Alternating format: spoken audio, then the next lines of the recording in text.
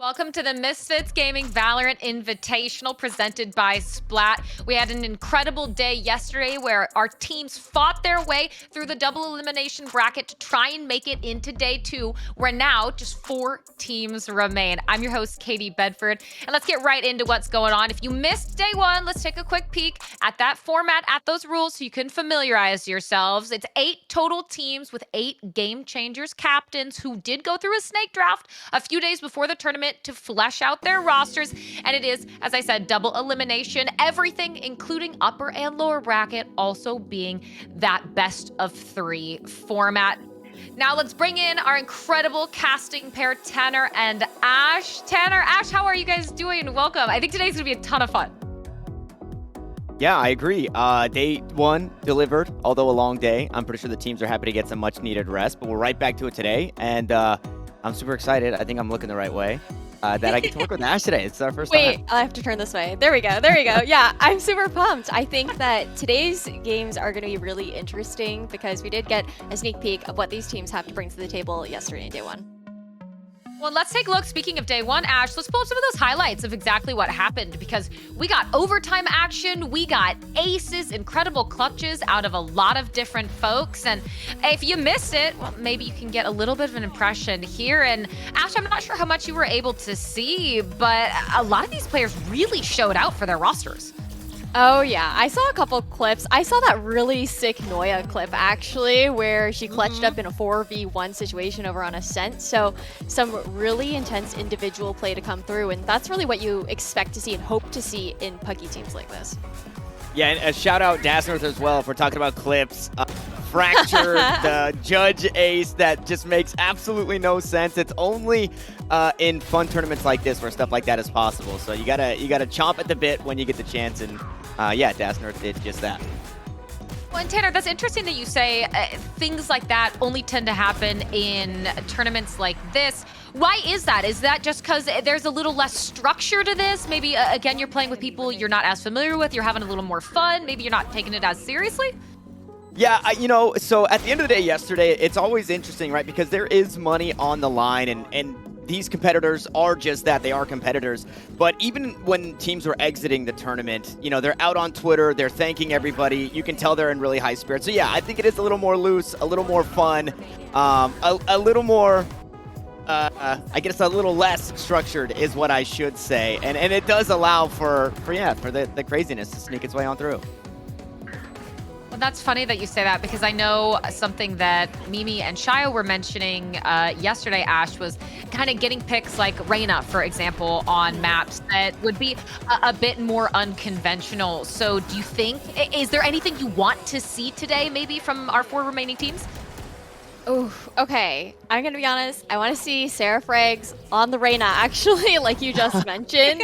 I know how badly she loves to run Reyna in comp and whatnot. Doesn't get to play because it's not a team agent, right? So I think it'd be interesting to see her pull that out in finals. Well, and I mean, finals, we know one of the teams there, but let's talk about it. I've mentioned there's 4 teams remaining so far that have managed to make it to day 2. You have Team Sarah that had a sweep in the upper final. That bracket's pulled up right here. They're now waiting in the grand final, but it's Team KP and Team Flor fighting it out in the lower bracket semi, Tanner, to take on Team Starlight. So when you look at this bracket, does anything really stand out to you? Are you surprised to see these final 4 teams being the ones they are? So the one thing that stood out to me immediately when I looked at the bracket was Team Ellie. I thought Team Ellie would have a bit stronger of a run. Obviously, when you look at the teams that Team Ellie lost to, it's the 2 teams that we're looking at here, that are making this run through the lowers. Team Flor being, I think, kind of wildly, being, what's the word I'm looking for? Because KP is the wild team. KP is the wild team, not Team Fluorescent. But I think just kind of generally the number 1 pick or the number 1 seed that people are thinking about. When you look at Fluorescent's team and what it is, the players that are there, it's a really strong squad. So it's interesting to see them down there. Also interesting that Team KP has had the performances that they've had, really stomping everybody. When you look at the roster, you expect maybe things to be a bit more silly or a bit more crazy on that team, and maybe that's what it is. Maybe they thrive in this tournament. And I think what's interesting too is that regardless of who wins out in the lower semifinals, it's going to be a rematch up against Team Starlight. Both of these teams lost 1-2 earlier on in the upper bracket. I love that point because initially something that we were hearing in the very opening round one was that we were expecting a 2-0 from Team Flor over Team Starlight, and that's simply not what happened. We saw an overtime right off the rip in map 1. We saw some amazing clutches, and in the end, Team Starlight was able to get it done. So I think getting to see rematches again and seeing how these teams adjust to each other based on what happened yesterday is going to be really interesting. But let's go ahead and look at the schedule now, Ash, because we're starting things off with Team KP versus Team Flor, moving on to, as we said, whoever comes out victorious there against Team Starlight, and then who will manage to ascend to that grand final to play against Team Sarah. And I might be getting ahead of myself with predictions, but is there any team you'd like to see make it to the grand final? Ooh, that's a I might be getting ahead of myself.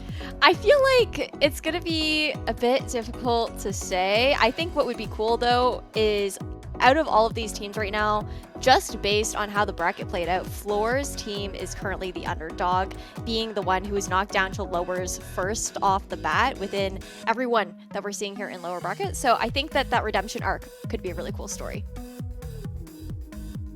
Well, that means, guys, we're also here for an incredible cause, right? It's not just the $20,000 that's on the line, $10,000 for first place. We've even got awards, $1,000 for things like MVP or best play. But really, one of the things we are here for is supporting Equality Florida, a civil rights organization that's dedicated to securing full equality for Florida's LGBTQ+ community. Viewers can type !donate or click on the extension below the video player to donate to the campaign. And what's more, alongside that campaign, Tanner, we have some really fun milestones. We've got giveaways from the likes of HyperX and XS Energy, but also if we can hit that $1,000 milestone, you'll be doing something fun with Splat, right? Yeah, I'm hoping, guys, please. I asked him before the show, I'm like, surely this doesn't affect my profession, right? People want to see me with blue hair or red hair or yellow hair, whatever it is. I would love to get some ideas of what I should color, so maybe in the chat people can let me know, and then we'll do a poll on Twitter or something like that. But if we do hit that final milestone, maybe even if we don't hit that final milestone, I might just do it just to do it. Like that. Yeah, I'm team go for the dye no matter what, because we've been talking about it before we go live. We've been talking about it. What color would you pick, or colors? We actually had some great discussions from chat. See, I'm even seeing orange Naruto mode. We could get a little weird here, but I'm hoping we see that no matter what. But ideally, if we can hit that $1,000 milestone for Equality Florida. But let's go ahead and take a step back. Let's talk about the rosters for match 1. Team KP and Team Flor, they are in this lower semi. This is a money match here, Ash, right? Because if you are eliminated here, you're not making it into the top 3, which is where you're getting that payout. No, we're in lower bracket, so it's do or die up until the end at this point. If you lose, you are out of the game, and these two teams are really interesting as far as who we have on each team. Flor's team, definitely a lot of individual heavy hitters. But Tanner, you say we saw incredible things out of, especially Noya Guapo on Team Flor, but are there counterparts in Team KP that you believe can answer back to some of the individual dominant play we saw out of Team Flor? You know, I think Team KP is a very momentum-based team, I think is what it is. Just kind of the personalities that they have on the squad, especially Wardell. You know, you get that guy going and he's going to have everybody hyped up to perform. And I feel like that's been the driving power, is just kind of the good vibes and the momentum that they've been able to build for themselves. They also have one of my favorite players in the world. I love Rain as a person and as a player because you can do so many fun things with her name. And you can't do that with everybody. So my favorite line is when it rains, it pours. So I'm really glad that we get Rain to kick off the day. Well, if you're getting ready to kick off the day, does that mean that your prediction, Tanner, is that Team KP is gonna take it? I'm putting the spotlight on you. I need your answer. Ash, before we get into things. Who do you think is taking this series? I think this one goes the way. You know what? I think this one goes the way of Team Fluorescent, unfortunately. I think they look good, and Ash said individual hitters, but I think we've seen kind of the back and forth, or how the way things work between Fluorescent and Zelsis. I think it looks really good. And so I think I think Team Fluorescent. Oof, I know I'm in the hot seat for the next prediction, and predictions really do be the bane of my existence. I cannot lie to you. I can't lie to you. But you know what? Tanner said Flor. I'm going to go with KP because you've got KP and Flowerful. They're on the same sign team together, being under Shopify Rebellion. And KP's also an IGL within her role. So a lot of voices that can lead. And Rain, as Tanner mentioned, has a lot of experience in the competitive scene. And I think that adds a lot of value. Okay, I like it. I don't know if I get to pick. I don't know if production do I get to pick one? You know, I'm gonna do it anyway because selfishly, at the very beginning of the tournament yesterday, Mimi and Shio were having a discussion. They wanted to know, what does the face at the end of Fluorescent's name mean? And I haven't had a chance to do an interview to ask. Okay. So if they win here, I have to go with Team Flora because I want to ask about what the expression means. But that's enough for me, enough of my rambling. It's time to get into the first game of the day. Again, if you're just tuning in now, we're about to start the lower bracket semi, Team Flor versus Team KP with our incredible casters, Tanner and Ash. Thank you, Katie. Now we get to look a little bit more at the matchup specifically that we have ahead of us. Ash, first and foremost, I want to say it again. I guess it's like second and second most, third and third most. I think that's where we're at. I've said it too many times. Very excited. I'm very excited to work with you. I'm very excited. It's our first time. I'm very excited for it. Sorry. I'm excited too. Sorry, I got lost in the first and second and third and whatever. Well, it's because I think I said first and foremost too many times. And it was first and foremost, but then it was also the second thing on my list to talk about, the third thing on my list to talk about, and it just goes from there. It's just infinite at this point, yeah. But, I mean, I am super pumped. And speaking of threes, though, it is a best of three series. We do have 3 maps to look forward to. And taking a peek at these picks and bans here, Tanner, how are you feeling about Ascent coming up first? You know, in the silly wackiness of the, coaching and kind of just picking teams and not know what you're expecting, I was really hoping we'd get a little more Pearl and players trying to get a little more crazy about that one. At the very least, we get Fracture, but we started off with just kind of the very vanilla Ascent, right? It's just the there's A, there's B, there's mid. It's the tactical shooter map to its core. So I guess it gives us a good look at, the fundamentals maybe, but also between these two teams, they bring in different comps to this, and I think that's what makes it fun as well. Yeah, it's that bread and butter pick here on Ascent, and to give you guys a preview of maybe what we could expect to come out here. I believe on the side of Team Fluorescent, they will be starting on the defense first, and they've run 2 different team compositions for it, but when they started on the defense in this particular Misfits Invitational, they have run the Fade and the Omen. And are we seeing that? I see Chow hovering over the Omen right now, but KP's team already mostly locked in here, Tanner. Yeah, already locked in. Bringing in the Killjoy Jerk. Going to be rocking. I thought for this Team KP squad I had written down, I scribbled in that very versatile in the way that they're playing. Whether, everybody's kind of doing their due diligence. I think Flowerful's been sitting on a lot of the Sentinel role, if not the Killjoy, the Chamber when possible. But then we go back and forth with, Wardell filling in here, bringing in that Sage, also the Jet later on, Jerk doing a similar thing with playing the Sova, the Raze, kind of just whatever works on the map. They are lacking that second initiator though, right? They aren't rocking that KO. It is just going to be the Fade. And so Wardell, I feel like, has some big shoes to make, maybe remake people believers that the Sage can work on Ascent. Yeah, and I think what's interesting is that we did see this same composition coming out from KP's team in yesterday in day 1. So to see it coming out again is kind of interesting because in day 1, they only started on the defense here on Ascent. So starting on the attacking side first, they're still electing to go with that double Senti and just won't have as much oomph, I guess, on those site pushes in this first half. It will not have, that's enough oomph behind maybe what their attack brings to it. A lot of high lows though, and you could probably expect Wardell maybe to be one of the last into the site because he is looking to play a little wonky, but here it is. Loser Ash. Yesterday we had a full day of second tries. We had a full day of losers going down into that lower and they get to try again. But to start things off today, we're down in that lower bracket and you just don't have that. So backs against the wall. You talked about the Noya clip. It was on this map. It was also in that highlight package. So hopefully we get that one again. If not, I'm pretty sure that we're just in for a good game nonetheless. Really excited. I think what's interesting is that on the side of Fluorescent's team, we're also seeing this KO pick come out. It's not surprising considering the team compositions they went with yesterday, but that has a lot of stall potential on the side of KP's team, even potential to nullify that flank a little bit if able to catch Flowerful out. And Zelsis and Fluorescent are going to be our two to watch, kind of hand in hand. Zelsis just setting Fluorescent up whenever possible, and then when we swap over to Fracture, it's the other way around. Zelsis on that Neon. Flor on the inverse. Squapo.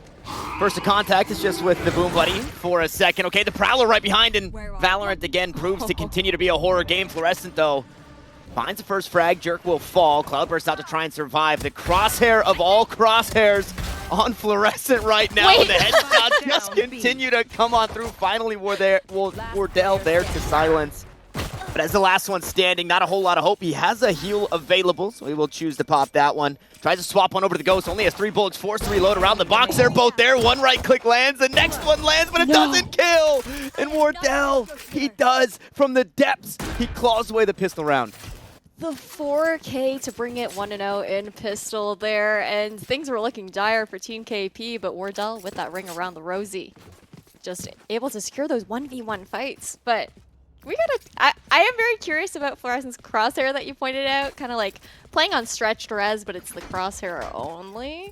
But going into this next round, we're gonna have Team KP. They're buying up. Team Flor not gonna look to push any buttons. They're gonna stick with that save here on out, playing a very standard default spread.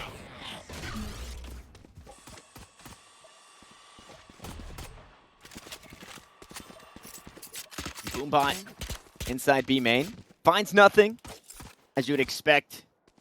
A fairly passive defensive side. It is surprising that we don't get that gamble stack. It is that 5-point stance across the map, but maybe they're putting effort. Look at it.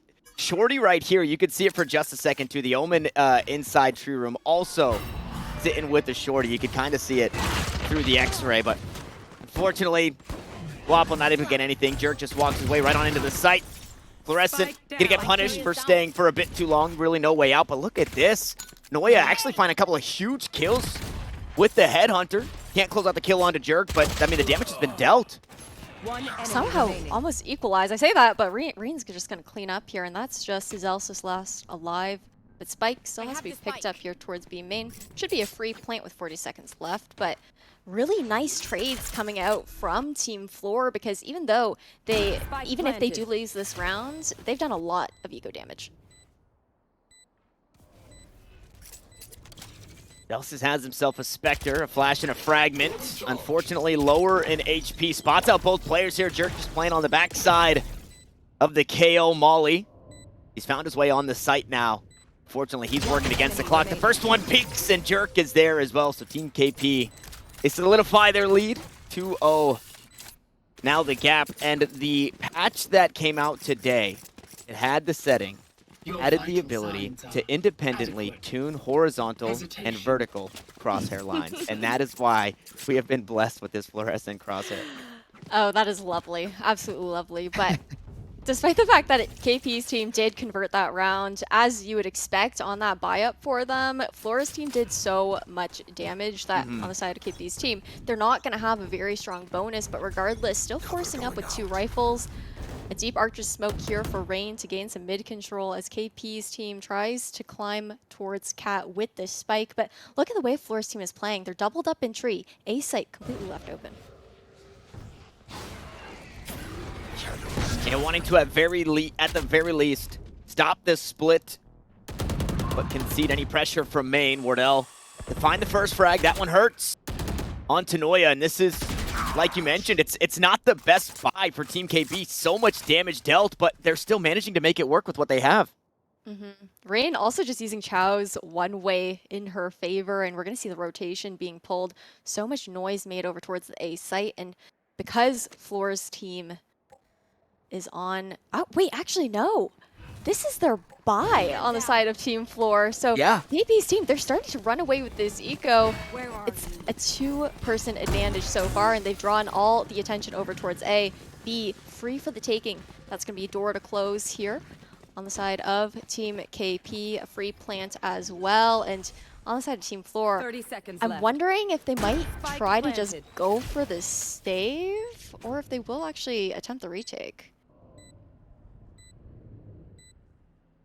Yeah, I'm assuming this is a save call. The way that they're Yeah. playing around their spawn. It's a- Yeah, this is a tough round. No, not like this. This is why I don't do predictions. I know it's so early in the game, Ash, but this is why I don't do predictions. Hey, it's a hard knock life out there. Together. But yeah, it looks like they're just gonna be going for exit frags. Luckily though, on the side of Team KP, well, I guess on the side of Team Flor, Team KP's inching their way out through garage. All 5 players actually. So Zelsis and Fluorescent could actually go huge here. Zelsis with 2. Yeah, maybe cleaning it up. No. Okay. What? So, What's happening? yeah, the problem with that, it's very cool. The Zelsis Fluorescent full house. It also paints that picture of Zelsis and Fluorescent kind of being the 2 that are really going to enable one another, being on the Jet and the KO, the Duelist the Initiator. All of that is so cool. But into that round, I think they brought in 2 rifles. The rest of everything else was just found. So even though you did that, it does force a buy into this next round, but it's still such a good buy for Team KP. You're still really kind of running into a brick wall of a team.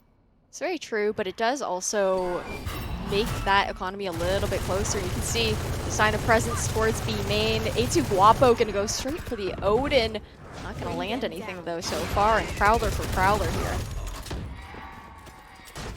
And back and forth for just a moment. Finally, frag found on this side of the map. I know you're getting a little too aggressive inside B main, but the odds are even. A 4v4, you basically just reset the round.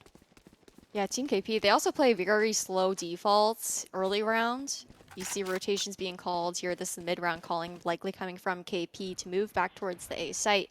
The 0 point actually for Zelsis now missing information. And I like that Nightfall to come out to clear out A main. And now we're going to have this overdrive to answer here for Zelsis to try and hold off this push through. And there's only 40 seconds left on the clock as they make this rotation back towards B. And Team Flor, I mean, mid's covered by that trademark. You don't 30 have seconds really left. too much to... Oh, wait, no. What am I even saying? Ignore me. Noya's down. Yeah, but the read is still good at the end of the day, right? They understand, you know, nothing else behind that Nightfall, and this quite possibly is just a fake. Wardell trying to play the wall up inside of B main, and Guapo sits him right down. The Haunt is good. Fluorescent in a tough spot now, trying to play inside the smokes. Needs to try and deny. There's only 10 seconds, and who better than Fluorescent to do it? 2 players walk right into the crosshairs of the young gun. And there it is again. It's the Zelsis Fluorescent full house. 3 for one, 2 for the other, and finally they're on the board. And you can see Team Flor, they've reined themselves in a little bit here too. Prior, you saw maybe a little too early of rotations coming out from Team Flor on the defense, but then they held incredibly steady there as they've realized that Team KP is going to play slow and go for those site rotations, you know, try and grab that information, force utility out of your hand so you don't have as much to stall with before making that hit towards the final site. And once again here, another default split here for Team KP, and you can see a heavy lean here towards A for Team Flor. Yeah, heavy. It's the best way to put it. Aggressive as well. All that Inside main main. control. Yeah, all the way up here, refusing to give up any space to Team KP. But like you mentioned, Ash, right? This is the way that Team KP like to play. They like to play slow, just welcome you on into it, and it's working. Goodness. It is working. But it also is an eco for Team Flor, so it's not surprising to see that come through. Despite the fact that Noya does actually have an op in hand. Teleport's gone. So we're going to see the door close here. Free spike for the planting on the side of Team KP. And it's going to be the retake game for Team Flor, but with this operator in the hands of Noya, it's going to be a little bit more difficult. So many tools available too. A couple of weapons picked up after finding the classic kill, the Sheriff kill. There's another Sheriff kill from Wardell. What can't this guy do? Sits down Guapo, and with that, Team Fluorescent, they head for the hills again. Wardell might get a free operator here. Oh, no. Okay, they did swap it out, so they dropped the Odin in favor. I mean, it's still free Odin. That still feels Yeah, pretty good. that's a lot of money. That's a lot of money. And now, yeah, you don't have to invest the money into this, obviously, for the counter spam options for B main. I'm wondering if Guapo goes back to that angle with the Odin, or if they can even afford it in the next round, but the counter spam possibilities are there for Team KP now. I feel like on the side of Team Flor, Guapo likely not going to go back. Yeah, we're not going to see the Odin come out. I mean, he doesn't have the money for it anyways, but Team KP, they play so patiently. They anticipated the Odin as well, so you saw, like, they're not going to immediately rush through that choke in B main, risk any of that chip damage. They just look for information. They look to draw out that utility so that you don't have as much to deal with. And now Team Flor, they're looking for aggression towards B main this time around. First op shot, unfortunately, goes wide. And yeah, that info, again, inside B main, right? They just toss out the boombot, see what they can find. They're not necessarily putting themselves in these sight lines. I guess they're not really sight lines if you're just wall banging with the Odin, but they do try their darndest to avoid that there. And it's just a bit of utility used here at the beginning. But back to that 5-point stance we go. And yeah, Team Fluorescent seem a little unsure, actually, as to where this attack wants to end up. But I do like how we see on the side of Team Fluorescent the ebb and flow. You know, they'll push up towards one side, play far back on the other, and as they say, that Jerk looking for an entry here into tree with a showstopper. Yeah, looking to go in here, not quite finding what he was hoping for. Finally, a player found, that being Chow. She has now been removed from the server, at the very least here for round 6. And this site take, but it's all set up. No, the door is broken at the best possible timing. Zelsis to fall right after the trade, but the spike still falls. Nobody yet to get that one planted, but at the end of the day, it's 2. Yes, the flank just behind. Not like this. They're not ready. It's KP around the world to steal away the round for their team. And that was one of the first rounds that we did not see Noya put that trademark down in market. That's what allowed KP to walk up.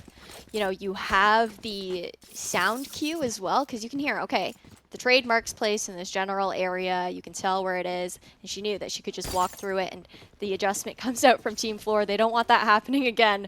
So the trademark will be placed back down in market side. And we see a stack towards B. Probably some aggression through B main on this eco for Team Flor. Similar boombot gets taken down. Prowler also expires, finding nothing out towards mid. The Haunt just behind it, and that too won't reveal much for Team KP. Spike picked up. Ooh, Turret actually spots up the aggression. Gonna utilize the last Prowler, the last basically bit of utility also being tossed out there with the C's.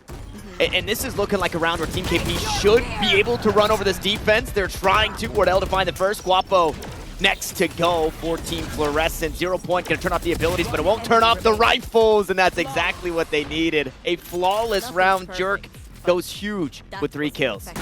I don't know if you noticed, but on top of just pushing off the aggressive angles in B main, we saw an attempt at like a C's nade combo through the window there onto lane.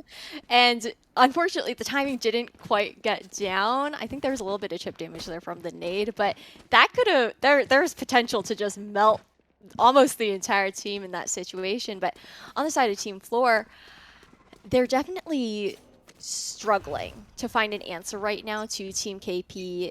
And I think that when you think about Team Flor, you think about what heavy hitters they are, how aggressive of players that they are as well. And I think because of that, they're struggling with this slower kind of pacing coming out from Team KP. I would like to see some more aggression, just like we're seeing with this double push out through B main. And that gives more information to Team Flor to know that this is really going to be a hit and likely a complete committal. And a little bit quicker this time from Team KP. Zelsis here to answer for it. Unfortunately, also going to get detained by the lockdown. Jerk to take the high ground. And look at this plant spot for Team KP. A lot of options for the players underneath Heaven, for the players out towards main. We go Nightfall on the opposite side, though. No command to come off through. So nobody can hear anything. You can still see, but you can't use your ability, so you got to try and take these fights completely deafened. And unfortunately for Team KP, it's not working for him. Noya cleans up 2. KP now stuck under Heaven, and there's 3 players just around the corner. No way, not like this. KP almost hangs on for a second too long, but finally Team Fluorescent will put another in the win column. Ooh, and when you think about it too, I mean, the economy on the side of Team Flor isn't looking too hot considering the fact that they were up until now down 5 rounds. Now, only 4 dividing these two teams, but it's okay, you know, we're seeing the full buys come through. I don't think Chow's just going to be able to buy here. No. So that was expensive. To risk those 1v1s with KP, allow her to take those guns out of your hands when your economy is already struggling a bit is tough. At the very least, you do have an eco ulti in the hands of Fluorescent. There's going to be the Blade Storms popped in this coming round. But I really like the Nightfall there for Team Flor. It allowed Flor to get that flank around as well because they didn't have those sound cues. And okay, Chow being kind of cheeky. Yeah, just gonna TP back. Hearing a lot of noise there towards B main. Already 2 down on the side of Team Flor, and I don't even think that they. Yeah, only 1 came out of B main. That's the Odin for you. Yeah, I was thinking the same exact thing. How did a player die in lane? Oh, you know what it was? Fluorescent had the Blade Storm in this round. I think she must have updrafted and got killed through the window. And then another push B main. And Flowerful said, no way, Jose. Absolutely tragic. Now a 2v5 here on the retake. It's Zelsis and Chow trying to retake from different directions, but the Prowler, oh, actually not getting the info, I think.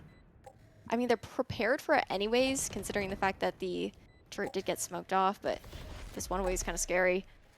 Just going for exit frags here. Yeah, just exits. That's tough. Really good round. Oh, speaking of updates as well, the new champion stuff in the game. You can see Zelsis got that champion glow, top frag on the server with the new Phantom.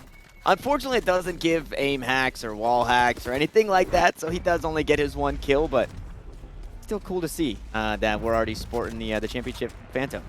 Mm-hmm.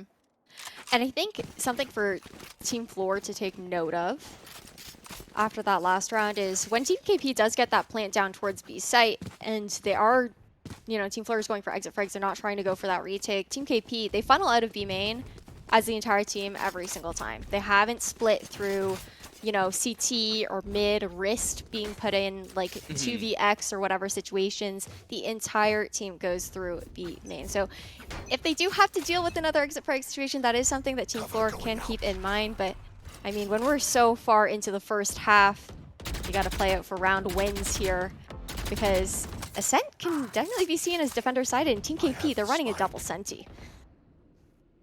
Yeah, you mentioned that, right? Starting on the attack, we weren't sure if they were going to rock this same comp, but I think that maybe in their minds they're thinking, hey, let's just get as many as we can on attack. We're really good on defense. And as many as they can on attack, it turned into a lot of rounds. It turned into 7 of them so far.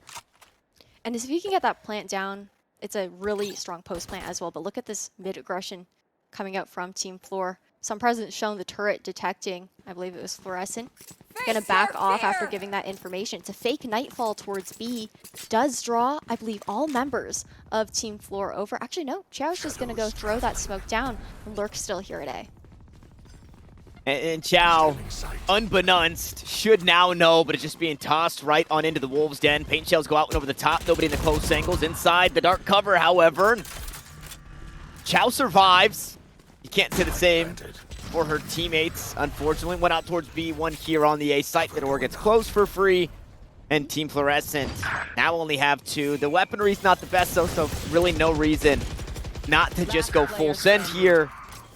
And that's exactly what we'll get out of Fluorescent. 6 rounds in the Sheriff, 5 heads to be clicked. That's just not possible. No. Oh, Prowler for info. She's surrounded by all sides, but good for 1 at the very least. Will be shut down by Flowerful. Shorty, though, in the end. So 8-2 here for Team KP. And KP's done so much conditioning on that fade, especially for those A hits for her team. Being that lurk presence, always putting pressure on the defenders when they're trying to get that retake through. So they always have to, you know, kind of put one person in that spot towards tree, anticipating KP to come walk up behind them. And that's just made the retakes even more difficult because they don't have the full team presence to actually get onto site.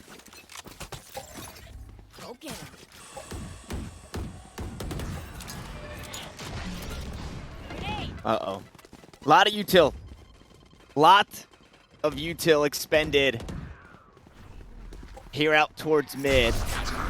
Strong stance for Team Fluorescent. They don't want to allow this B split. Instead, they actually want to try and crunch inside of B main. No, they're going to back away from it. They know all five like to come through B main. It's from the shadows to hop onto the site while the rest of the team just stampedes through for Team KP. For Team Fluorescent, it's the retake game once more. Spike is down. All four are here. Zel's is going to toss out the flash. Up goes Fluorescent. Noya now on the hunt. Oh, okay. Things get weird with the blast back, but the headshot is still found. However, it's a 1-for-1 trade. It's a lockdown to try and force the defense away to buy so much more time off the clock. And the backstab again from KP. They're just not expecting it. 2 players found, 2 players killed, and the last one standing, Noya, who hit a clip yesterday and is now looking to do the same here. Revealed by the alarm bot. It follows her up to the stairs just around the corner of the head. Hunter comes on through, but she's not ready on the angle. Flowerful says no Twitter clips today and finds a 9th for the team.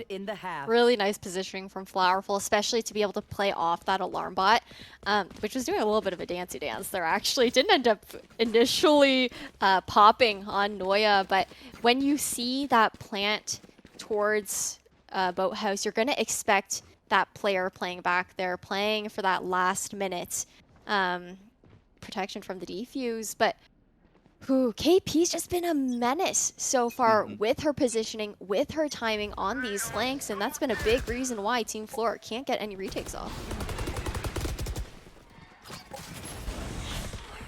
The B main fight. This is the battle of ages for the years. Oh, no. This is what we've seen here on Ascent. No, the rocket, it only gets some damage. Enough to kill one person, but split between 2. And Jerk will be punished for it. Bit too far forward from his squad. That is unfortunate. No follow-up available. A Nano Swarm to go out towards logs here from Team KP. Just to clear out the angle, but also to provide a little bit more pressure so that Team Flor might expect the push to come through once the smoke does fade. They have cut noise. It does look to be a re-hit, and Fluorescent, they're going to get aggressive. Flowerful's waiting, though, just in case, and the spike we're seeing is traveling actually towards B-Link at the moment. Unfortunately, though, with Wardell being shot down, that's less info given over towards Team KP. And Chow with the 23 HP in this judge. This is cheeky. This is cheeky. This is cheeky. Uh-oh, down to 1 HP though. Marked up, does not hear the shrouded step. Somehow Chow still survives, so nobody else ready for the angle. Through the wall though, KP will neutralize once more. And it's Team KP really to battle back into this one. They lose a few members so early in the round, but somehow they make it look doable. Well, until it isn't. Zelsis and Fluorescent put a stamp on the round, a stamp on the half. Unfortunately, things looking grim as Team Fluorescent moves to the attack. Ooh, we're switching sides. Team KP on the defense with the double senties is going to be an absolute pain to break through. To be completely honest, you're going to have that alarm bot watching market for the side of Team KP. Fluorescent set up with the rest of her utility there, or not Flowerful. We talked about this in the pre-show dinner. We talked about the mix-up, but yes, Flowerful set up on the B site with the rest of her utility. Team Flor poised right now outside of B main, but I think a big thing here for Team Flor is going to have to be maybe prioritizing getting rid of that alarm bot, kind of conditioning it round through round and then backing off just so they don't have that additional information in mid. Great C's. Oh no, great. We talked about double senti, but it's not even that. It's the C's nade combo that kicks off this pistol round. And any other round, maybe. That's okay, but in the pistol, when it is so 50-50 as to, you know, kind of everybody being on the same playing field, and it's not an anti-eco, it's not a bonus where you can try and claw your way back in, that hurts. It gets a little bit better, though. Zelsis steals one back. Wall goes up. Oh, no. Over the top goes Noya and Wardell there to punish. The rest of the defense, though, still getting cut down. Zelsis still a problem for this squad, but this A site won't be free. Chow equalizes for a 2v2. And although they have options here, Spicy, they're about to run right into Jerk. Jerk has so much info playing towards market here. Should be good for at least one if they don't clear this corner. Oh, they're clearing it. Okay, it took a little bit of help. A little bit of double damage. Zelsis finds 3 kills on the round. Spike planted. And now Wardell. Wardell worked all the way around the map. Wardell? No, the shots get a little weird for a second. We saw Wardell do this, though. Classic in a 1vx situation, but the Frenzy just a bit better this time around. And although it started terribly, Team Flor somehow, some way pick up the pistol. That was far from a clean round from either side. But speaking of that, going back to the Seasonade combo, I think that just also speaks to how much stalling potential there is on the side of Team KP, because not only do you have those 2 senties, you have those combinations that we mentioned, and then the paranoia in Chao's hands is always really nice in either main to just stall out a potential push. But securing the pistol round was definitely ideal for the side of Team Flor because they are down. They ended the last half 3-9. So this is going to give them the opportunity to try and close this gap a bit earlier on in half number 2.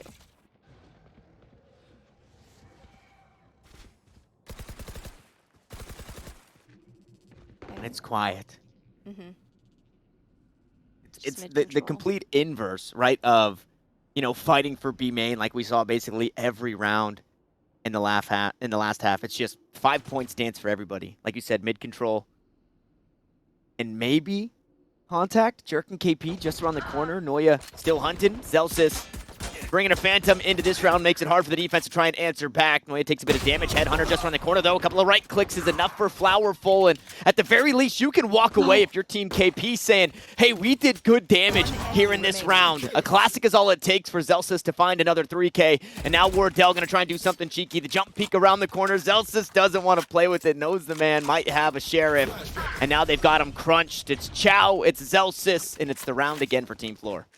That was a really nice pinch to bring things back into the hands of Team Flor, back into their grasp, because things were not looking too hot initially with that mid push. They lost so many players, but at the very least, you can see that Team Flor, they are playing together.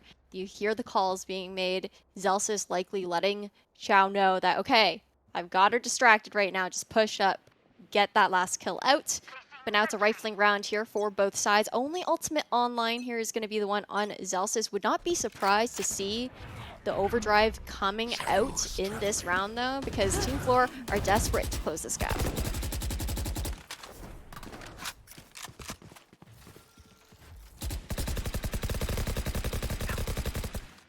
Big investments.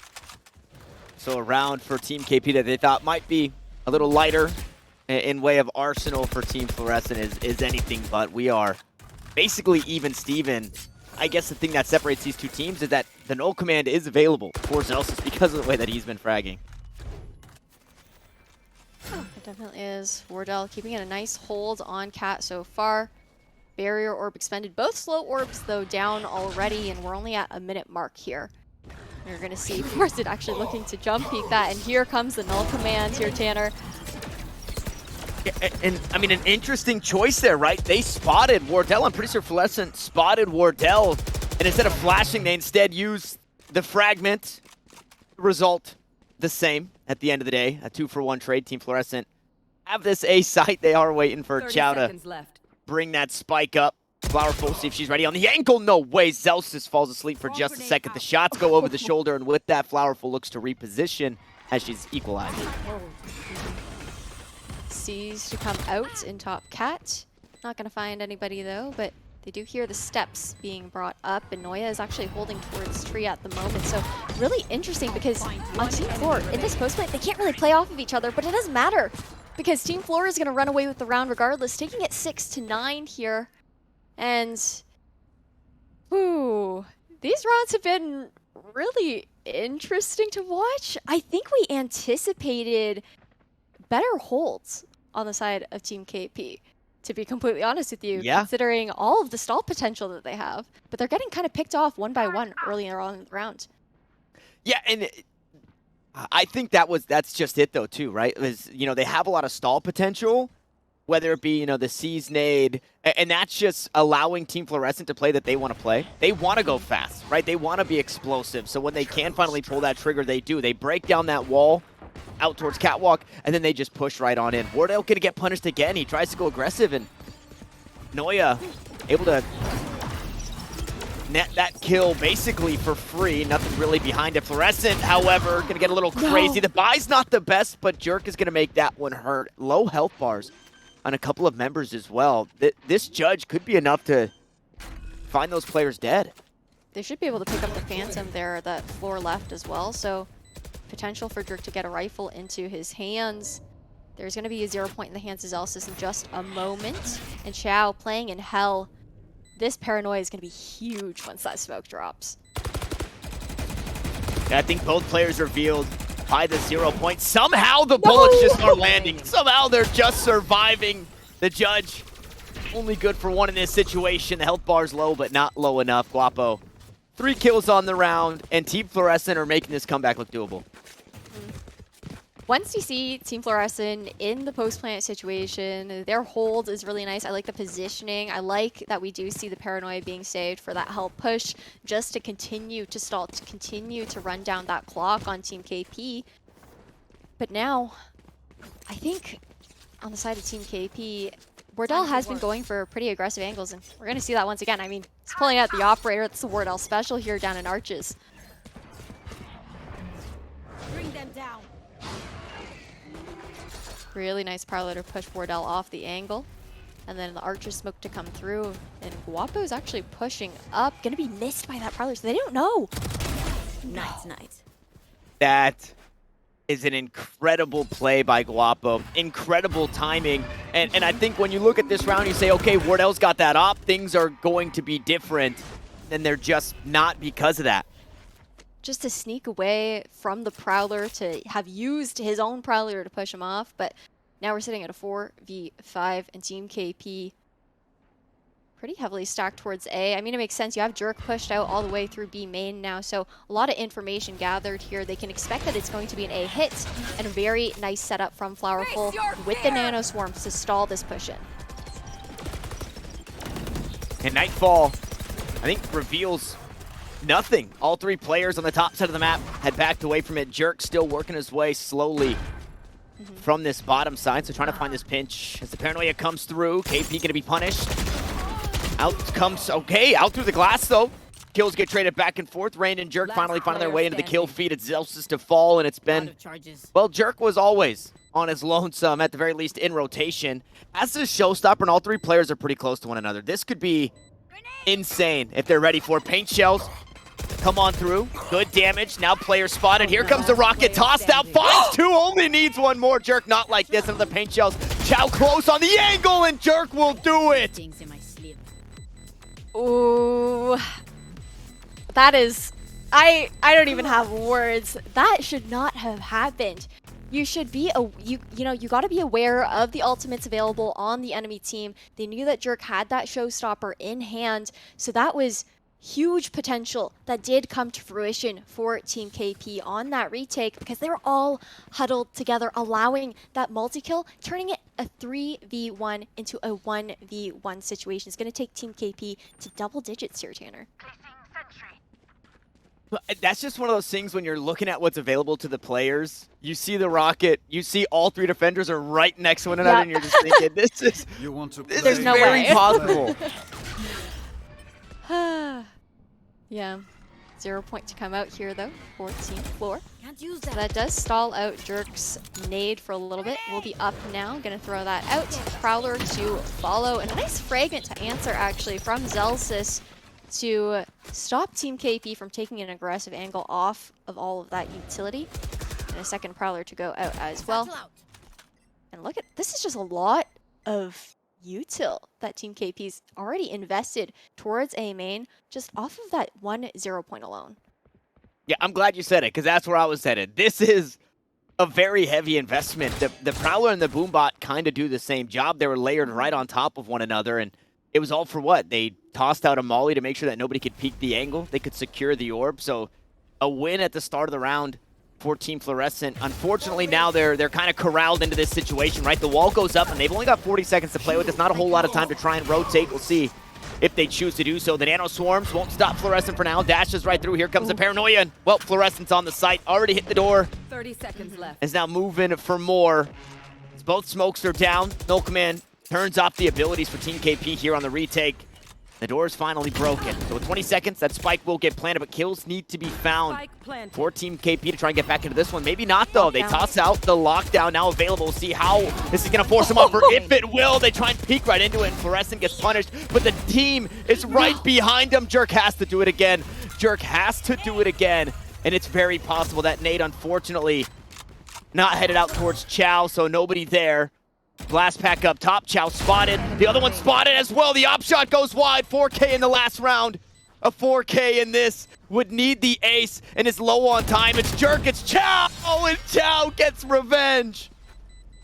That, oh my goodness. They almost let Jerk do it again. They almost let Jerk do it again. I did think that that paint shell was interesting, considering the fact that the lockdown was going to go through. I felt like could have been saved for another choke point, but I digress. Ooh, Team Flor closing this gap on, I mean, we knew that they'd be great on the attack, Tanner, right? There's no doubt about that, but we thought that Team KP would have a bit more of that solid defense. And I think the trouble does come with the fact that they don't have that much utility really saved up for the late round, saved up for that retake. Yeah, no, that's a big point. They expended so much at that start of that round, and they were punished for it towards the end. Now, I wanted to say speaking of util, but I don't really feel like that's... Oh no. Okay, Not Fluorescent. like this. Yeah, no more knives. Dies to the classic, just randomly. Wardell was expecting somebody to push up, and it pays off. Spike planted. Wardell does have that resurrection available as well, but I don't think... Oh, there. Okay, no, there is one body here towards stairs. Last player standing. There's But a few it's more not bodies matter. now. Yeah. There's a few more bodies now out towards stairs. Thanks, Noya. Oh no, KP. And that's obviously an incredibly tough task anyways, but then the 0-point reveals inside B main. And yeah, shout out Noya for stacking up the bodies out towards the stairs. And we're within one. Just like that, we're within one. Ooh, the comeback is real. So is the 9-3 curse, Tanner. That's where we ended off in the last half. But on the side of Team KP, this round is a big one. If Team KP can't convert this round into their favor, that's going to be Team Fluorescent likely taking the lead over Team KP for the first time in this match, because they'll secure that tie, and then Team KP will be forced onto an eco. So a very aggressive turret to come out here for that early information. It's only going to see Zelsis, obviously doesn't tell you who it is, and that's a free alt orb as well, which is also something that's interesting. Team KP not really fighting those alt orbs or those chokes very frequently, but towards A, there's a lot of aggression, that wine presence. Zelsis being sought out here now towards the right side of Garage. It looks like it is going to be this typical hit towards B. Flowerful with the nano swarms, always slowing down and being able to split Fluorescent away from her team. Yeah, split away and also try to reposition to make sure that if Fluorescent pushes on the site, she won't be spotted up here on the sidewalk, but meets the same fate, no less. A 1-for-1, however, so a bit of damage mitigation for Team KP. They haven't given up too much at the start of this round either, right? Even in not fighting for this B main every single round like we saw previously, it allows them to hang on to the util, and in this round, they chose not to expend it elsewhere for information. Instead, they'll try and play the retake, and just like that, Team KP down to 2, no, make it 3. Resurrection from Wardell. Chow backside stuck as Zelsis tries to play the stairs. Wardell just looking the wrong way. Now it's all up to KP again. The Nightmare comes out. The trails are found. Just narrowly. Zelsis gonna miss out on that kill. Oh no, the util in hand. That's always how it seems to go, especially for the initiator players. And Chow does it again. Clutches out another round in a 1v1 situation and ties us up.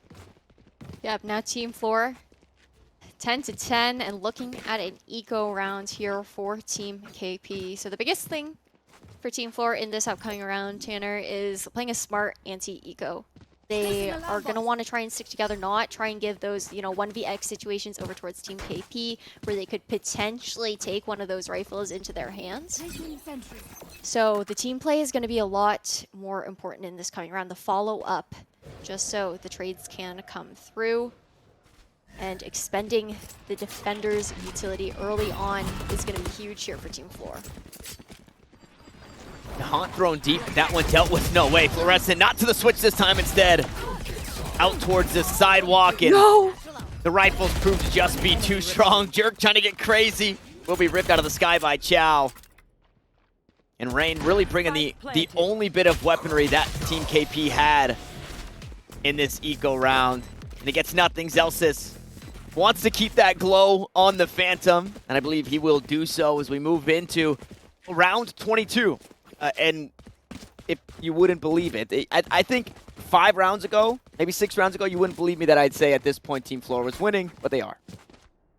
Yeah, this has been a comeback for sure. Team KP have only been able to secure 1 round on the defense so far when running the double Senti, so that's got to hurt a little bit. There's no ultimates available on the side of Team KP for this upcoming round either, so the only one that we're going to see is that null command in the hands of Zelsis. So that's a pretty big ultimate, especially if you can find that Killjoy. But I digress, because they will be moving towards the A site, just playing slow, looking for a bit of information. Noya, the only one kind of lurking over towards the B side. Okay, rotation to come through. So they're pulling back. They know that they've drawn that attention. And I believe that Flowerful can reach this alarm bot, so that is up and available. But it doesn't matter. I mean, look at how aggressively Wardell's holding towards B main here with the operator. The only issue is that playing the Sage, you don't have that get out of jail free card that you do with the Jet and with the Chamber. And that's why he'll have to hold that sliver of an angle to just try and be able to scoot away behind the wall. Unfortunately, it doesn't seem like that. No way. It's a fake. No command out this way. Look where the spikes headed. Spicy, and Wardell fell off the angle. He did toss out his wall, though. What else is huge about that null command is that it suppresses Flowerful as well. So the nanoswarms actually now, yeah, those are shot down. They couldn't have been popped in that time. Now possible, but this defense already kind of falling apart here for Team KP as this fake does come through, and the spike is initiated here on B by Xiao. Yeah, really struggling to get a grip on the round was Team KP, and now there's an operator in the hands of Fluorescent. Only for a second, though. Doesn't even get to take a shot. Jerk punishes through the wall, maybe spotting the long barrel of the scoped rifle through the smoke. The rest of the attack seems to come, and Rain just shuts him down. Now it's all up to Chow. Has been good in the 1v1s, but not in the 1v3. Team KP will tie us up. Really clean retake there for Team KP, and this is a really close game. It's just the first map of the day as well in this best of 3 series, and this is Team KP's pick as well here on Ascent. So, I mean, for Team KP, you know, obviously you want to get your map picked down. You don't want the upset to come through, because afterwards they are going to be heading over towards Fracture, which is, I believe, a stronger map for Flor's team, obviously, as they did pick that through. But we might be looking at overtime for map number 1 here, Tanner. I don't know. You know, if today runs like yesterday, I think we're almost guaranteed a couple of overtimes. Also, a couple of stomps. We saw some of those too, or a couple of, I guess, 13-5s. It's not the worst in the world, but definitely overtime on the docket as we move throughout the day. And that's what I love about, I guess, just really any tournament in general, right? Is the later you go into this tournament, the closer the competition is going to be. That is for sure. And you never know what to expect from Puggy teams, right? It's all about the communication and individual comfort as well. So in mid, we're actually going to see pulling away from that alarm bot here for Team KP, electing to use the barrier orb instead for a very stacked hold on tree coming out from Flowerful with those nanoswarms, so potential to melt a couple players here. And we're going to see the Nightfall come out as well here, Tanner, as they push through tree. Yeah, reveals one. But with that, they will back away. And I look to re-hit kind of as a squad, yeah.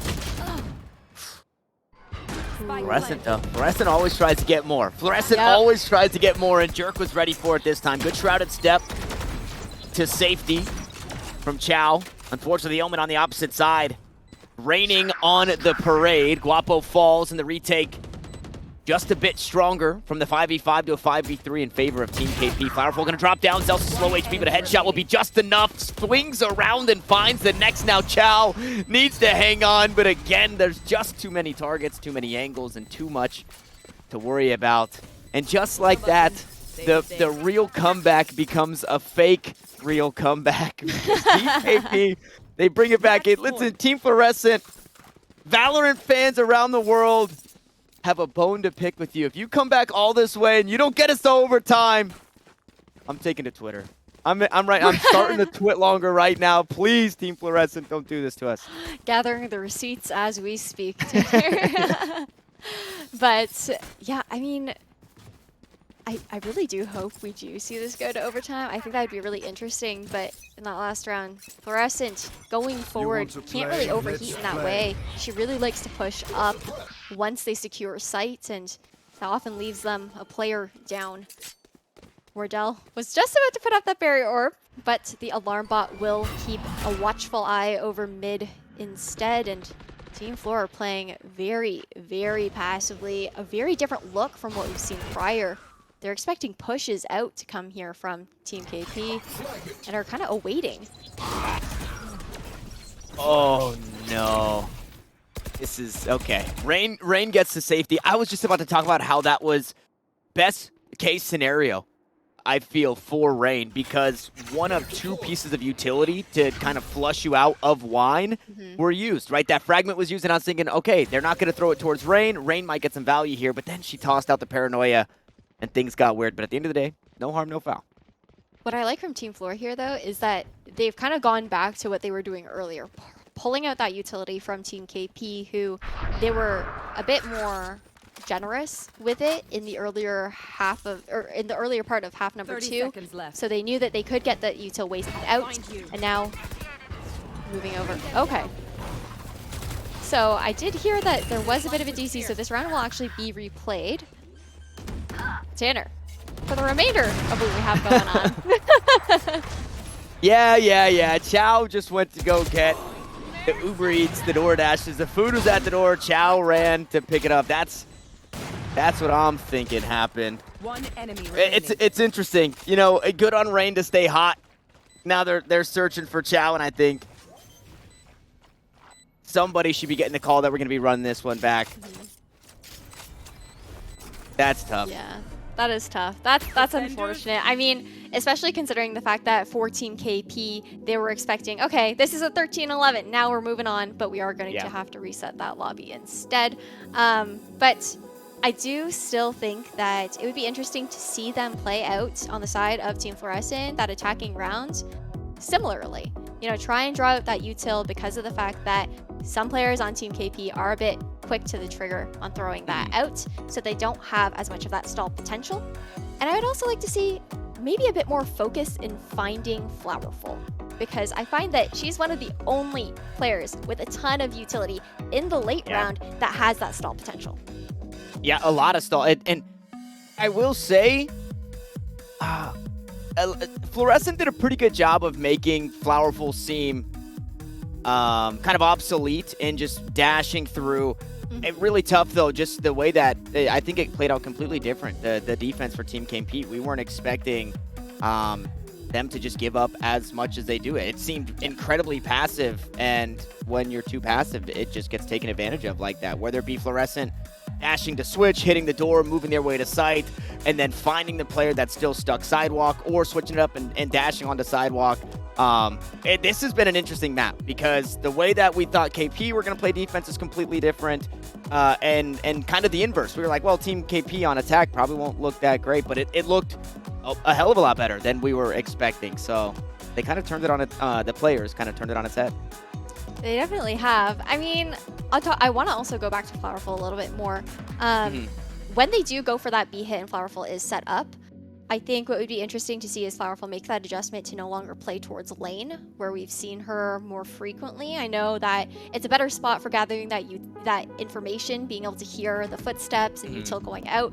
But at the same time, with the way that Fluorescent is dashing in onto site, able to isolate her because the paranoia does usually follow up from Chow, is making the impact a lot less favorable for the side of Team KP. So a couple adjustments that can really come out from both teams to take this map for themselves. But again, this is Team KP's map. And in the next map, on Fracture, both of these teams are actually 1-0 on that map in this particular, not series, but Misfits Gaming VALORANT Invitational. Yeah, in this, Invitational specifically, because everybody has kind of their different backgrounds, where they come from and how it plays out. They also run different comps, which I think is cool. From Ascent to Fracture, things are going to get mixed up a little bit, but it sounds like we are taking a second to get this map remade. And as much as Ash would love to sit here and talk to you guys, and podcast for you guys, we don't want to ramble on for too long. We're going to try and save all the talking points for when the talking points matter. So we're going to hop away for a short sec. When we come back, we're running it back 12-11 on Ascent.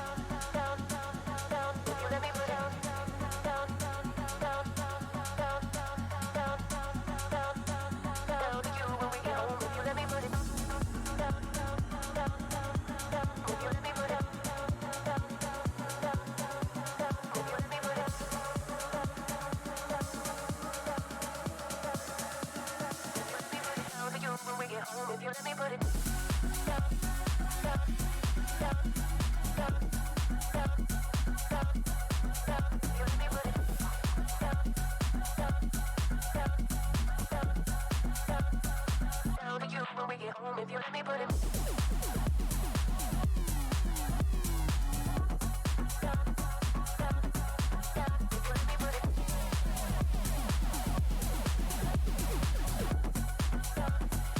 When we get home, if you let me put it.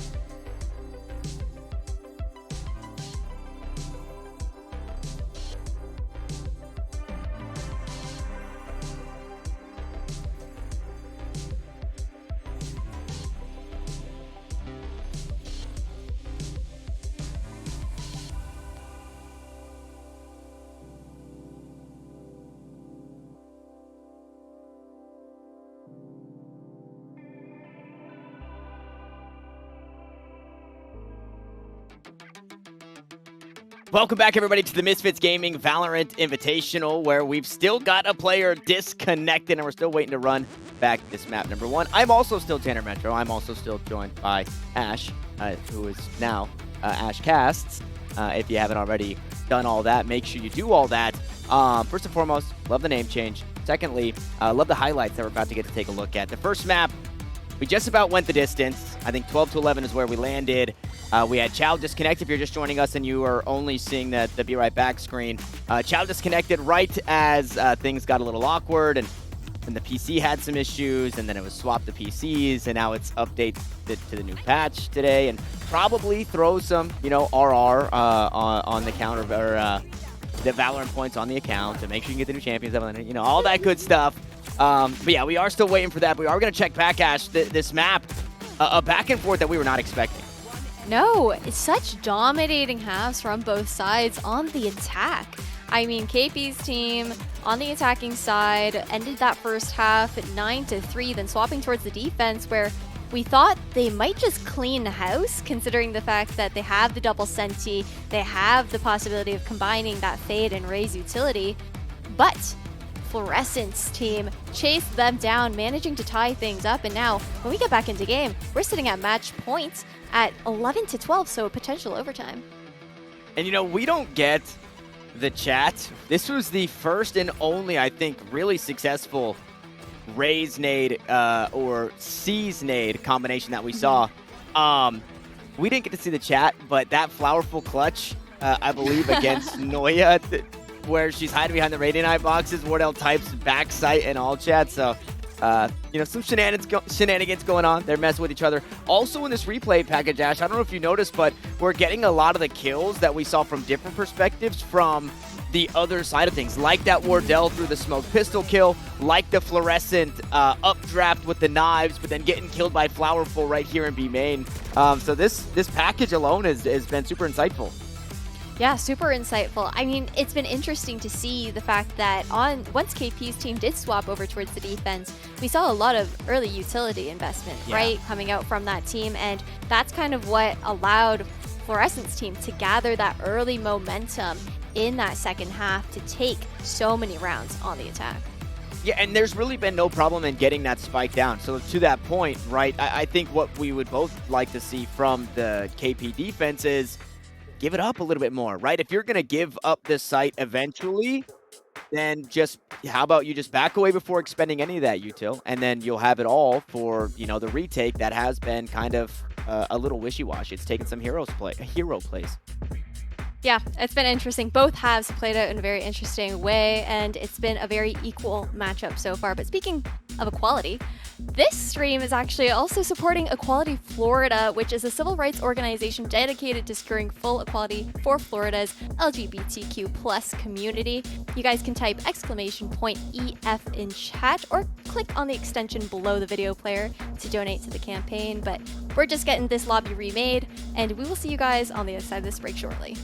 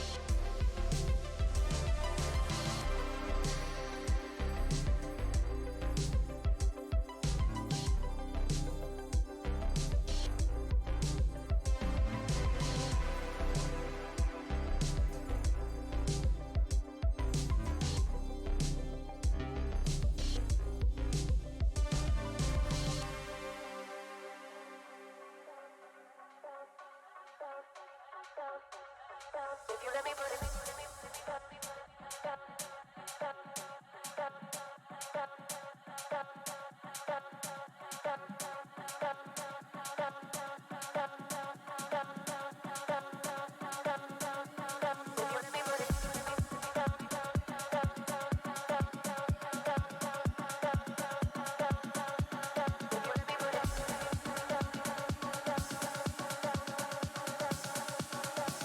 put it down to you when we get home. If you let me put it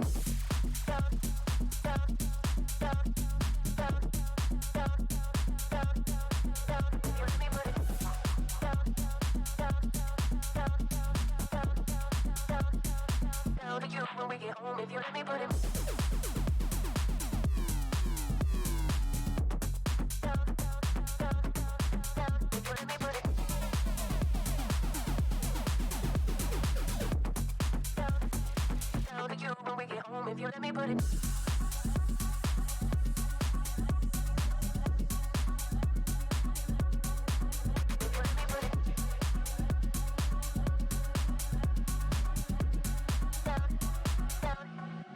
if you let me put it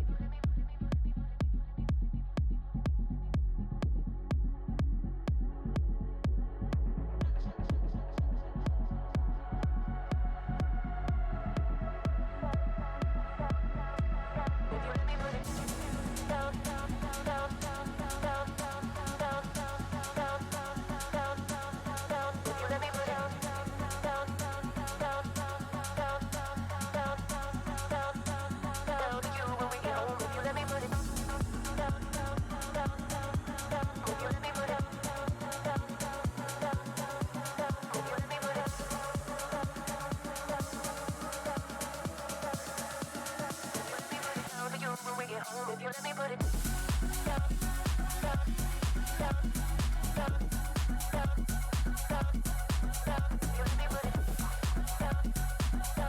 to you when we get home. If you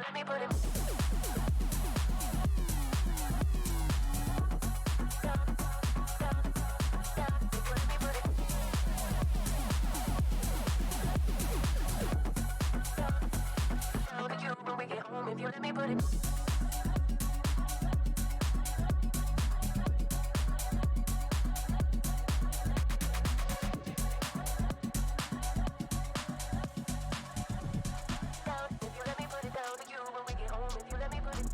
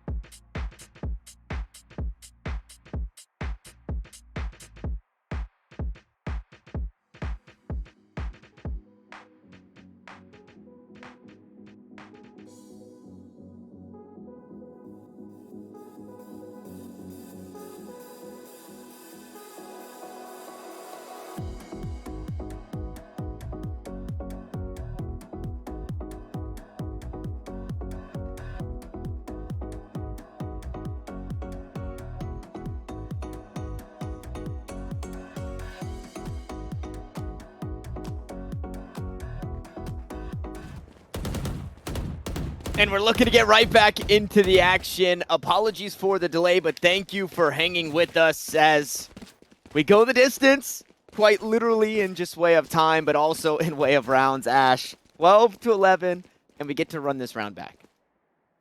Longest map one ever? Question mark? Yeah.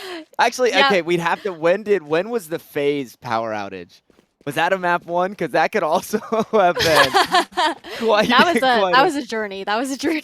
That was a journey for everybody. But ooh, we are heading back into the game, and Team KP on the defense and Team Flor on the attack, leaning towards the B site here. And this is a setup that we have not seen from Powerful before, actually taking complete control of that switch room and the potential to melt whoever decides to close the door. But the nanoswarms popped a little bit early, and a backside lockdown to try and hold down the site. Yeah, and it was just read so perfectly. I don't know if Fluorescent meant to, but just did not care about the switch at the time, and now the players backside, they get cut down, and it's completely unlike what we've seen before. The last time we ran this round, it went the way of Team KP, and this time, it seems like we're headed to overtime, Ash. Oh, we say that, but we've also seen the clutches from Jerk here, Tanner. And you know what? Their situation. That is very true. If Wardell could help him out here, maybe. Okay, No! Never mind. Never mind. Fluorescent's just having fun with it. Gonna go up with the blade. Should drop just on the outside of the smoke. This one surely to subside soon. Haunt taken down. The rounds to be sent out. Jerk still alive. He will be decayed courtesy of the seas and taken down. So at the end of it all, we run it back and we head out to overtime. Ooh, it's overtime and a fresh slate across the board here for both teams as the economy has been reset as well as ultimate status. But that last round that we saw, Tanner, was probably the most powerful round that we've seen coming out from Team Fluorescent on the attack, which is an interesting shift of momentum considering the fact that they are now on the defender side. And we saw how Team KP did really well with the conditioning. KP's lurks have been so impactful on their attacking side as well, whereas Team Fluorescent has always kind of struggled on the retakes as long as Team KP can get that spike planted. Yeah, we're seeing a little less aggression inside B main. This is the same start that we've seen, right? Boombot goes out. Oh, okay. Well, I guess the aggression, if it's meant to be, it's meant to be. It'll find its way through, and Guapo's going to collect the first. Oh, but the barrier orb actually to cut off that back mid angle as they push through market, but it doesn't matter because Guapo's just sitting there regardless. And good for 3. The trades do come through, but this was a quick round in Team Fluorescent with the momentum, stealing away the defender's side, taking this lead and hitting match point here. We're swapping sides once again. Tanner, Team Flor might run away with this map. Ash, listen, I'm about to upset a lot of people right now. And I just want them to know I'm doing it for the meme, and it's not because I actually feel this way. But this is why dogs are better than cats. If the Prowler is called the cat, the Prowler, it just went right past Guapo. It did nothing. It didn't spot Guapo in the corner by the stairs. And because of that, Wardell died. If it was the Tasmanian Tiger, if it was the Sky Dog, things would be different.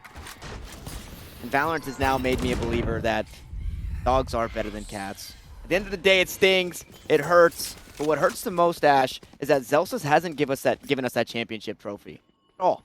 No, we haven't seen it yet. We haven't seen that beautiful finisher, but what we are seeing is a rotation being called towards the A site, and whereas Flowerful is now set up towards A, that same tree positioning. It's going to be the turret to watch the push towards site.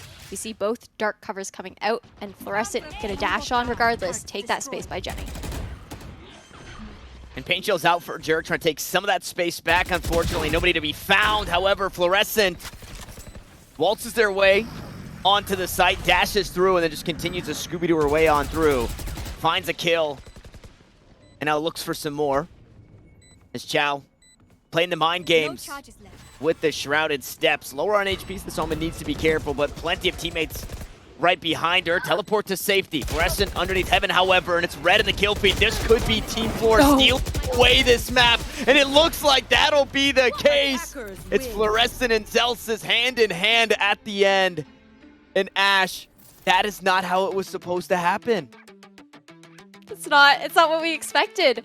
I mean, it seemed like right after the break, Fluorescent's team came out with a bang on the attack and then take it to overtime, and they just rolled with that momentum. Yeah. Team KP, they didn't even have the chance to have that slow start that they're kind of known for. No, the adaptations were made. It looked so good. We come back out of the timeout, out of the long break, and it just goes to show, you know, when you have 5 players alive on your team and not 1 DC, that things maybe look differently. It hurts my heart that it turned out like that. It hurts my heart that that map played out that way with the DC and all that stuff. But my pride and my ego, however, hey, my predictions are still looking good. That's all I'll say. My predictions are still looking good. That's true. We are going to Fracture for map number 2, and that is 1-0 so far for both teams. So a bit of a toss-up and very different team compositions to expect coming out. But we will talk about that a little bit more right on the other side of this. But yeah, so map 1 has ended 14-12 there for Team Fluorescent. KP's team unfortunately did go Splat in that last one. Speaking of Splat, you guys can transform your look instantly with Splat hair color and choose from over 50 different semi-permanent and temporary shades. Get Splat hair color at Walmart, Target, Walgreens, CVS, Rite Aid, and splathaircolor.com. We will see you guys shortly on the other side of this break.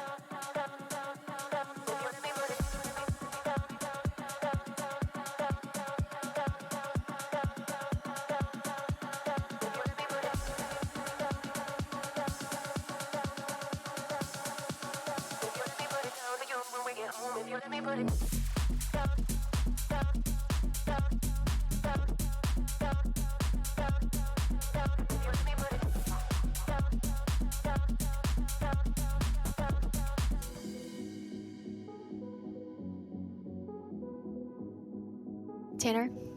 Paging Tanner.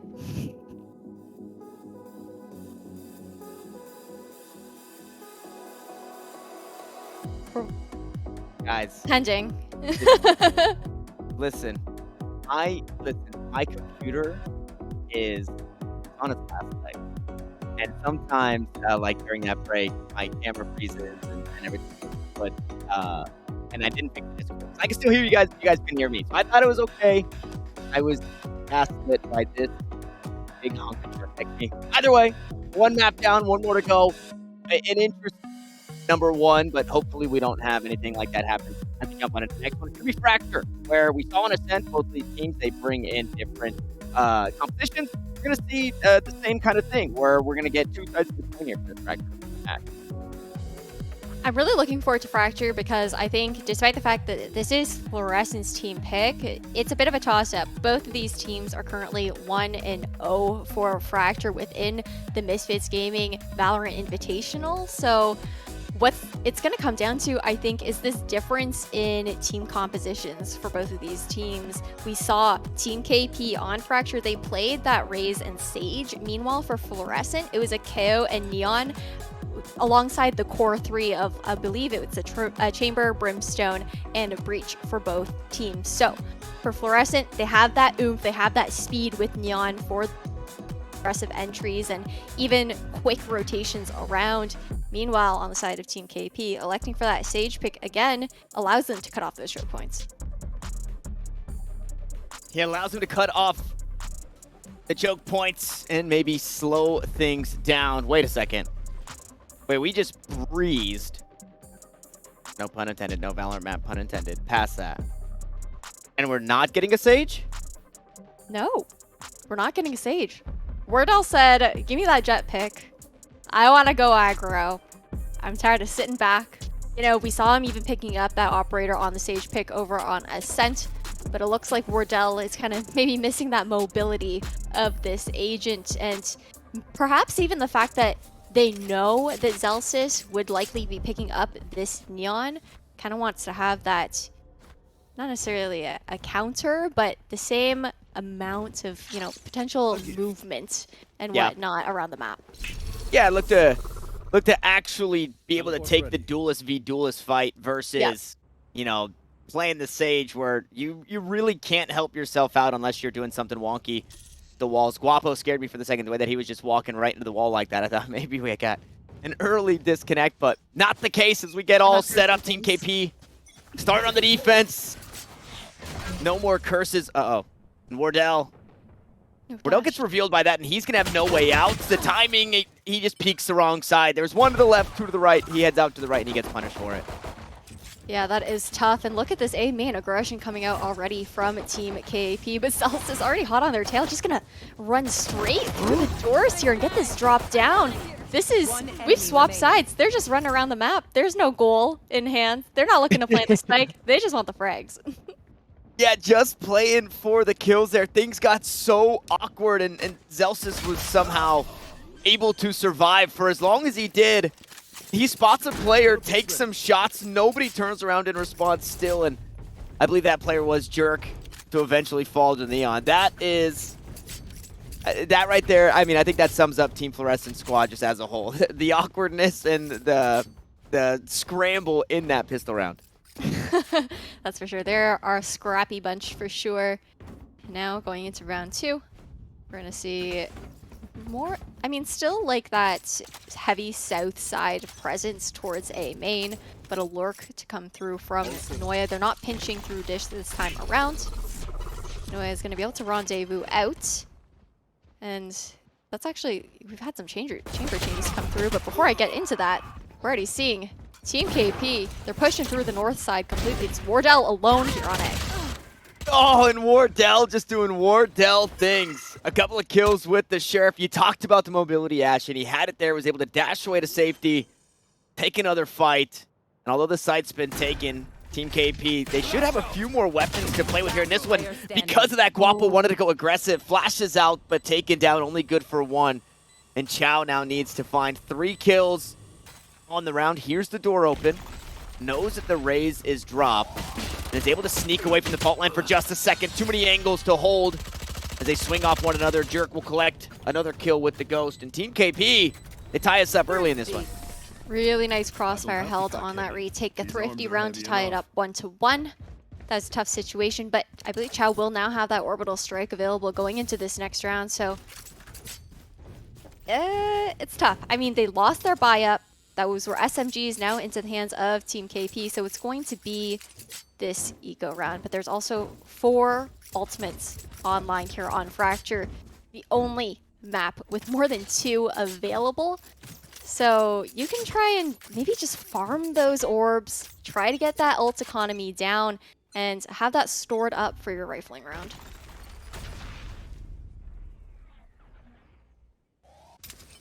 And Noya says no to the rifle. Headhunter, all she will have. Meanwhile, the attack, they've already taken tower control. And Team KP, this is kind of what we wanted to see prior, right? On that last map. Ash was, Team KP, let's just give up this site, right? Let's not do too much. That's not necessarily the case. Okay, Zelsis, all alone now. A shorty just on the other side, gonna get sprayed down by the Spectre, but the way that they played just off this B site to receive this Team Fluorescent team, it worked perfectly. It worked really, really nicely. We saw the high gear and the fast lane coming out from Zelsis to cut off those longer angles, but KP's team, they played patiently. They played for the retake as a unit, not looking to give any of those guns away for free.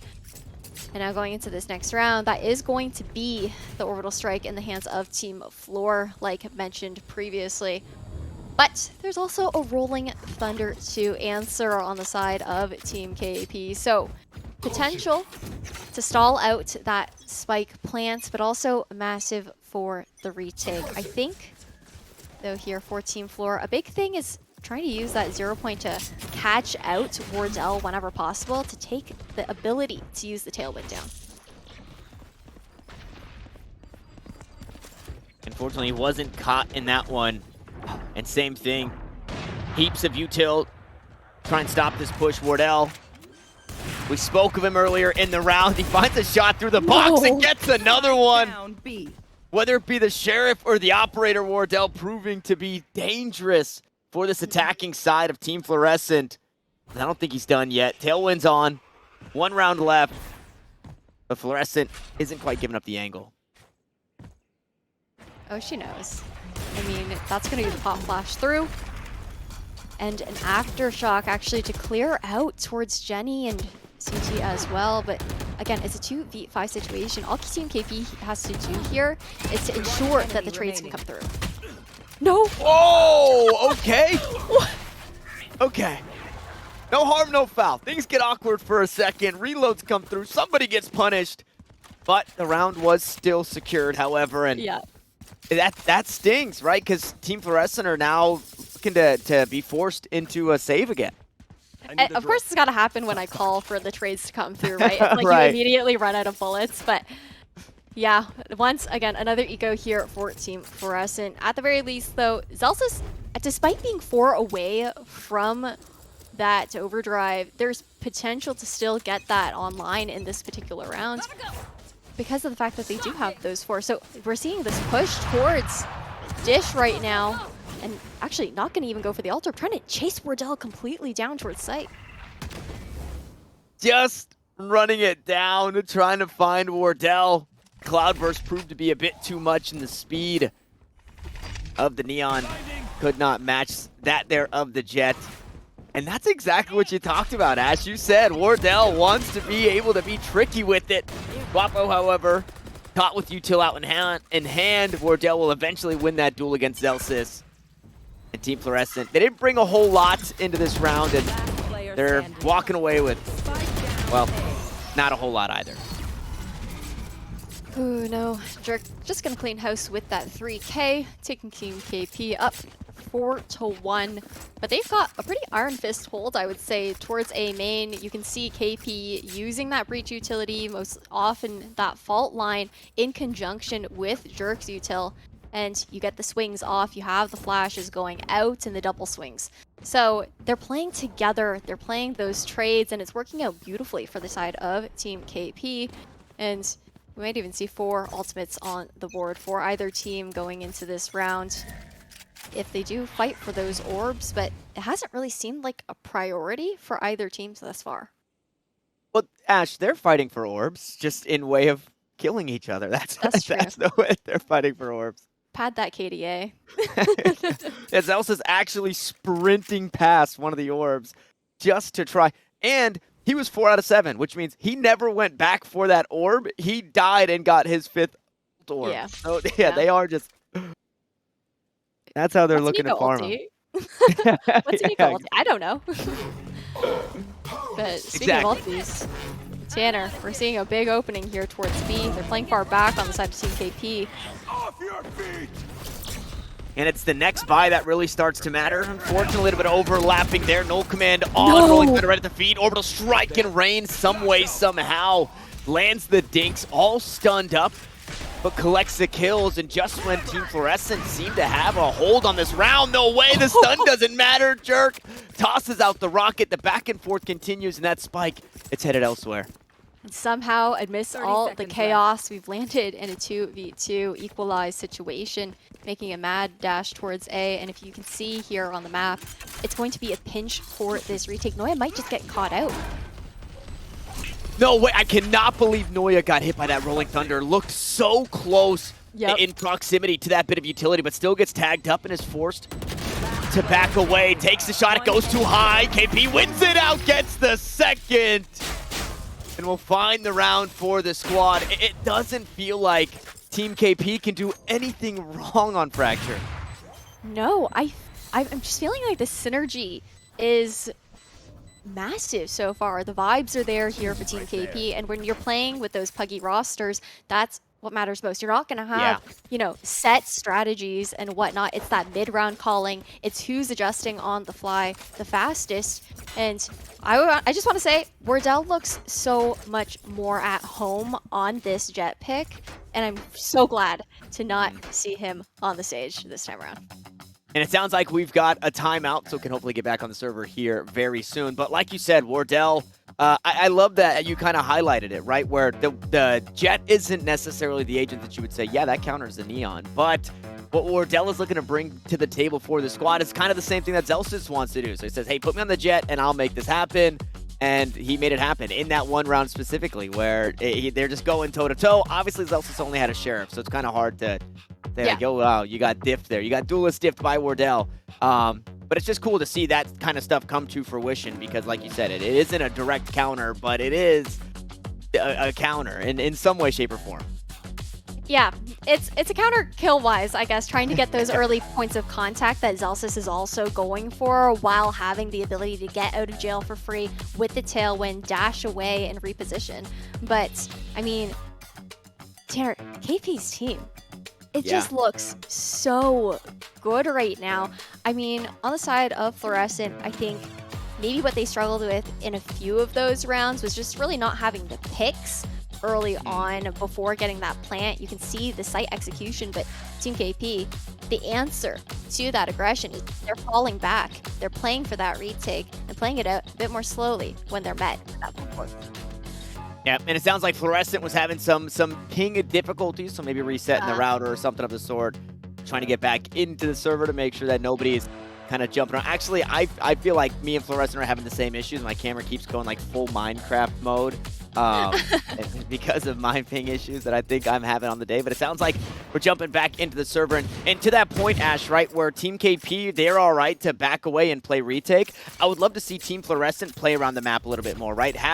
Don't send everybody onto that site because then you are going to be corralled by that retake that's coming. You know, send a few members up take that site as efficiently as possible, and then have your, you know, your tree player, your arcade player, somebody lurking around in the sewers, and then you're on, you know, the inverse or the opposite side of that crunch that's going to happen on the site. And Wardell already gotten away. Zelsis hot on his tail every single time, but not able to quite close the distance. And here we're going to see aggression coming out now towards A main. And Wardell is just the problem. You'd usually see the chamber in this situation teleport to safety. Wardell obviously can't do that, so he's going to go back into the fray. Oh, no.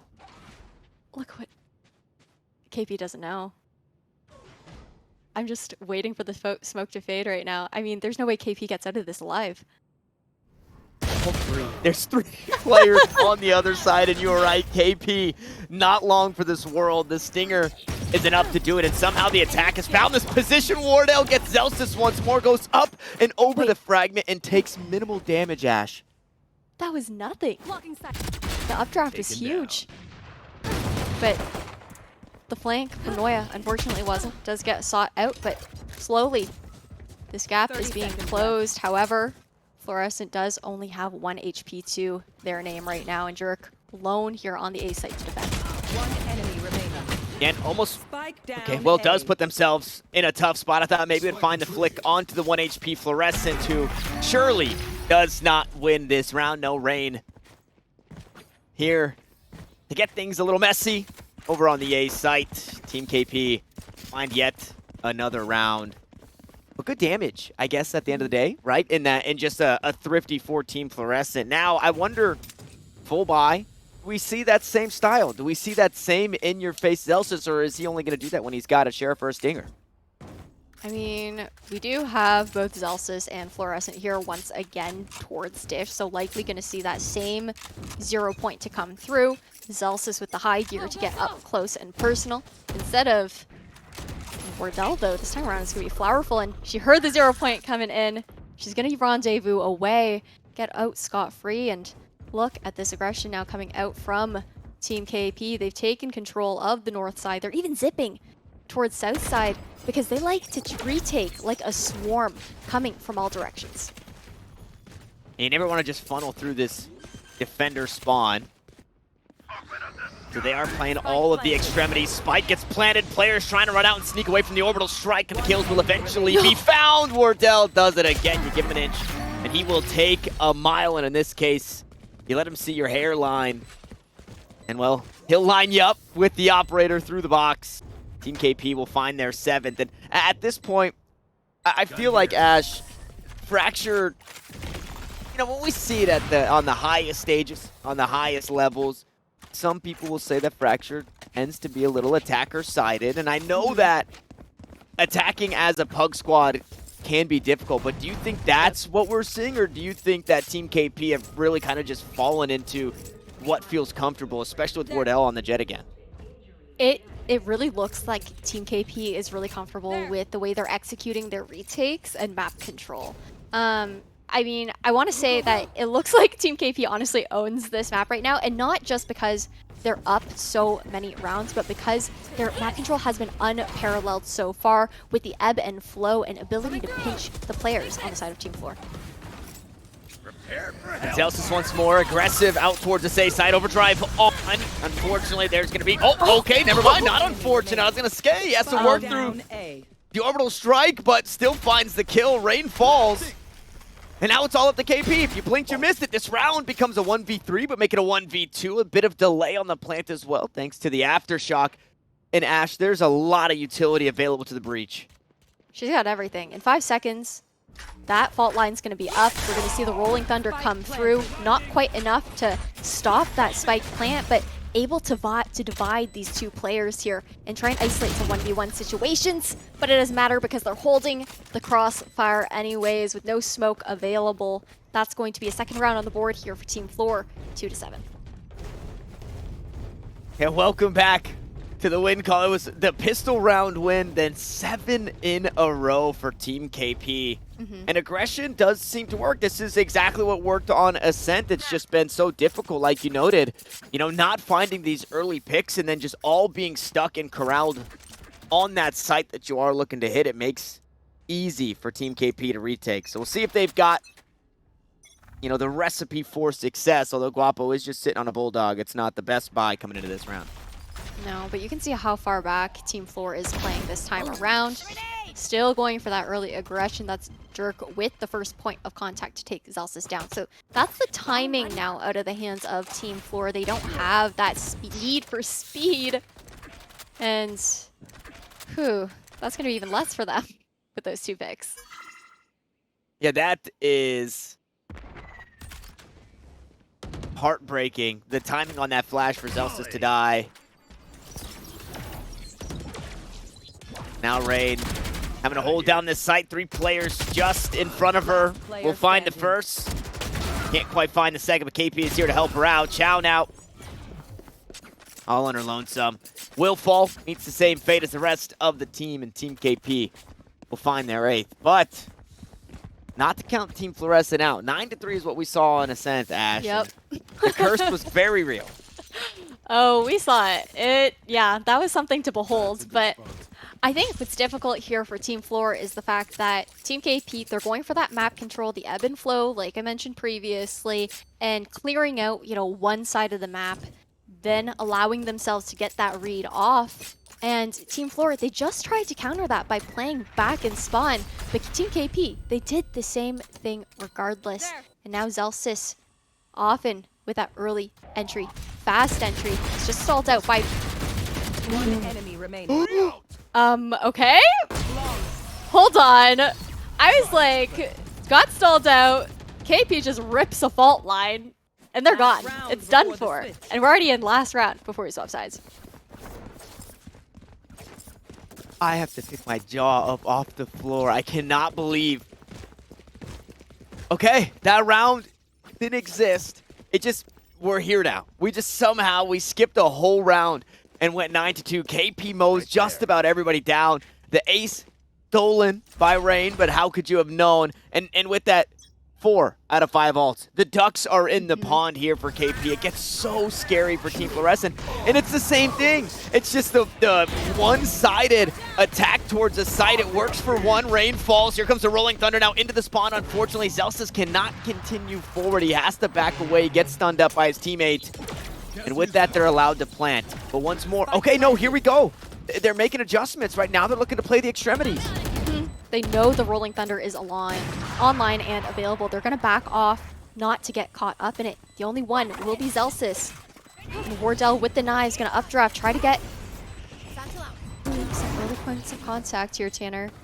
And the showstopper from Jerk to continue to open things up. But Team Flor, they're playing far back on this post plan. And Team Flor so far away. They're the ones who seemingly are retaking this site once somebody hops onto the spike. Wapple cuts down Wardell and Flowerful. A very tall task that does not go her way.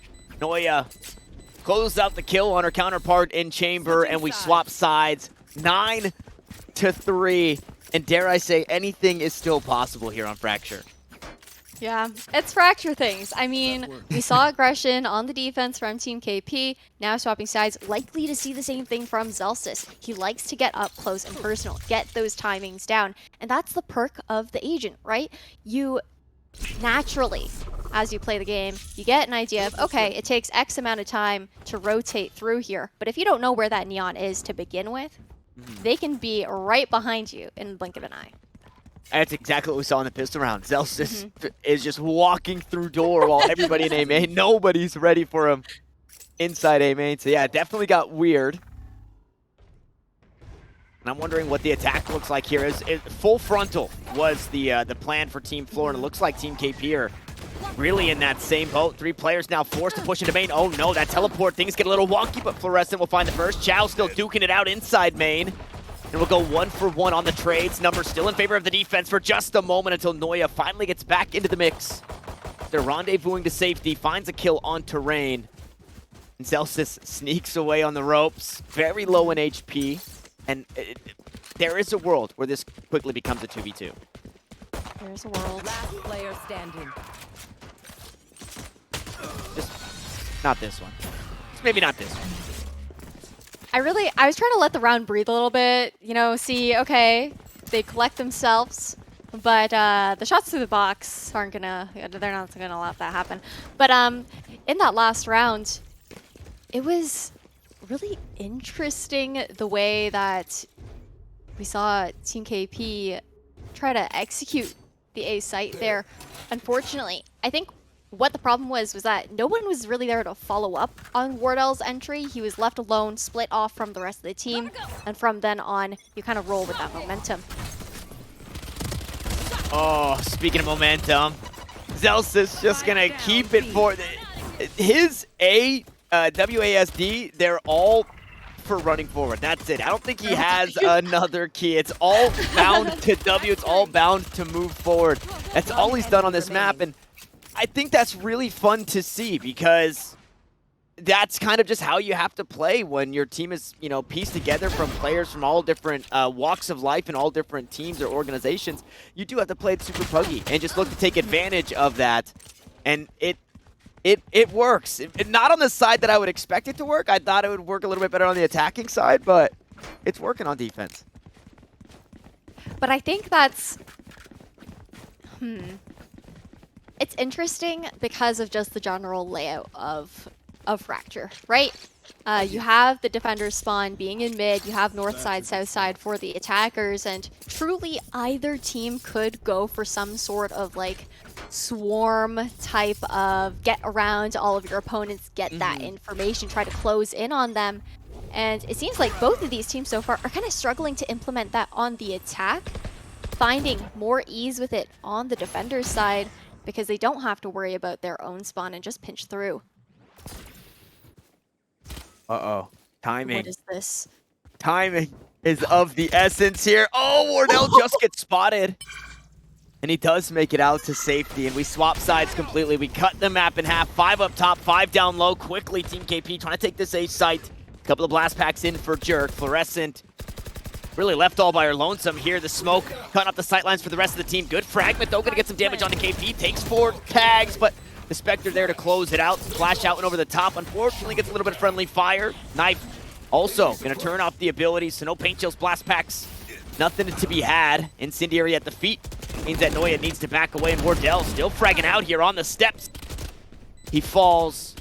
No Rocky impression this time around. Can't run to the steps and raises arms as the champion. Unfortunately, though, for Team Fluorescent, the spike still not in a good spot, and these players are still finding kills. Flowerful for 2. Zelsis tries to battle back. Look at the health. It's so low. Rain could do it. So healthy is the Brimstone, but shots through the box, and Zelsis will hang on for Team Fluorescent. This might be down to the wire. I saw, you know, the white orb did appear, so I don't think Zelsis actually has this one. And with 0.04 seconds, Rain with the clutch here for Team KP, taking them to double digits. That is absolutely heartbreaking. Obviously, it's not the lowest we've seen. I think we've seen the 0.00 or 0.01s, the 0.00s, but that... I mean, what else could you have done? Nothing. I mean, it was the Neon too. You had the high gear on, tried to get to the spike as quickly as possible, but just couldn't quite make it in time. And now Guapo looking to find an early opening for some sort of aggression here. And yeah, unfortunately, it doesn't quite work the way that they were hoping. And that round, winning and losing that round really separates this from being a winnable one. Team Fluorescent are going to be able to buy. They have rifles, but Team KP can also pack some type of punch coming back into this. Jerk collects 3 kills on the round, wants some more, and well, he could get some more. Zelsis just on the other side will neutralize and slow down the momentum for the Rays. And now a spike to worry about. Guapo drops down. The timing works out. Now Team Fluorescent maybe have a way back into this one. Aftershock comes through. Rolling Thunder available. I believe it's going to be the fault line first. Nope, it's the Rolling Thunder inside main. They're not expecting Flowerful up top, and the backstab. It works perfectly. I am not cleaning this up. Ooh, a gorgeous round there for Team KP, and the positioning was supreme. Unlucky, though, for Team Flor because they were expecting, you know, bottom side clear that out. Maybe they're both doubled up in main again like they did in a previous round, so that conditioning definitely paid off there for Team KP to swap out the position. And Team Flor, I mean, they're looking at 1 round away from match point on the opposing team on an eco round. So unless we can see a Thrifty come through here, Team KP, they're really looking to close this one out because Flor ran away with their map pick.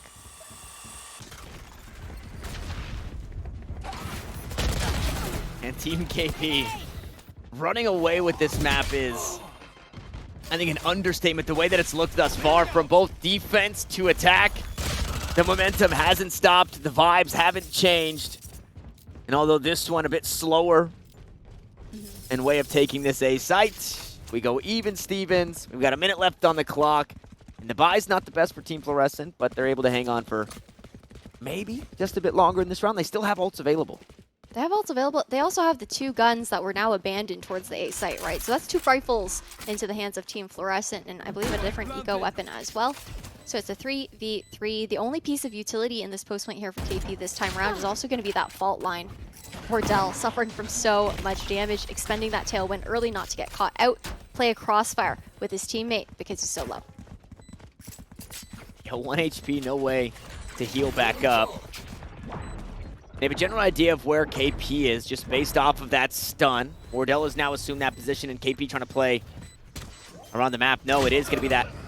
If not crossfire, they're both going to look to swing off one another. Orbital strike comes out through the smoke. KP survives for just a second. Somehow Wardell still alive, and Flowerful on top of it all will help the team push to 12 and look to close out this map. Looking at match point and potentially a 3rd map. Because if you guys missed the first one, that was 14-12 in overtime for Team Fluorescent on Ascent, Team KP's map pick. So we had 1 upset. Might just about have another upset coming through. But I will say, what I would like to see, I think here from Fluorescent is maybe, Team Fluorescent is maybe seeing an attempt to push out KP's ultimates. Because they have 4 stacked up here in this last round at match point. Meanwhile, Team Flor only has 2, one of those being the overdrive and the other the null command. Beautiful flash from Fluorescent. Allows for the first kill to come through. Orbital strike. Gonna force her off the angle. Fragment right at the feet though, and through the sky smoke, Fluorescent will go. Has some backup behind her. Unfortunately, did not spot KP. So KP will be allowed to back away. Wardell, you can't say the same for. Guapo and Chow go right back to it and slap a couple more into the kill feed. And Team Fluorescent hanging on here. Backs against the wall, but they're not giving up. No, but KP is going to get the Rolling Thunder online. Spike in hand, grabbing this ult orb as well. That's going to be the last piece of the puzzle. However, could go all for nothing if this does get shut down. But it's Flowerful with the lurk. Is going to whittle things down to a 4v2. KP going to try and regroup. Last player standing. Oh, they hear that. 30 seconds left. KP did this. What a way to cap off this map. It would be. What a way to cap off this map. I think with Spike in hand, not going to grab the orb. Although stomping through a main, doesn't want to just stop in place to pick that up. And Noya steals a page out of the Flowerful book, plays up on top of the site, and closes out the round. 6 more for Team Fluorescent. They need to be perfect for 6 more. Oh, I mean, it's a tall ask, but at the same time, with these few rounds that they have managed to gather and making the winning rounds for Team KP so expensive, they've managed to put them in a position where they're forced onto an eco half buy for some. At the very least, there will be the Blade Storm available here for Wardell, so that could be a Hail Mary. But Noya just waiting for this push towards A main. Has the Tool de False in hand. No one's taken the bite yet.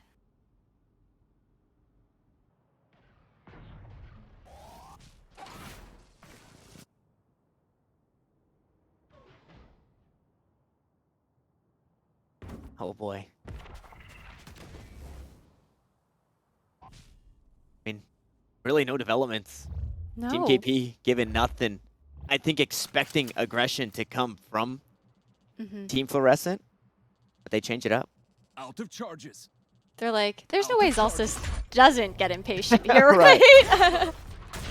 But the execution's about to come through. Noya's about to get pinched. The rendezvous away, though, will help her get away scot-free. It's going to be a retake game here as Team KP tries to secure a plant on their ego. And Team KP, yeah, they're really putting a lot into this one, trying to secure this right here at the end. A beautiful suppression with an old command means the rocket gets absolutely nothing. And the defense are slowly starting to stack up the kills. 3 for 1 thus far with the spike planted. Oh no. And Wardell, I think, was just trying to be cheeky for the player inside main, but they'll eventually surround the Jet and take her down. Wardell falls, and Team Fluorescent, they look good when they're aggressive, but they look pretty good when they're playing safe as well. The adjustments to come through have been really nice. Team playing together and not really allowing themselves to get swarmed up by Team KP. And all they have to do is continue winning outright and stealing these guns away, because now Team KP, they once had 4 ultimates online in one round to try and secure the match win. Now they've only got 1. It's that Rolling Thunder. But that alone is a huge difference maker. And I'm looking forward to seeing Guapo likely saving that for the retake as well, trying to set up his team. And it's just quiet once again here on both sides. Everyone's a little bit hesitant.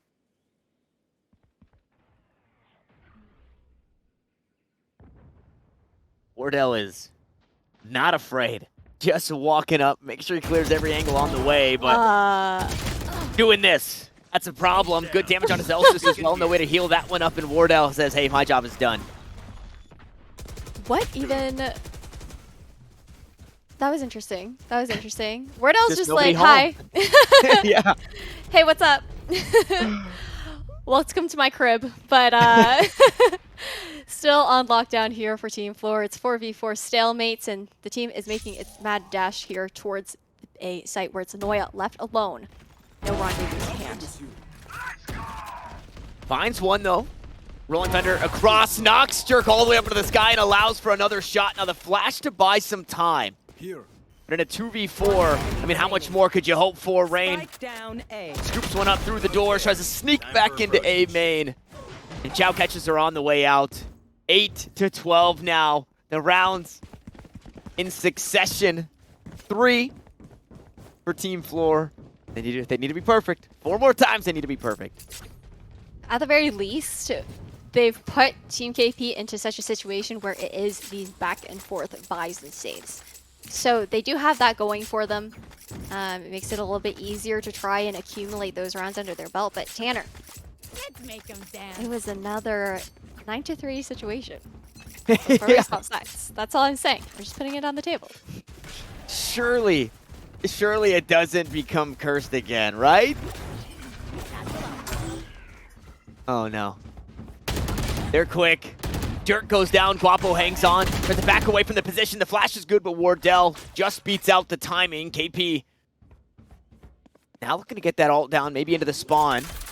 This is a lesser buy for Team KP. This would be one hell of a round to close it out. Aftershock gonna buy a bit of time for the player pushing through Canteen. Zelsis, however, storming his way through Tree. Noya not gonna find the shot, however, Fluorescent does. Rain gets too aggressive inside Canteen. So does Flowerful, and Chow also there to neutralize. These attackers turn defenders. Wardell trying to hang on, and now he needs to do so. He's safe, tucked away in the corner in a 1v3, and Noya sits him down. Team Flor do it again. Ooh, that's going to be a 9th round on the board. And when it was once 12-6, now 9-12. We're halfway there.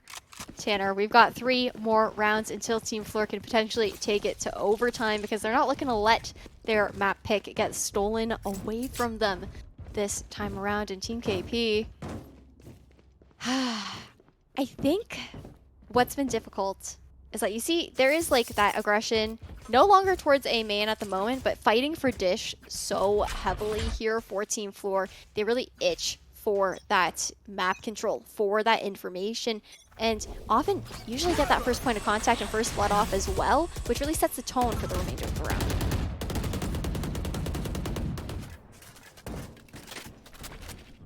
And the tone of the beginning of this one is spam. Try to catch somebody through the dish. Fortunately, nobody there for Team Flor. And again, they have to be perfect, right? You cannot allow to give something up like that. And just like this, things start to get scary. Flash just behind. We go back and forth. Zelsis finds another. The crunch inside the spawn. And Team Flor have the numbers advantage, but for how long? They have Spike in hand, though, as well. So they really just got to sit on that. This is the best position that Team Flor could really be in to try and take it to double digits here. Yeah, Paint Shell's in a blast pack, so Jerk to try and throw off the sight lines and allow the swing from Wardell. No, he can't. Never mind. Jerk is no more. Wardell in a 1v3 again, and Noya was the kryptonite for this Jet Superman.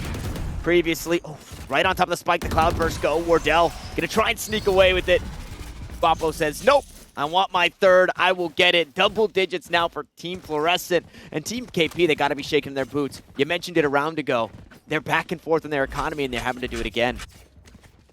And what I like from Team Flor is that despite the fact that they're showing presence in the same areas of the map, they conditioned with their pacing. Once they started having that comeback, it was really slow starts, but this time took a much more aggressive approach, being able to take Team KP off guard because they were expecting, again, that slower default push out through to gather that information. And a different approach from Team KP this time. They say, hey, okay, we'll play aggressive too. They want to go out fast. Good paint shells on top of Zelsis. Chips him away. The right click misses. No way, Wardell. Wardell lets it slip away. Guapo holds his position up inside tower and lives with 2 HP and enough time for Chow to find that kill on terrain. Only 2 survive for Team KP as they head elsewhere, but it's been red. They're already here. Oh, the fragment to slow things down even further. At the very least, though, I mean, Team KP, they do still have a minute left to work with on the clock, but they're about to get pinched here by Guapo. You lose. Never mind. Good night. Unfortunately, that's the 1v1 you want to take if you're Team KP. He only had 2 health. But it was bait enough. However, Flowerful stomping over in the sands here is going to give it away regardless. The Team Flor, they still invested 2 players here towards CT. I think it's going to be a cut noise and rehit situation. I would think so too. You don't have a whole lot of time to rotate here. And instead of cut noise, it's let's make as much as possible now as they look to take this site. Rolling Thunder tags both. All the way across the map, though, is the third player here for Team Fluorescent, and that is not where you want to be. The spike committed. KP still holds the high ground, and I don't think anybody swung off that Rolling Thunder, so they're not too sure where exactly both of these players are playing. And the clock is not on their side. No. 0 point, though. Try to gather some info. In the fault line as well, but... Wow. I mean, and buying time. Buying time. That's all they have to do. Now a 1v2. KP bought as much time as she could. And fortunately for Team Fluorescent, they're able to get in, cut down the attackers turn defenders with just enough on the clock to make sure that the spike does not blow. But that got way too close there for a second. I really did like the Rolling Thunder that came out from KP, though. You know, they knew that at least one was holding towards CT spawn, and to throw that out so that the op couldn't peek, so that you couldn't get a swing through, was huge. So they couldn't watch that cross without being concussed and had to duck back through. But I mean, it didn't work out in their favor, despite the dream being there. And now Team Flor, they're 1 away once again from taking things to match. Overtime here. And another change of pace. They've slowed things down here from Team Flor. Aggressive information for the team. They're actually creeping through sewers right now. And well, creeping through sewers works for a second. Orbital strike. Try and stop a push from the defender-sided spawn. Rain actually finds a kill with that one in Team Fluorescent. They've come all the way back, but for what? The spike gets delayed. The fragment comes down. Jerk now looking to take an angle, still stunned up the defenders. They start to get cut down though, and only 1 remains. It's all up to Noya for overtime, or else we're headed out to a map 3. And there's paranoia setting in as Flowerful takes some shots. The tour de force, the operator, they go toe-to-toe for just a second. Noya now has to wait and be patient. Only 12 HP means you cannot step into the incendiary.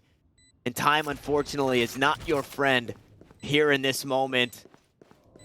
What a round to get it down to this, and what it's going to take to be able to stay on Fracture and take us to overtime, but that won't be the case. Team KP, although it looked spooky for a second, Ash, they close it out. Close it out. That was a tough position there for Noya as well, nearly being able to take it to overtime, but having a 1v3 situation with only an op and I guess a bigger op if you count the total cost. If she had popped it in your hands, it's not easy to clear those corners. That's not the weapon that you would want in that situation. So that means we're going to map 3, and we weren't sure actually if we were going to get there. We're taking it to Icebox last, Tanner. Yeah, taking it to Icebox in that map. Again, it's one, actually, Katie let us know that we haven't got it on stream just yet, so that's why we did this. We wrote the script out so we would get Icebox on stream eventually. But it's one where these teams, given that they're running the most recent comps that we've seen in this tournament, they run something mirrored. So it is that direct clash of, you know, it's not what does the Rays bring versus what does the Neon brings. It's just the individual prowess and how well the teams work together. So I'm excited for that.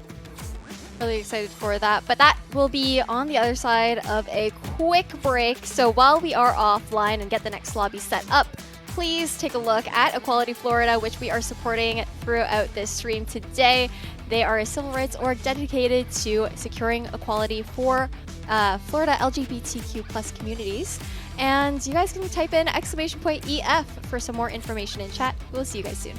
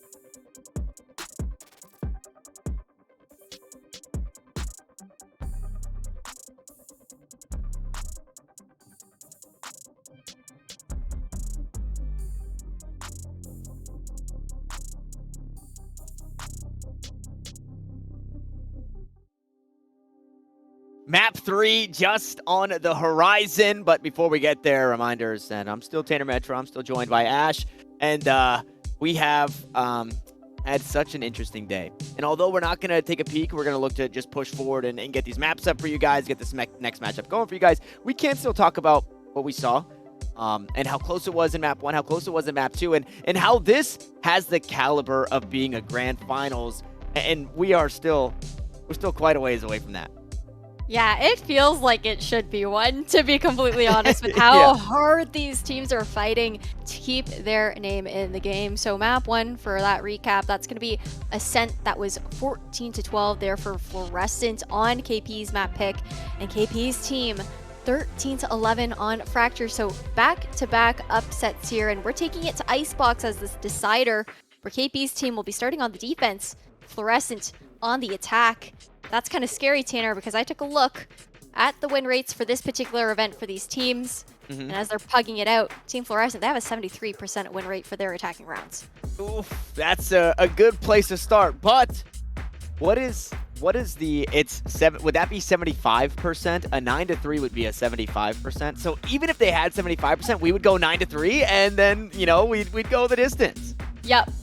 That's what they've shown us. I mean, 9-3 half there for Fluorescence, taking it to overtime and nearly overtime in the last one. But on the side of Team KP, their entire roster has locked in. It looks like they're actually going to be pulling out the double duelist here, the Raze and the Jet. How are you feeling about that?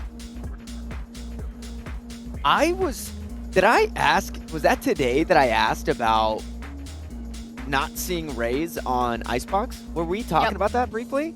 So this is cool. I think this is really cool because I had asked, you know, why is Jet still an Icebox map when every other map is no longer a Jet map, right? The Havens is the Raze map, which has, you know, I think what was brought up was, you know, angles and how you can op. Well, Ascent has op angles, Haven has op angles, but we still see the Raze over the Jet, and that Chamber fills that role. So why are we not seeing, you know, more Raze? So maybe Jerk will make everybody a believer, and teams will start to play this Raze because you have the paint shells to clear out certain angles, you have the boom bot to clear out angles, the blast packs, obviously, you know, you can blast pack from heaven onto that default plant site. You can also get some extra blast pack damage onto the Sage walls whenever there are Sage walls. I think the reason that we're seeing this is not because of all the things that I just said, Ash. I think it's mostly because Wardell's like, hey, let's not play the Sage. I don't want to do the Sage anymore. I want to play the Jet. It worked last time. We'll see if it works this time. Like you said, Team KP on the defense. Team Fluorescent starting off on the attack, and it's do or die here on map 3.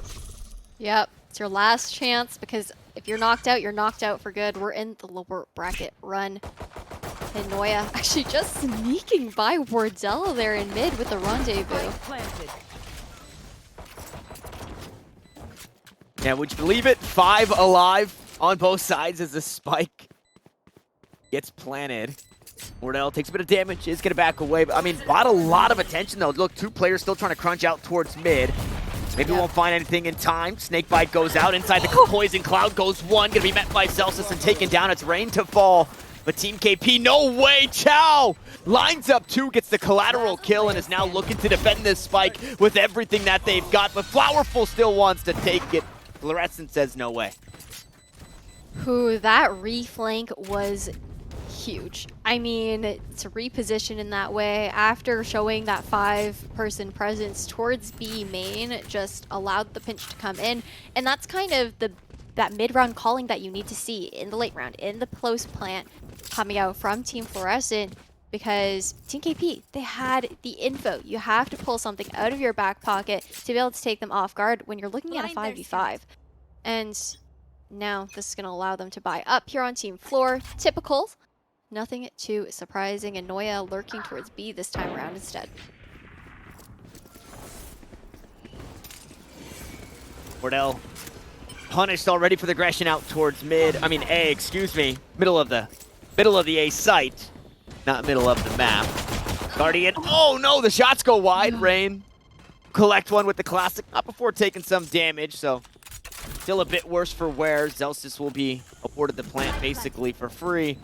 And the way that things are set up for Team KP, it just seems like containment is now the name of the game. Yeah, invested into this Marshall as well here for KP. but it's pretty solid gold here so far for Team Flor. However risky, you have 3 players just sitting by screens at the moment. Rest. Unfortunately, doesn't seem to matter. No util tossed out that way. KP ate the randomest bullet to the head on the first Zelsa's peak, and this round gets closed out near flawlessly, only losing 1 team member for the side of Team Flor, but they're off to a great start. This is, we haven't really seen this, right? I feel like Team Fluorescent have always kind of been on the back foot, but now here on Icebox, they put 2 rounds together. Hey, I did predict it earlier. I'm just saying. I did mention that they're so strong on the attacking side. Like, the fact that they have You that did. 73% win rate on the attacking rounds here on Icebox, I think speaks volumes. And, ooh, Scanning ahead. we're seeing both the duelists on the side of Team KP being the only ones to really hold down the fort here towards A.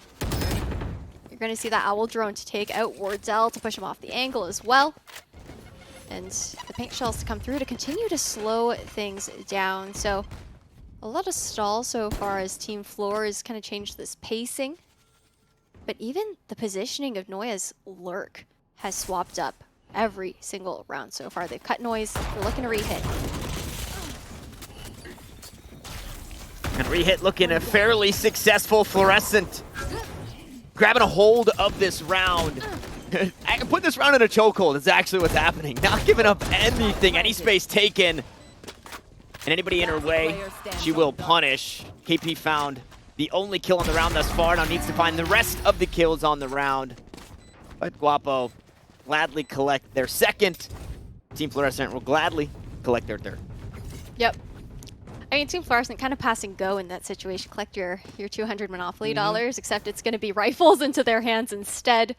Because that was their bonus. They converted their bonus round 3-0. So potentially a 4-0 here. Likely, considering the fact that it is that eco here for Team KP, losing their buy-up.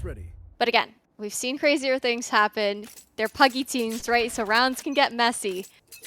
And I'm not going to count Team KP out quite yet. We've seen what those sheriffs can do. Oh, no.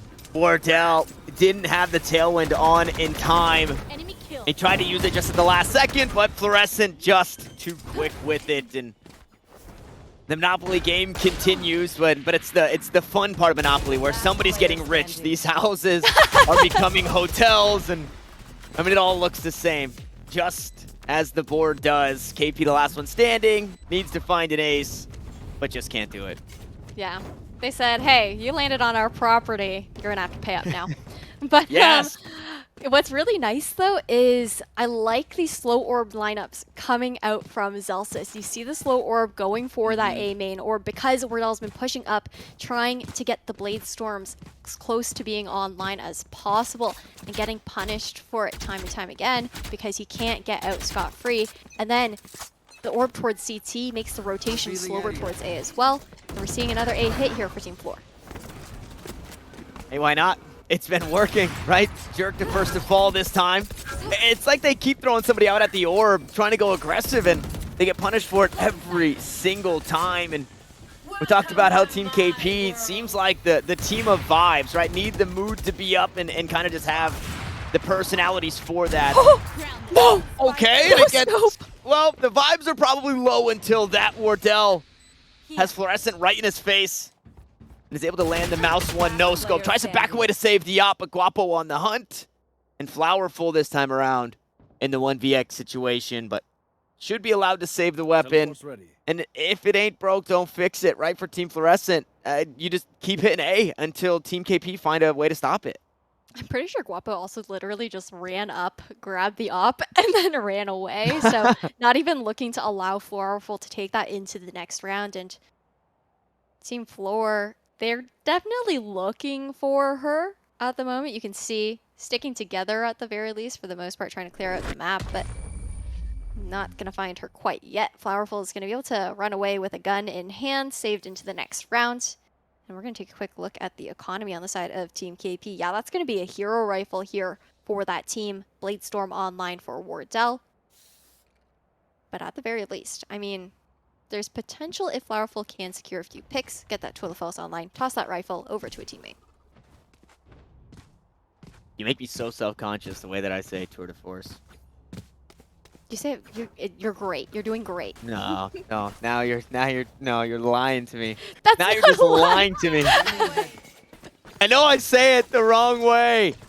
You and Van Silly. You guys say it too good. Make the rest of us look bad.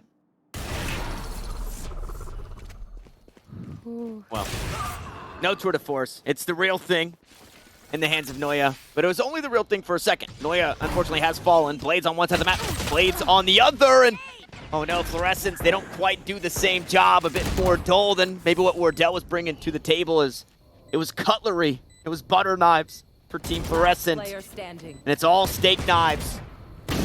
As sharp as they could be, it's real steel for Wardell. And finally, Team KP are on the board.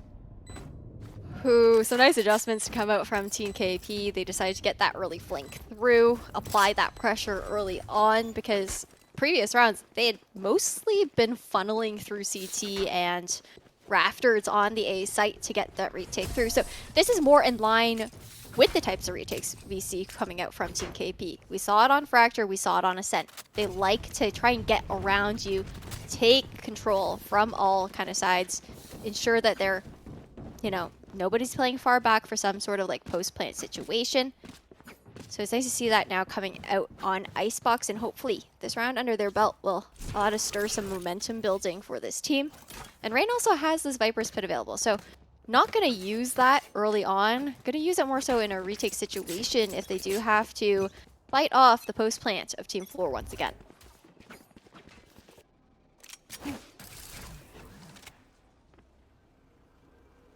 It looked like maybe going for that pit that covers all of Kitchen if they get anything out towards mid or anything out towards B, but nothing heard. Means that they can look to use it on this A site. Oh no, Fluorescent allowed to survive. Wardell misses the shot. Hunter Shuri now trying to slow the attack down. Unfortunately, the high ground has been assumed, so this one not going to land on anybody. All 3 shots miss. And now the Waffle site already pushed up.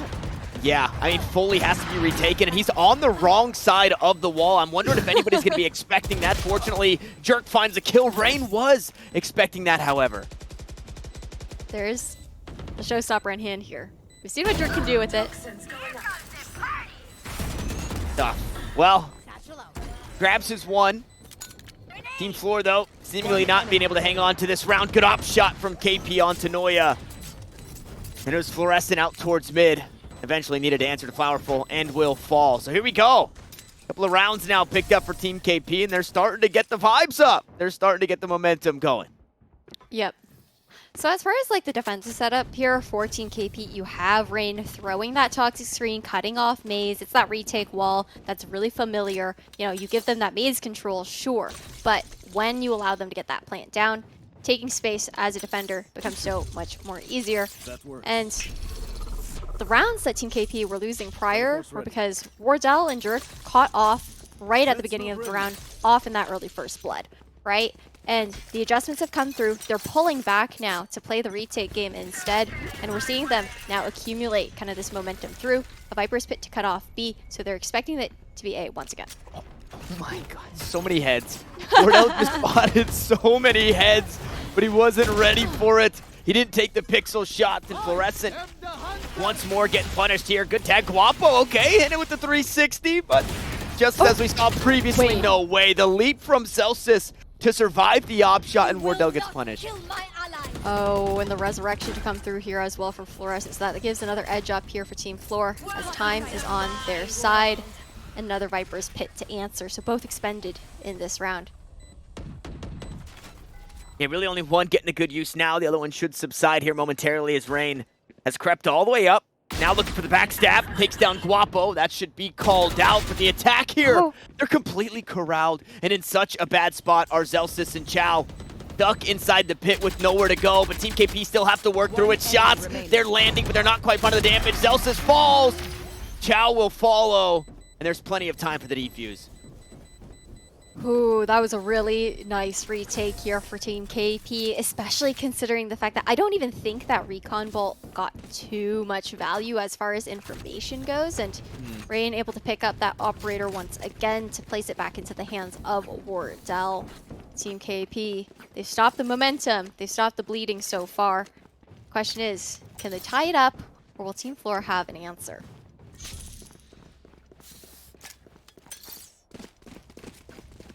Can they tie it up? This is, I don't want to say that this is the closest we've seen early in these games, but 3-5, we would have to meet at the halfway point if Team KP wanted to tie us up early in this. Swordell, right in the face of the Owl Drone, was hoping that he could catch somebody off guard before that call out was made, but there was nobody else to be found. And There. I think with that, it maybe calls the rotation over towards this B site, only having this Sova here. Now Fluorescent with the zoomer aim, just shaky and flicking everywhere. And eventually they're able to collect the 2 kills that they were hunting for. And look at this, Guapo completely cleared through A site. The toxic screen that went up towards A as well was bait, as Team Flor did that conditioning towards A, only to show that B presence to get those 2 picks, and now A completely free for the taking, and the map essentially all in the hands of Team Flor here. Oh no. Wardell still got this op. Well, okay. Guapo was just crosshair or trigger discipline here. Trigger discipline here. Not ready for it. Oh, no way! No way. Wardell hits that, and now you know he's got to be feeling himself. Unfortunately, he guesses incorrectly. He 50-50s left or right, then he falls. Now Noya's so low, and KP there to pick up the pieces. What a round. That was a huge difference maker. The fact that Wardell got that shot off, I don't even have words right now. I'm gonna be honest. Like, that was that a no-scope too? That was a no-scope. Had to have been. Had to have been. And that's the right play too for Guapo. Yeah, I know. So much patience only to just get completely 180. That's, whew, you hate to see it. And now Team KP, those slow starters. But look, the adjustment that I talked about, Tanner, they're not going for those early fights as aggressively as they did prior. Every single round win here on the defense for Team KP has been a defuse round, not off of kills. And that is what has kind of shifted this momentum for them. Get out of my way. Yeah, momentum in full force. Oh, man, that looked good. Fluorescent. A pixel perfect knife right over the top. We'll take down Flowerful. Hunter Shuri, though, on the response, trying to find these attackers that are pushed all the way up, and KP gets 2 of the 3 kills that flood the kill feed. Operator in hand for Wardell, and will take down his counterpart, the Knives. Not enough to keep Fluorescent alive. And Zelsis not long for this world. So much tossed out that way, but it's Rain eventually to collect the kill. 5-5, we are tied up with 2 more rounds left in this half. We could be seeing 6-6, but again, like you mentioned earlier, this is the closest scoreline we've seen in half number 1, both on Ascent and Fracture. It ended 9-3 for Team KP, where Team Flor brought it back for 1 and almost did for the other. Yeah. So this is down to the wire. Neither of these teams wants to be booted out quite yet, and the winner of this matchup will be facing off against Team Starlight in the lower bracket finals. And you mentioned it earlier, right? Both of which have already played and lost to Team Starlight. Both 1 and 2 against that team. So it's a redemption arc either way, right? A redemption arc for sure. Flowerful will need to try and redeem herself in the next round. Taken out early in this one, but that was the recipe for success. That was the recipe for success for Team KP. Flowerful dies early. And then Wardell does Wardell things. Jerk can go up over the top, takes down Zelsis. Wasn't quite ready for the angle. I mean, who is Jerk? Just proving to be a menace here on the Rays. And now Chow needs to try and hang on in a 1v2 to reclaim the lead and to stop streak of 5. No. Can't. Ooh, that positioning was really nice though from Chow to reposition up top Last nest. round in the Rain just half. kind of quicker to the trigger in that situation. But now it's 1 round left here. Last round in the half, and on the side of Team KP, they have 2 ultimates in hand. So Wardell, despite opping, if stuck in a sticky situation, can pull out the Blade Storm to try and get out of that. And then Rain does have that Viper's Pit, which is potent both early round as well as in a post-plant retake situation. So Team KP, they have the cards in hand to take this 7-5.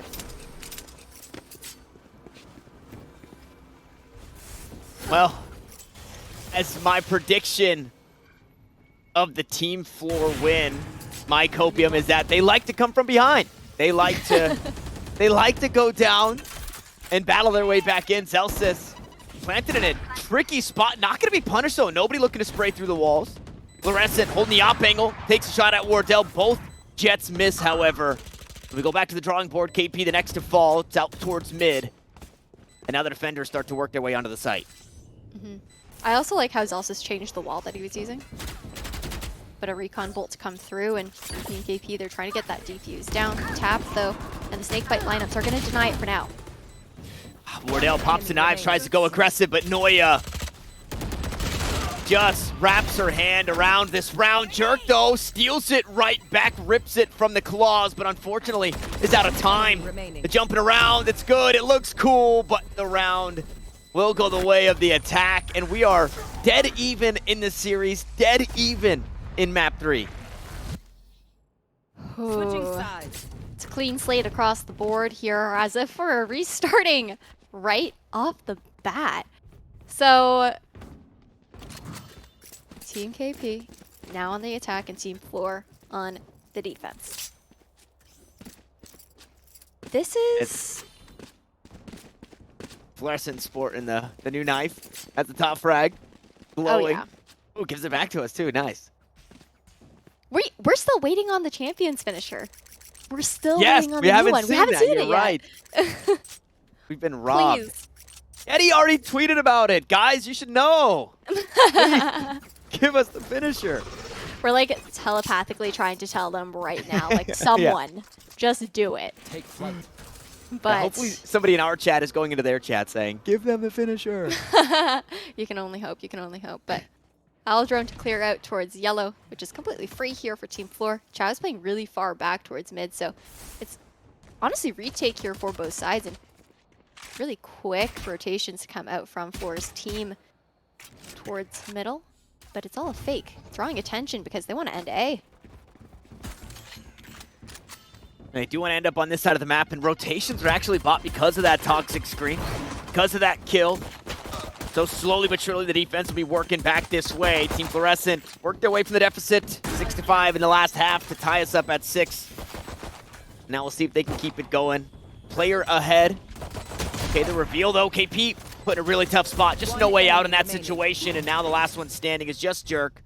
So far away. Wall to try and cut down. Good headshots. It allows for the paint shells, but the spike just gets diffused. The efforts were there. Unfortunately, the time was not. Yeah. The nice wall from Zelsus too for a defuse wall. You usually see like the horizontal one coming through, but he didn't want to risk anything. It was planted in that kind of perfect situation where you throw the vertical wall down, they're going to have to bust down through every single part of it to even try to get a shot off on you. Smokes, whatnot, regardless. And now Team Flor with this edge up here. They're going to be buying up, but nothing surprising. I mean, it's just the Valorant game.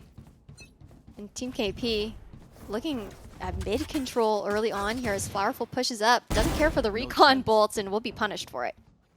Will be punished for is actually hoping to catch Guapo doing exactly what he did. The Bulldog proves to be a bit too strong for what the attacking side is bringing into the round. And although Jerk gets his one, it's one and done. Can you talk about how Guavo was so confident in the Bulldog that he legitimately just continued to walk ADS'd, like doesn't even unscope it. It's just like, yeah, I trust the burst here. These are some easy head taps, whatever. But a really nice bonus is going to come through from that for Team Flor because they did only lose that one weapon. and rifles across the board here for Team KP.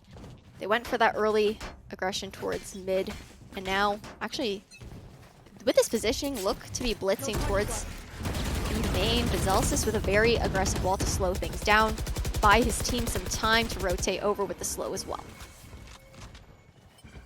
I can only imagine what the comms sound like with Zelsis. Having the whole army right in front of him, he's trying to sprint away as fast as possible, expending the util as necessary.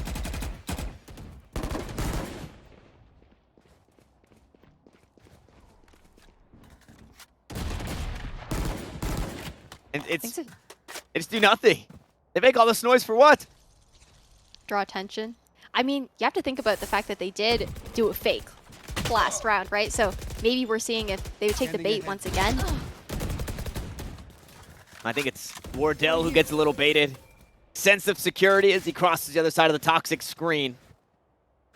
He's taken off the map. Will join us in the server in the next round. That's for round 15. Team Flor seem to have a pretty good grip on this one. Jerk and KP battle back for a couple of kills of their own, and Flowerful also going to find her way into the mix. And we find ourselves 2 remaining. Both sides, spike in hand. Ooh, but Marshall, shot won't land. Fluorescent gonna dash forward, trying to play aggressive. It's a Sheriff, but no, the snake bite right at their feet means so much damage in the headshot. A bit of overkill as Chow left in the 1v2. Picks up the first, not quite the second, though there was damage. Wasn't enough for the kill.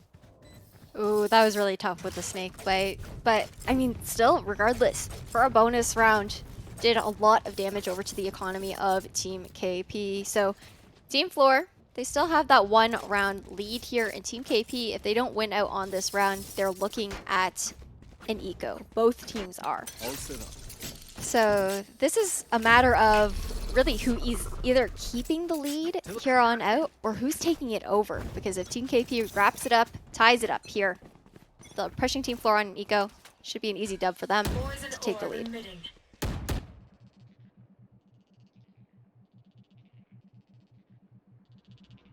Another change of pacing to come through. This time not really looking for any early points of contact. I do like the Poison Orb to go out towards mid, pretty typical from a Viper, just to deny that information for the Boiler player. And now, Team KP, they're looking to inch up towards B main. And you can see it's just, Chaz just jump spotting right now, trying to see if anyone's passing by. It is. Okay, Paint Gel did land appropriately. Noya on the close angle here on the gray box. 1 for 1. Here comes the rocket out from the back. Well, and unfortunately, it's not needed. Chow will meet her fate. It's Flowerful to deliver said fate.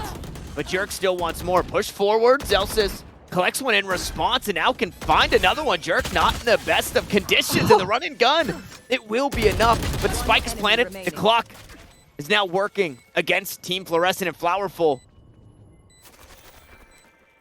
All on their own. Can play around the time as both players slowly creeping into the site, about to be crunched, and Zelsis is just trying to buy time for Fluorescent to get here. She's arrived. And now the 1v2 gets a whole lot harder. The wall goes up, the reload comes through. 4 bullets, not gonna be enough. Fluorescent can just hold the angle. Very, very healthy. Zelsis has to hop off. Flowerful looking to clutch it up. The clock, the time is of the essence! And Flowerful does it. 4 kills on the round and the clutch to tie us up. Who pushing Team Flor onto an eco as well here, and no eco ultimate to answer as Flor is 3 away from the Blade Storm. Guapo, though, does have a Hunter's Fury online, and there's the Resurrection in the hands of Zelsis as well. So I think we're seeing largely Sheriffs across the board here. Noya, one of her own in the Headhunter, if you will. So there's potential to convert this thrifty round. You know, if you can get an early pick off, get some guns into your hands, potentially get the res through. Look at that combo. That was the snake bite alongside the shock dart to try and do loads of damage towards backside A. Yeah, I didn't see where the alt orbs were at, but I was wondering if they were thinking that maybe somebody would push up on the alt orb, and that shock dart snake bite combo would catch somebody off guard. Nobody found, but that was just something the defense has to be wary of. To jerk out towards mid, will collect that kill onto Guapo. But they're already converting this thrifty round. the person advantage, the resurrection to come through here on Guapo.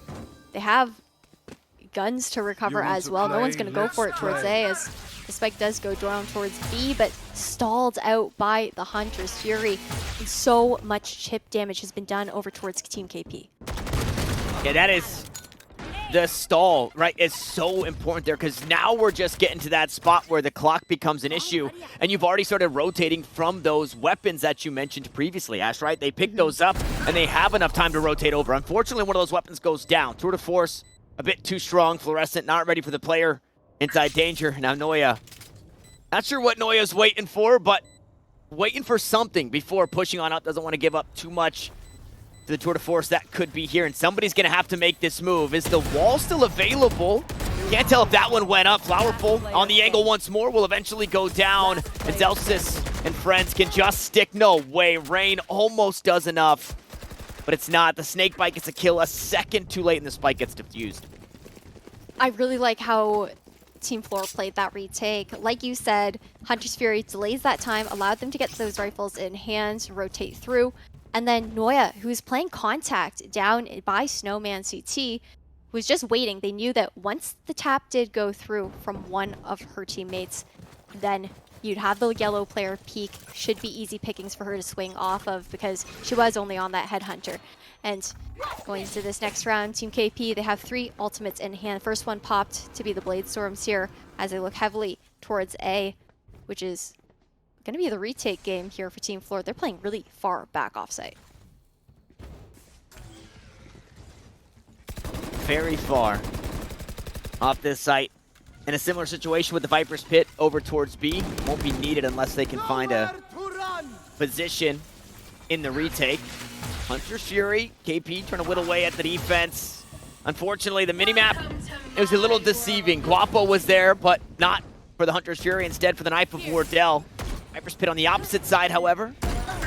Well, gonna go up and gonna go right down. Rain dies immediately. Now Zelsis, a thorn in the side. Kill onto Wardell, a backstab onto Flowerful. And the defense have found their way back into this one, but just for a moment. Now it's all up to KP. Zelsis does it. 3 kills on the round. 5 HP and a dream for KP. This is just unwinnable in the overkill. It's a shot to the body, and it's a 2-round lead for Team Fluorescent. Zelsis has been reigning supreme in this best-of-3 series. From what we've seen today, his ability to isolate those 1v1 situations has been pretty much unmatched, I would say, in this particular matchup. Just playing Ring Around the Rosie, being able to take people off guard, and take those 1v1 fights, whether they're looking at you or not. But on Team Flor, as they've hit double digits, they've forced all those ultimates out of the hands of KP's team, and now they're looking at 3 for this round. Well, one of them won't even be needed until economy becomes a problem. The other ults, however, they're doing their job. No, the classic comes out. The blades weren't enough to find the kill onto Rain, so a quick swap, making Jet look like Chamber, swapping on over to that pistol secondary. And Fluorescent, I would say that's a pretty good round for the Jet. That was a really nice round for Fluorescent. That A-main aggression that we hadn't seen from Team Flor really quite yet. There were late flanks to come out from this team, but they've largely been playing it far back, playing a little bit slower on the defensive side because KP's team, you know, in the previous maps, they were very much so slow starters on the attack. And switching positions once again. We're actually going to see Noya towards A this time around instead of towards B. I don't know if they're going to be ready for this op on top of Jenny, but due to the recon bolt pushed off the angle, going to have to TP away. Expending those rendezvous quite early on, but still looking for a little bit of a headshot angle towards screens. Almost rotated off, but the presence will be shown and known. Team Flor will hold steady. Jerk a step ahead of the team. Rocket goes out. And Zelsis goes down. Noya also missing out on the angle here. So for Team Flor, the start of this round, not in their favor. Guapo and Fluorescent, however, find a couple of kills in the crunch. Still possible. Fluorescent, well, I thought maybe was thinking was going to rotate back towards mid, but stays for another kill, finds Jerk. Noya falls. And From the high ground, Flowerful comes down as well. The ult on the pit, the stick on the defuse, and Rain just too far away. 3 kills for the Sova. Team Fluorescent, they lose a couple of players early, but they retake. I mean, it's magnificent. It was flawless. It's a really interesting retake because you saw Fluorescent, you know, she'd pushed out on the flank, shown that presence, and Team KP, almost all the remaining players, I think, kind of turned around and concerned themselves with that, and that just allowed Guapo to just completely sneak up through Maze, push his way in, and pinch them down as they were occupied. Now we're sitting at match point here for Team KP and Team Flor. 4 rounds to take it to overtime. And looking at mid control once again, Noya with the tool de false with the first pickup. Come on. Right to the head. There's nothing better than a headshot with some of these scoped rifles, whether it be the Tour de Force, the Operator, the Marshall, and the overkill that comes with it. Fluorescent playing the jump peek game. No, didn't spot anything, so Chow thought she was just safe to walk out of it, but KP there to strip the life away from the Viper. Now looking to do some more. Fluorescent gonna go down through the box. Noya here to battle back. That same ultimate that started the round could be the ultimate that finishes the round as the flick misses on the next 2 players remain. Hunter Shuri from Guapo won't quite find their mark, but the spike is still down and needs to be collected.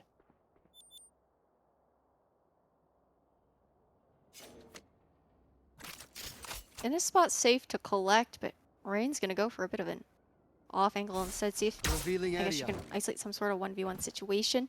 Throw up the toxic screen. I have the spike. Get that spike in hand. And cut some noise. With 30 Zelsis' seconds angle left. towards mid here, they know that Team KP is Right stuck in here. B main. And with 20 seconds left, they've got nowhere to go. And no time to rotate here. See if Noya Player standing. doesn't even push through, just takes the shot, expecting somebody to creep up and try and plant KP to hold on here. 10 A seconds 1v2, left. tournament life on the line. Zelsis gets punished. 7 seconds on the clock. A tap on the spike, and KP almost does it. Leaders win. But Guapo, stalwart in their defense, and Team Flor have done it. They take the series 2-1. But I was on the edge of my seat the entire time, Ash. That was close. I mean, imagine if KP clutched it out in that 1v3 situation, just so close to securing the dream, but Fluorescent's team does come out on top. That means that they're facing up against Starlight first, and I'm really interested to see how that rematch goes because they lost 1-2 previously up against them. Yeah, but this is the team that we were expecting, right? Team Fluorescent. I think Katie, Mimi, Chayo, kind of the predictions or the thoughts on the tournament as a whole, saying before knowing anything, saying this is looking like the strongest team in the tournament, and for good reason. But we have seen kind of some of the weaknesses in what this team brings to the table. And Team KP, they tried their hand, they did their darndest, and unfortunately, it just wasn't enough. So we're always going to get a rematch. It was just what rematch do we get? And we're going all the way back in the books. We're going all the way back to the very first round, Team Flor versus Team Starlight again. Yeah, Team Flor will be moving out on, and Team KP, unfortunately, Splat, and they're out. And speaking of Splat, we are sponsored here by Splat Hair Color, and you guys can transform your look with their products. You can choose from over 50, 70 permanent and temporary shades. Get Splat Hair Color at Walmart, Target, Walgreens, CVS, and Rite Aid, as well as splatcolor.com. You guys should check them out if you're looking to dye your hair. And if we hit that 1K dono goal, Tanner will be as well. But stay tuned for some more Valorant on the other side of this break.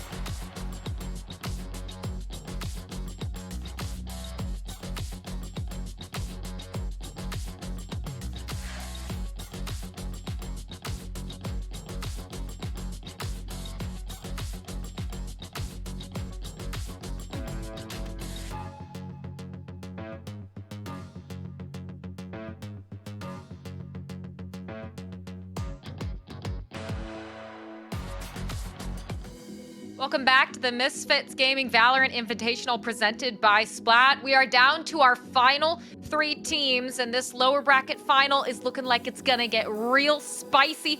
Why is that, you may ask? Well, because it is a rematch from the very first game of the day of the entire tournament.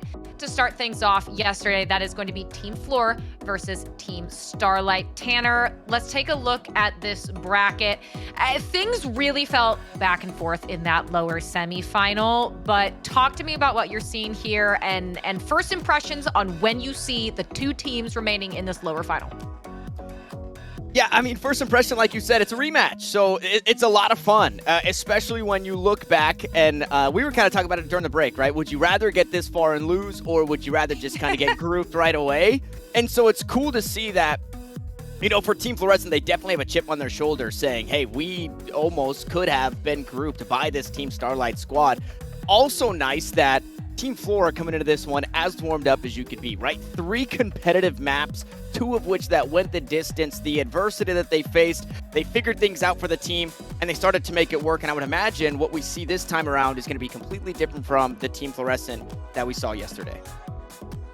Well, speaking of yesterday, I know we have some highlights of exactly what happened in that Team Flora versus Team Starlight opening, because Mimi and Shio at the time when we were doing predictions, and those can be, you know, finicky things. Sometimes you're on the ball and sometimes they don't quite go your way, but they were expecting Team Florida to 2-0 this, or at least comfortably win here, Ash. And as we look at some of those highlights from yesterday, that wasn't the case, because Team Starlight, whether it was clutches, aces, and overtime, they were able to get it done.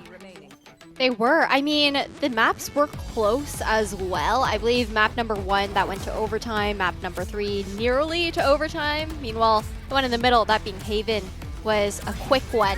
But despite the fact that we do have that best of 3 series behind us to kind of look back on, when we're looking into this next matchup, I don't want to spoil anything too early on before we get into those picks and bans, but I don't know if we're going to see the same maps this time around.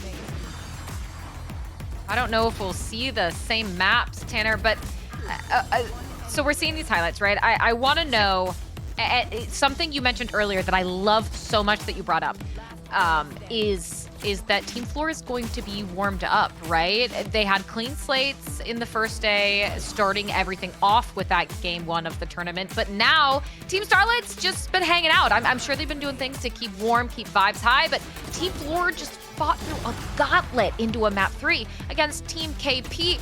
How much influence do you think that is going to have on how this series plays out?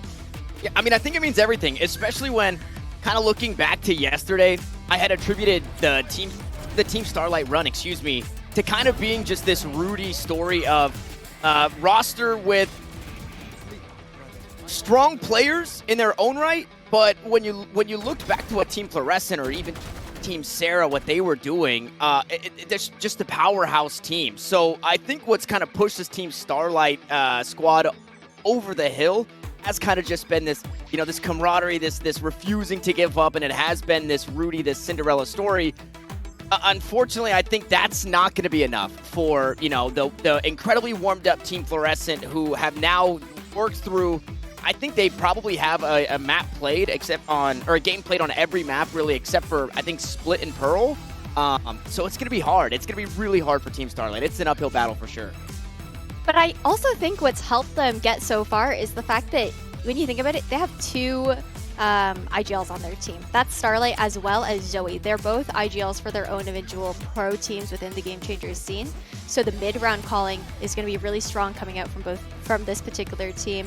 And, you know, you've got Katarina also, who's one of the heaviest hitters within the Game Changers scene. So, and then on the other side, Team Flor, they've been really good. Yeah, you know, keeping people on their toes, making those adjustments mid-game.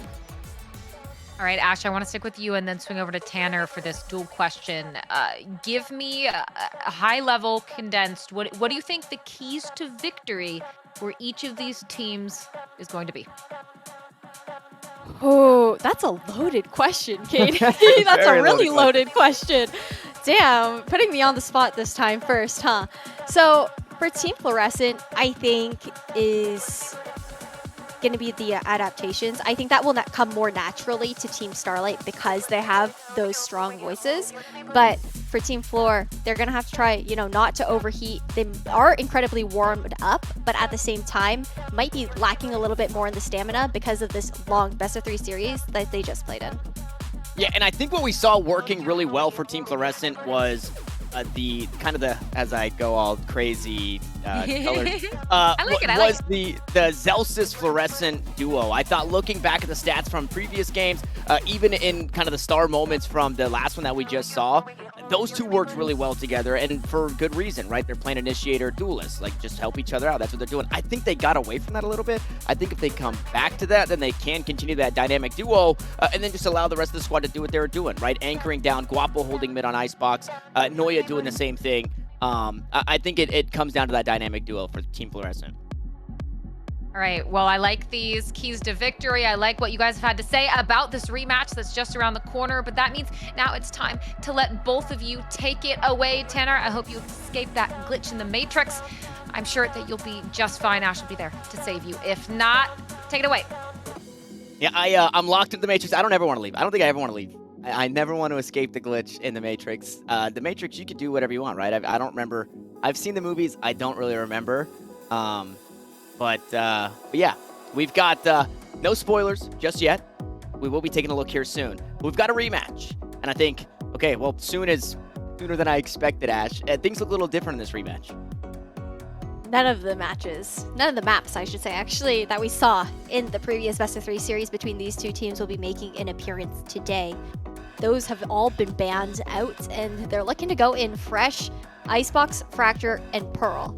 And the first two maps we're seeing are maps that we've already seen Team Flor play on here versus Team KP. And you know what? We didn't do predictions in this one, but I'm going to stick with Team Fluorescent on the series as a whole, given that they just came off these two maps. And shame on you, Team Fluorescent and Team Starlight. Shame on you for allowing Pearl to go all the way through, because I don't think we're going to see it. And I feel completely robbed. In my notes for that last series, Icebox, yes. I wrote Icebox, yes, for Team Fluorescent. I think this is a map that you want to be on. They looked really strong. But to that same point, Ash, Team Starlight, they've just been hanging out and waiting and watching, I would imagine, to see kind of what was working for Team Fluorescent on the attacking side, which is where they're starting. And Starlight, that team, they didn't have to play anything. So they could have been just vibing, you know, watching the stream. And with these two maps coming up, that means that they got to soak in all the information on how Team Fluorescent did play it out just now. And we're going to see the picks being locked in, not a mirror matchup this time around here, because we're going to see another raise here, but this time on the side of Team Starlight, as they stick with the Jet here on Flor's team. And rocking the Jet, I thought Zelsis looked well. Looked, you know, it's a different pick from what he had been playing the Neon and the KO. Something a bit more passive, but still making it work. I also thought this was the map where all of Team Fluorescent really came online. Everybody being able to do their job efficiently. As we get another raise coming out, Brax maybe a little inspired by what Jerk brought into that last series. And we also have the Fate. So Zoe locking that one in means there's a lot of options, but also a lot of information to be had for this squad. You're trading it out for the Sova, right? Those two initiators being mostly the mainstay, like main initiator for any team here. So what the Fade does provide, though, is, like you said, the combinations with Brax, the ability to chain the utility as well off of each other. Meanwhile, for Sova, chaining that util is a lot more difficult because it won't automatically do it off of a trail or anything like that. You have to be a bit more precise, ensure that you're getting those pings down correctly, and those could be big difference makers. As Team Starlight starting on the defense, they have a lot more potency as far as that stall goes. Definitely heaps of that, and they've also got the right read here in the pistol round with 3 defenders. Over on this B site, Toxic Screen already expanded out towards A for the defense, so be available for the retake. We'll see if it's even needed. Ziff gonna get tagged up. Not gonna teleport away, so Rendezvous still available. One headhunter shot down. We'll swap to the Classic, gets revealed once more. Now Team Fluorescent looking to get aggressive, but look at that. Katarina, a nice wall to slow things down, corral everybody into Ziv, who can then just teleport away, right? Try and get something extra and just back off. Ooh, trades for trades here down in yellow, and despite all of this noise, it's going to be a back off here for Team Flor, as we do see their chamber had pushed up a little bit towards mid to grab that information, playing this upper angle. So, gives info. Okay, no one's crossed over quite yet. They're cutting noise, and Spike's still lurking towards B. It's a bait as they draw attention towards A and mid here, and it's going to be a retake and re-hit towards the B site.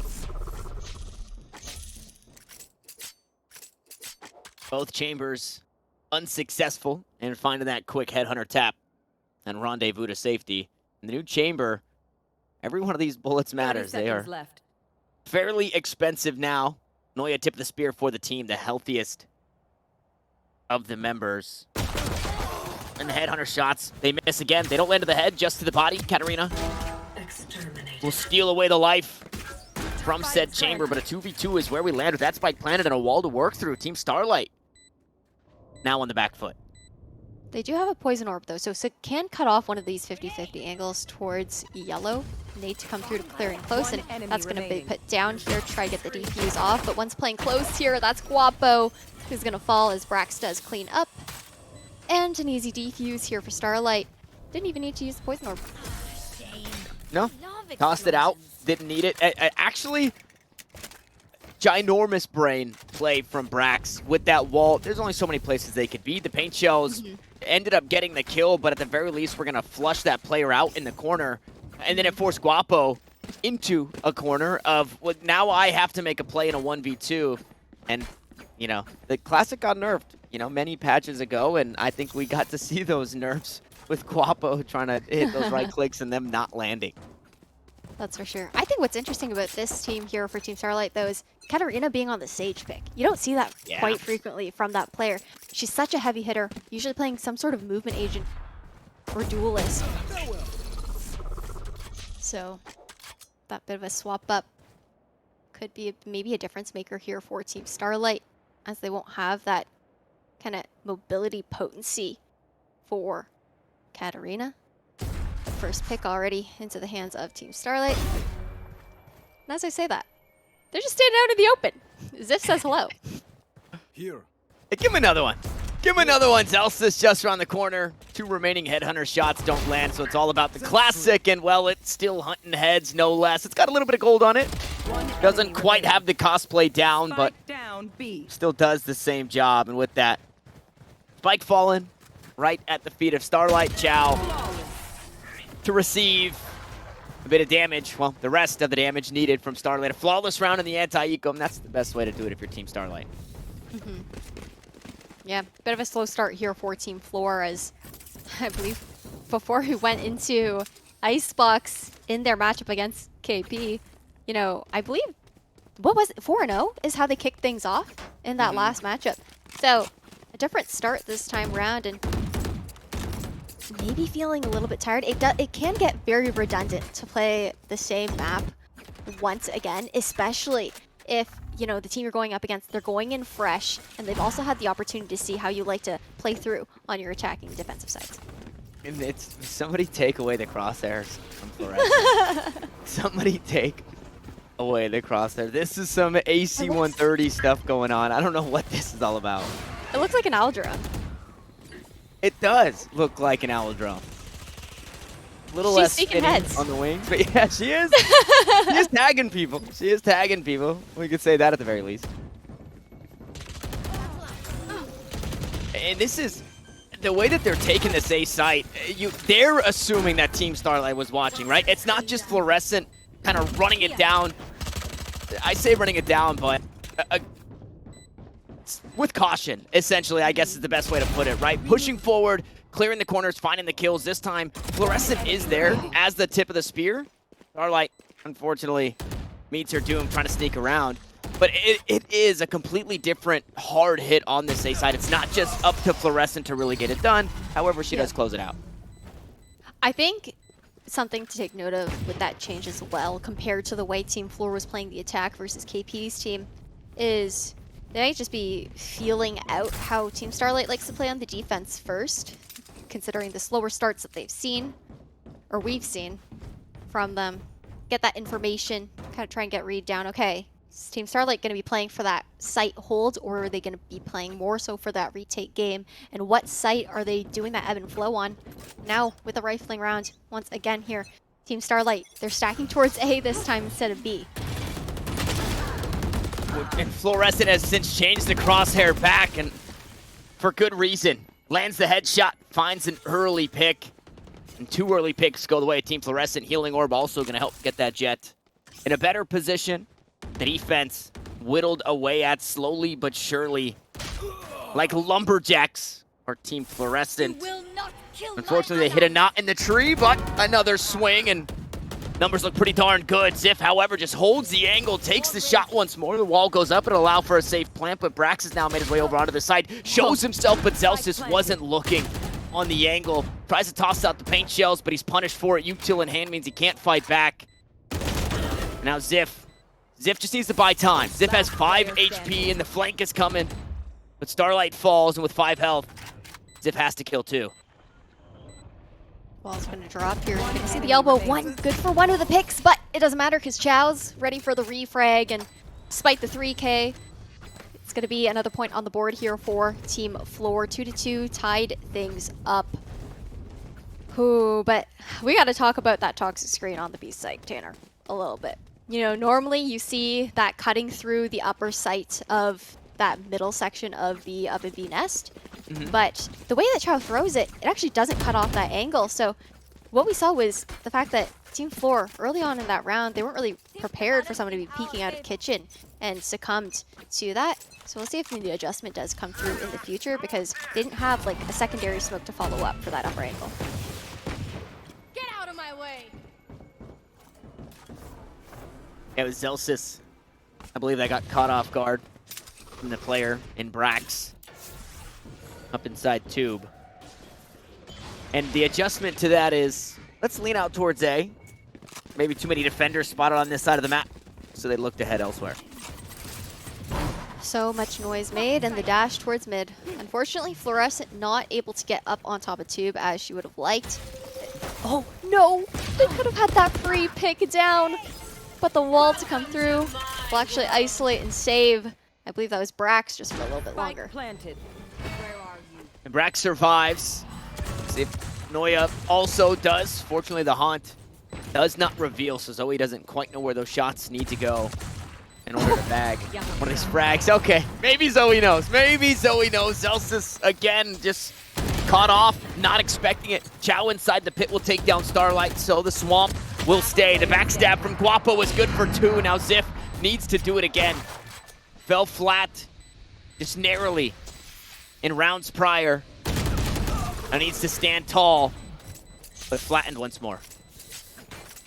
Now advantage over towards Team Flor as they hit that 3-2 score line, and Team Starlight able to buy up once again. But Team Flor, they have them in a nice little kind of pinched position, similar to what we saw up against Team KP, where if Team Starlight can't take away their buy round, they're going to be pushed back onto the eco. They're going to be pushed back onto that half buy. But at the very least, they have 2 ultimates to work with here on Team Starlight to try and convert this round into their favor. The Viper's pit being huge, and Brax as well with that showstopper to clear so many angles on the retake.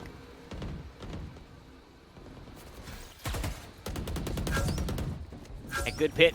It can be difficult to push over the top when, well, when you're getting shot at by Katarina. It also gets a bit more difficult on top of the ropes. You're not as accurate as you would have hoped, or, well, Zelsis, very least, isn't. Now Starlight, the name of the game is just survive for as long as possible. 2 attackers already taken down. 1 defender to fall, though. No. Chow just can't land the shots. That's one that you wish you had back. Fortunately, Guapo was there to make things right and leave it all up to Noya. Teleport's ready. I have the Spike in hand. Can put the rendezvous down, but not really in a position to be able to do so. All 3 defenders on this side of the map, too, makes this one that much more difficult. The rifle spotted. A head gone. Zoya. Zoya. Noya. Zoe. Ziff. You know. Chamber things. Chamber dips. That's what Ziff did at the end. Ooh, tough position to be in. Really nice attempt though at trying to isolate those 1v1s. Just couldn't really make use of it in the end. And now on the side of Team Starlight, despite the Viper's Pit being expended in that last round, there are a couple more to follow now as far as ultimates go. And whew, the combination that we could potentially see on a retake with the Showstopper and the Nightfall, that's what I'm looking forward to. And that is the fuel of nightmares. Absolutely. Not hearing that rocket come in and getting punished by it. Guapo finds nothing with the drone, unfortunately, so they're going to have to walk into this one blind. Boombot comes through, and that's going to be a little misleading. Brax also not getting any information off of that. Means Guapo just pushes all the way up. But still, nobody had a very, very passive approach to the defense here on the A side. Nobody keeping an eye on that upper nest angle. Guapo just gonna get that free first blood and a plant here for Zelsis up in top and nest with the wall as well, just to make getting the defuse down even that more difficult. Did you see that hop? Hop skipping a jump and Zelsis has an upper angle. Oh, but almost lost it. Katarina actually saw him on the screen, but herself did not see Zelsis was atop the wall, so he's forced to fall off. Resurrection will get Zoe back on the board. Hunter Shuri sits her right back down. Brax gonna find one with the Showstopper out towards mid. Another shot will go, and another shot will land. Brax now on the hunt, and as the last one standing, the Predator has become the prey. Fluorescent is gonna jump away and toy with the raise. Will allow Brax to sneak away. A rifle hopefully was re-picked up by Fluorescent. If not, maybe a little bit of economic damage there. Either way, the round picked up and the lead back in favor of Team Flor. That post plant was methodical, Tanner. I mean, you saw how Flor's team backed up all the way towards A main. They played for the Hunter's Fury and were just playing to buy time for Flor. She had that flank through. They didn't have mid information on the side of Team Starlight, and it just allowed the pinch to come through, get those frags down, and to close out that post-plant situation. Now pushing Team Starlight onto this eco round here. Star's getting up close and personal with Shorty. And, oh, Noya. Noya's ready for it. Noya expecting something cheeky. And while something cheeky is exactly what she found. Guapo creeping all the way up, goes atop the wall. How many times are we going to see that today, Ash? I don't know, but the amount that he's been able to creep up is kind of, I don't know, that's illegal. I think, you know, they're playing really far back on the A site, but Guapo just gets so much information regardless, and the blitz towards B does come through. Zelsis with the plant as well, so they're really looking to invest into that resurrection here on Team 4. Resurrection would be nice, available, but really can't be used. Zelsis not finding himself in a situation to do so. Both players swing that way, and Zelsis scoops them both up. They didn't have the best coming into it. Now Zoe also in that same feat, and with one bullet shot, it was the last one, and can just hop onto the spike here. Nightfall is available. Sheriff in the hand. The swing is there. Zelsis takes some extra damage. They're both so low. Only one bullet needed, and it's one to the head for Zelsis. Ooh, that one was right down to the wire. In another world, Zoe would have clutched that up, but still a lot of nice economy damage to chip away at Team Flor's little savings account that they've amassed for themselves here. And the resurrection will be available for this coming round. So, didn't need to be expended there in the last one. But for Team Starlight, regardless, that eco did a lot of damage. It got some value out and down, because if Team Flor does fall in this next round, I don't think all members will quite be able to afford that full buy.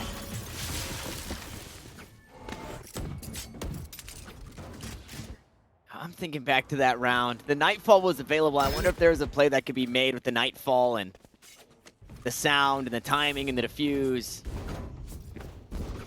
Either way, we are where we are. We do see that Nightfall here. And out towards the scare Flor.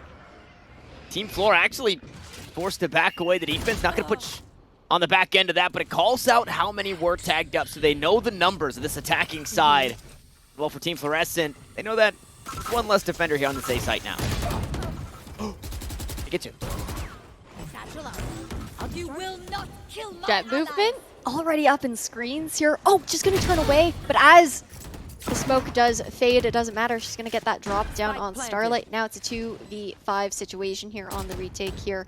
Brax and Ziff left alone, and looks like Ziff is just looking to save at the moment. Get out of Ziff here. will not have what Brax is having. He wants something else on the menu. Brax, however, he's hungry. He's looking to eat. Already Last started player the appetizer. And it is just going to be that snack on to one. Brax falls. And now we get to see loser's POV here for Ziff. I guess he's a winner in his own right. He gets to hang on to the operator. Yeah, full shield too. So I mean, well worth it for the save, but an expensive round there for Team Starlight because they now have to make that decision. Okay, do we buy up full with the operator? Do we do this half buy, try and let Ziff handle things? So we'll take a peek at what the economy is looking like and what the decisions end up coming through. It's going to be sheriffs across the board. They're confident in those one taps instead. And I mean, come on. Katarina on version X, sheriff in hand. She's going to get at least one here and then have that resurrection up. So there's still a light at the end of the tunnel for this round here for Team Starlight. Now they have my attention. The cat needs to find one here. Ziff picks up two. The operator. Oh, actually, I don't know if you saw that there at the end. Katarina going with the stinger, and there's one of two for Ziff to try and make this one winnable. Obviously, those are just very fickle numbers that I've made up now that are the win conditions for this offensive side, but they're off to a pretty good start. We go 1 for 1. The paint shells are what get it done for the next kill for the defense, and there's Starlight coming through. Katarina, unfortunately, not in the mix, but Starlight will gladly take her place and finding these sheriff kills. And now this round looks incredibly winnable. Well, it did. Well, it did, actually. You know, it happens. And with Zelsis here, he knows that the reposition has to come through towards Rafters. Playing this hell angle, trying to get a GE head spot onto one of the players. And now we don't even know where everyone's going. Cut noise to retap, and no one's taking the bait quite yet. One enemy remaining. Oh, no. Oh, no. Zelsis needs the ace. Zoe crept all the way out. And for some reason, I think maybe because of the operator, that was not considered a thrifty round win, but it was just that. Team Starlight on sticks and stones coming to that one, and they steal it away. Ooh, Zoe redeeming herself in that round, saying, okay, I can close this out for us. Don't sweat it. And the only ultimate online here is still going to be that resurrection. And I think what's tough is, for Team Starlight, we're so used to seeing Katarina being this player who gets aggressive, up close and personal, even on the defense, usually on a jet, sometimes on a chamber as well, just trying to push out. And she just doesn't have that same ability to take these early fights, has to play back being on that stage, play for the utility and the sustain. Out of charges. Yeah, you never want that Sage going down early in any of these rounds, especially when you're in a situation, right, where you're kind of handcuffed if you're Katarina. Hey, you have the resurrection, so we need you to stay alive. So you have to try and play passive until you eventually do get that ult off, and it hasn't been in the last couple of rounds that she's been able to. Brax with the high ground, gonna use that blast pack, dual purpose, gets a little bit of damage, also helps him back away. Unfortunately, can't say the same for his team. They're headed back to the bench and retry in the next round. So a 7th, maybe just around the corner for Team Fluorescent, although every time I lean to one of these teams winning, things start to get crazy. Yeah, we've done a few live and well caster curses today. Yeah. But once again, Flor on the replay here towards mid, looking to pinch in a 3v, what is now 2 situation. Last player standing. And again, the flank, so much impact coming out from Fluorescent. So much influence on the round, and well, it's that dynamic duo still alive. So a nearly unwinnable round for Ziff. A 7th that does come to fruition, but as I said it, right, it got weird for a second. We go back and forth, and although Team Fluorescent had a couple of player advantage at one point, it comes down to the wire in the 2v2. And unfortunately, Ziff and friends just could not hang on to that round. So 7-5 is all that Team Starlight can hope for. Team Fluorescent, however, have got themselves a resurrection once more, and I would imagine they want that 8th. I think also what's difficult here for Team Starlight is Flor goes for that reflank so late into the post plant and is able to use, that jet movement, just run up quietly to sneak your way through. And to combat this, Team Starlight, they're popping out the Viper's Pit. They're not looking to let Team Flor take the A site this time around because the retakes towards B have been a little bit more successful.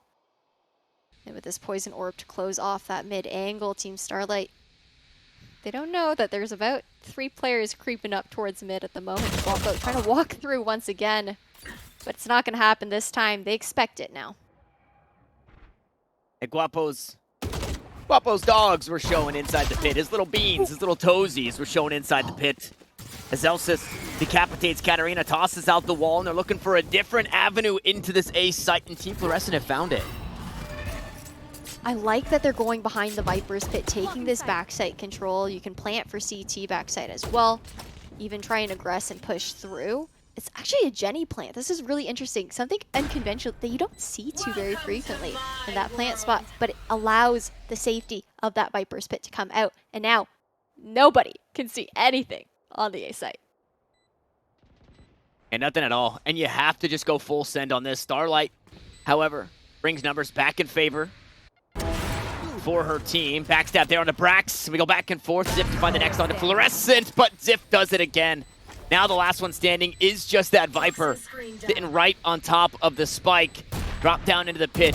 Zip with the head on her, and it lives up to its name. 3 kills on the round. What a round to win, and what a round for Zip. 7-5 as we swap sides. And I want to go back to that spike plant real quick because I think a generator spike plant anywhere else at any point in the game it's kind of stinky poo-poo because you can only be so many places to watch that spike plant. But because you have that Viper's Pit, now the defenders are just assuming, because of where it's planted, that I guess that's probably right by the rope. That's the default plant just because of the sound that it's making, right? Not being able to pinpoint that to understand, oh, somebody needs to be in a weird spot to see this generator plant. So I like that. And unfortunately, it just doesn't work out. And you also had the Viper's Pit kissing, right? Like, there was no kind of split area on the actual A site to get around and maneuver around. You're either in your own team's Viper's Pit or you're walking into the other one, and you don't really have any other decision other than that. But here for Team Flor, we have swapped sides. It's pistol round here. Anoya already pushing up towards tunnel, and one waits. Whoa, Noya narrowly escaping death. Was Team Starlight. We've yet to see these chambers land those super cool headhunter one-tap rendezvous, especially here in the pistol round. I like that pressure being put on towards B main as well, though.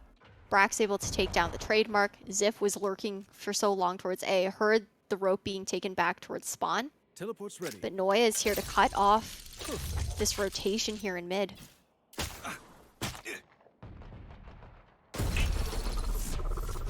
Nobody peeks me 1 time, 2 times, 3 times, 4 times, and gets away with it. Noya still fishing, but just can't find it. No, nobody to reel in quite yet, but we're going to see Toxic Screen come through. Starlight's pinged out by the recon as well, and a really nice barrier orb there for Zelsis to cut off that usual kind of plant spot there for a quick retake. And the numbers, although favoring the defense for just a second, the attack get 1, and you need more than that. The wall cut through almost immediately, so it allows this gap to push through, but it's just not safe anywhere. The high ground, the low ground, it's all been assumed, and Zelsis will gladly right-click his way to victory as Team Flor find their 8th. That barrier orb was huge. To be able to save that into the late round where they really didn't have too many other options was really nice on the side of Team Flor, especially in that pistol round where you don't have as many bullets and the guns aren't quite as strong to break that wall down. So this gives Team Flor another advantage. They didn't win out rounds 1 and 2 on the other side, so on the defense, they're looking to prove why Icebox is a great map for them, as we saw up against Team KP, and they don't want a 1 and 2 this time around. Once is a fluke, twice is data. That's what we said to close out the show yesterday. And Team Flor, they do want to make sure that that series win was known as a fluke. But if Team Starlight can reciprocate, and I think maybe we'd be looking at one of the strongest, if not the strongest team here in this. As Elsa's just collected a few alt orbs. Fluorescent wanted to do the same, but has to answer to Zip, who's usually pretty good with that headhunter by his side. Oh, the healing orb used, and Zelsus peeks right on through. Noya, though, there to equalize. 2v1, Weapon here. the chamber down, and it's only a shorty. This is not the best place to be in, and timing just gets away from Zoe, who was trying to creep up before anybody would see her, and she was unable to do so. Yeah, 9-5 here for Team Flor, and this is also Starlight's map pick here, so if they can take away this upset, they're heading over to their map pick, where that feels pretty comfortable to have that advantage going into it. Try to close things out, because Grand Finals does loom later on tonight up against Sarah's team, who's just sitting idly by. You know, they're soaking up all this intel. They're like, okay, they run like this, they do this. It's going to be a stamina game for that Grand Finals, whoever faces up against Team Sarah. Well, you know what, it's tough, right? Because you're exhausted by playing a long day of Valorant, but it's also exhausting to just sit around and do nothing all day, you know? And when you just have time on your hands and you're just waiting. So I think fatigue on both ends for either these two teams or Team Sarah once we do finally get into the Grand Finals. Maybe the 10 grand is enough motivation to not feel sleepy, though. It's like, I don't know, I usually drink a Red Bull, but maybe 10 grand would get me going too. Oh, I can definitely tell you that Sarah's team's probably chugging some Red Bulls for sure. Just knowing Sarah herself, but a lot of presence being shown here by Team Starlight towards A as they slowly walk up B main. There is a trademark for the information, though, as Noya, the anchor on the site, the anchor for Team Flor, who's clutched up quite well several times. And as I say that, first blood in her hand, that's taking the raid boss down on Team Starlight. Zip. Yeah, both chambers taken out. 35 seconds on the clock, so Team Starlight really got to start to make a move, and they will do so. They'll get that spike planted. Player down, though, is Katarina going to hug close to the barrier orb. Guapo creeping up as well, but it's a long angle to have to push. And they will be met by Zoe and Brax. Unfortunately, this 4v3 just became a 5v3. The resurrection, Katarina eventually gets answered. Brax to steal one back in Fluorescent to fall, but now Brax has to do it all. And there's just too much going on. Too much for the Rays. Rolling down too many rounds for Team Fluorescent. 5 rounds the lead as they'll reach double digits. Ooh. I know that Cloudburst was thrown out so the resurrection could come through in a clean fashion there for Team Flor, but it also put Kat in a sticky situation. She was hugging that close barrier orb, and it turned into a one-way situation because it just completely surrounded her. She didn't have the vision to even try and get that frag down, and now Team Starlight pushed onto an eco round. Team Flor is looking to end this first map early.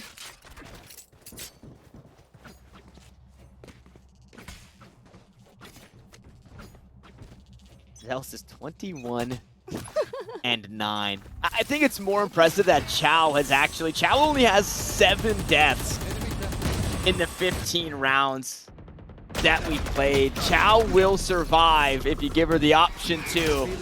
Unfortunately for Team Starlight, it's not possible. There is no option. Yeah, that option was blacked out on the scan. You couldn't vote for that. You couldn't opt in to staying alive. And a flawless round for Team Fluorescent. Went the way that you expected because of the Starlight economy, but just that much closer to closing out this map. Hey, what you were saying about Chow earlier, though, I mean, it's in her name. Chow. She says, "See ya later." She's dipping. She's gonna keep her lives under her belt. And now we're gonna see the Tool de False being popped here by Noya over towards B.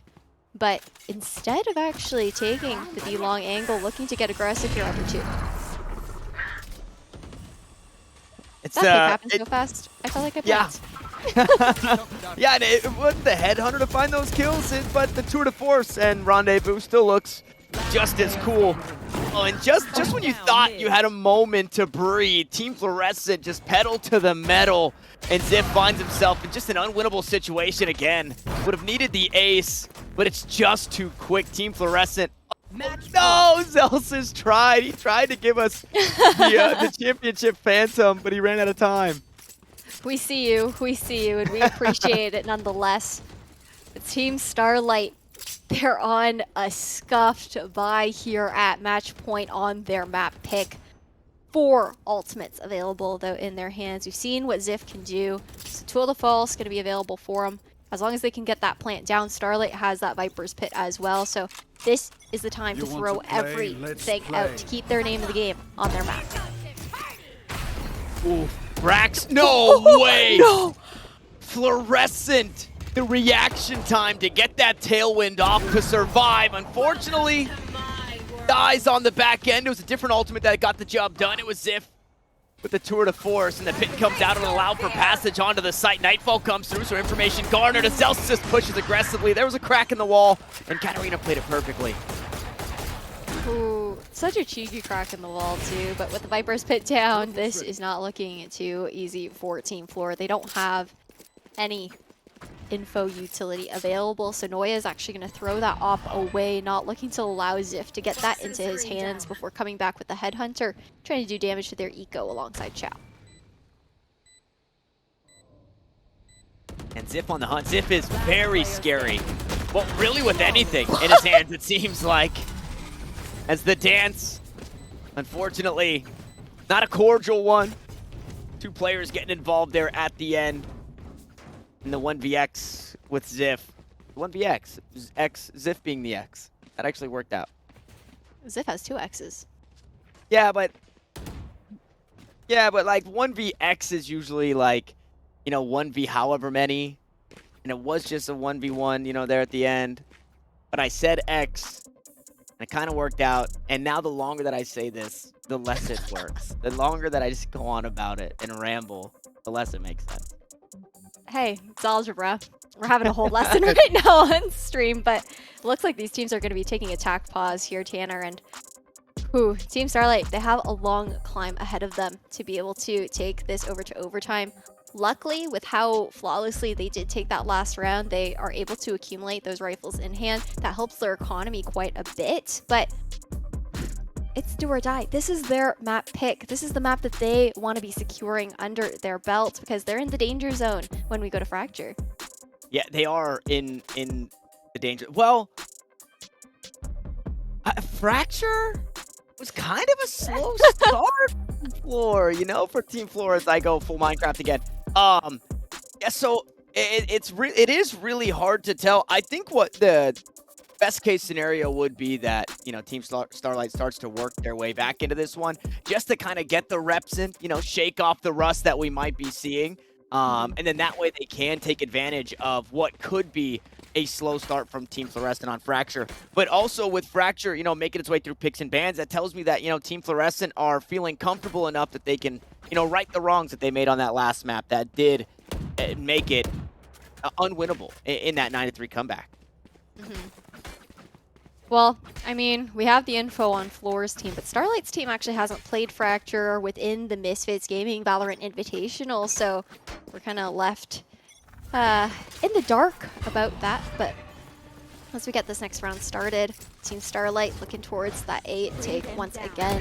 Just the lurk here from their Viper towards mid, but not a very actually aggressive one because all 5, they're gathering themselves here in A main, forcing that Hunter's Fury out of the hands of Team Flor. And Ziff, not alive for very long here in this one, and I understand the sentiment of wanting to keep somebody out towards mid because somebody will flank. Eventually, it will happen. You just have to wait for long enough. Those Vipers are about to meet as the Resurrection gets Ziff back on the table. Fluorescent takes her leave. The Vipers do meet, and it's Chow to take down Starlight. An unfortunate turn for the attack as another one falls. And it's almost like you can see the light getting a whole lot dimmer here for Starlight. One enemy remaining. Ooh. There's no light. There is no... Wait. Okay, hold on. Okay, hold on. The ace to potentially take this clutch? No, not the case. Defenders win. They didn't want to give us the real fake comeback. So, Team Starlight, they take their exit here in map 1. Team Fluorescent, they net that one 13-6. And that was, that was not something to say to be expected, but there was a pretty lopsided map the last time these two teams met. And for Team Starlight and for the Starlight fans, you're hoping that that was a lopsided map and that the next two are, not only are going to go the distance, but they're going to be long maps. Hopefully. I think on Fracture as well, we're probably going to see a change in role there for Katarina, who was playing the stage but normally plays either that chamber or jet pick and goes for the aggressive plays, but was kind of held back by the role she had to play here on Icebox, being a sentinel instead, being that sage to provide the sustain as well as just the slows onto those site takes. But I mean, Tanner, we've got more Valorant coming up for us next because we're going over to Fracture, you guys. We will see you guys on the other side of this break.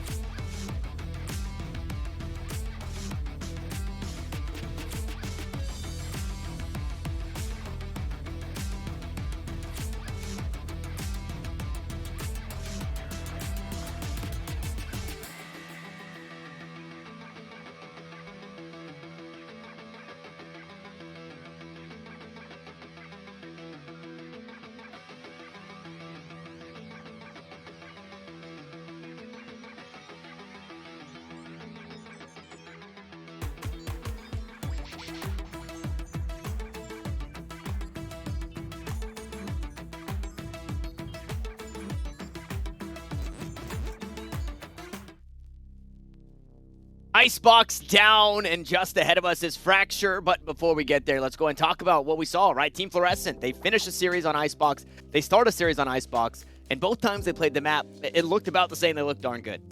They looked really good here this time around. I feel like I mean, they had already woken up in their matchup against KP's team, but on Icebox, I felt like there was an unmatched synergy that was coming through kind of for the first time that we had seen today. They're really playing together, ebbing and flowing as a team, and now we're going on to Fracture, where they actually struggled a little bit in that first half on the attack, which is, for this team, something you would expect would be a strong suit for them.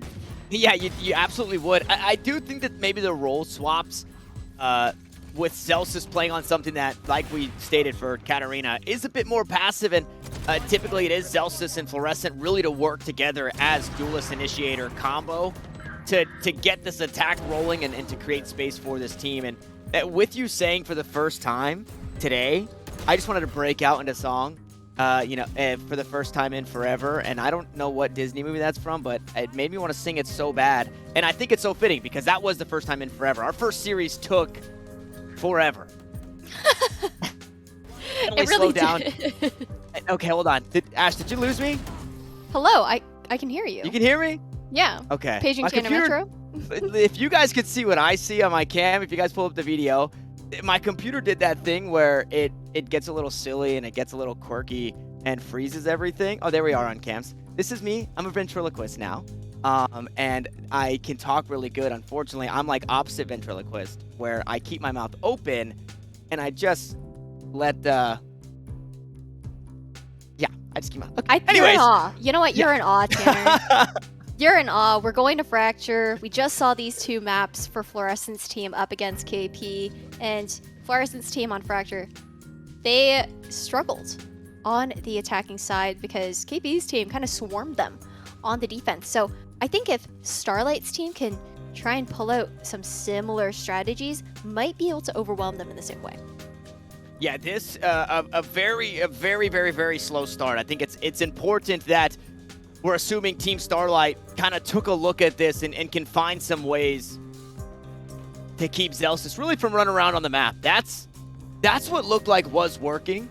On the attacking side, maybe Zelsis was overextending just a little bit. We talked about farming ult orbs, but instead of doing that, would push deeper and deeper for kills, even if you could grab one of those ult orbs for free, and would eventually die. It felt like a run-it-down map on Fracture. I think Team Fluorescent feeling a little too overconfident. And in the inverse now, Ziff going to be slowing things down for his squad, playing that initiator, going to be working hand-in-hand with Brax, and it's Katarina, no longer on the Sage, now on the Chamber, something that she can be a bit more aggressive with. Ooh, that's true, but we're seeing role swaps here, Tanner. This is not the same composition that we saw out from Team Fluorescent, at least not the same comp on the same players. Chao is actually going to be picking up the breach this time around. Meanwhile, that was actually Fluorescent on the breach last time, I believe, paired up. Or was it? No, it was the KO. I'm totally mixed up right now. It's been a long day. It has been a long day. It has been a very long day. And you know what? It almost feels that it's been even longer since we've seen Fracture the last time, because we've had two ice boxes in between. That's true. It was like the director's cut.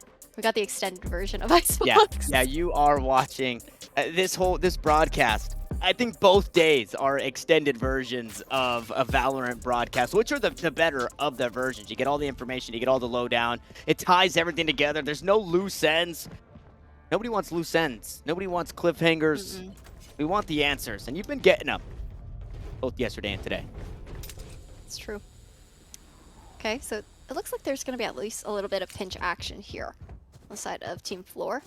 Guapo going to try and put a little bit of pressure towards Dish, get that info, but the Spike actually leaning towards the B side this time around, and I'm really excited to see Kat on this chamber. You know, she brings just so much more to the table, I think, on Agents where she can get aggressive and have the ability to get away.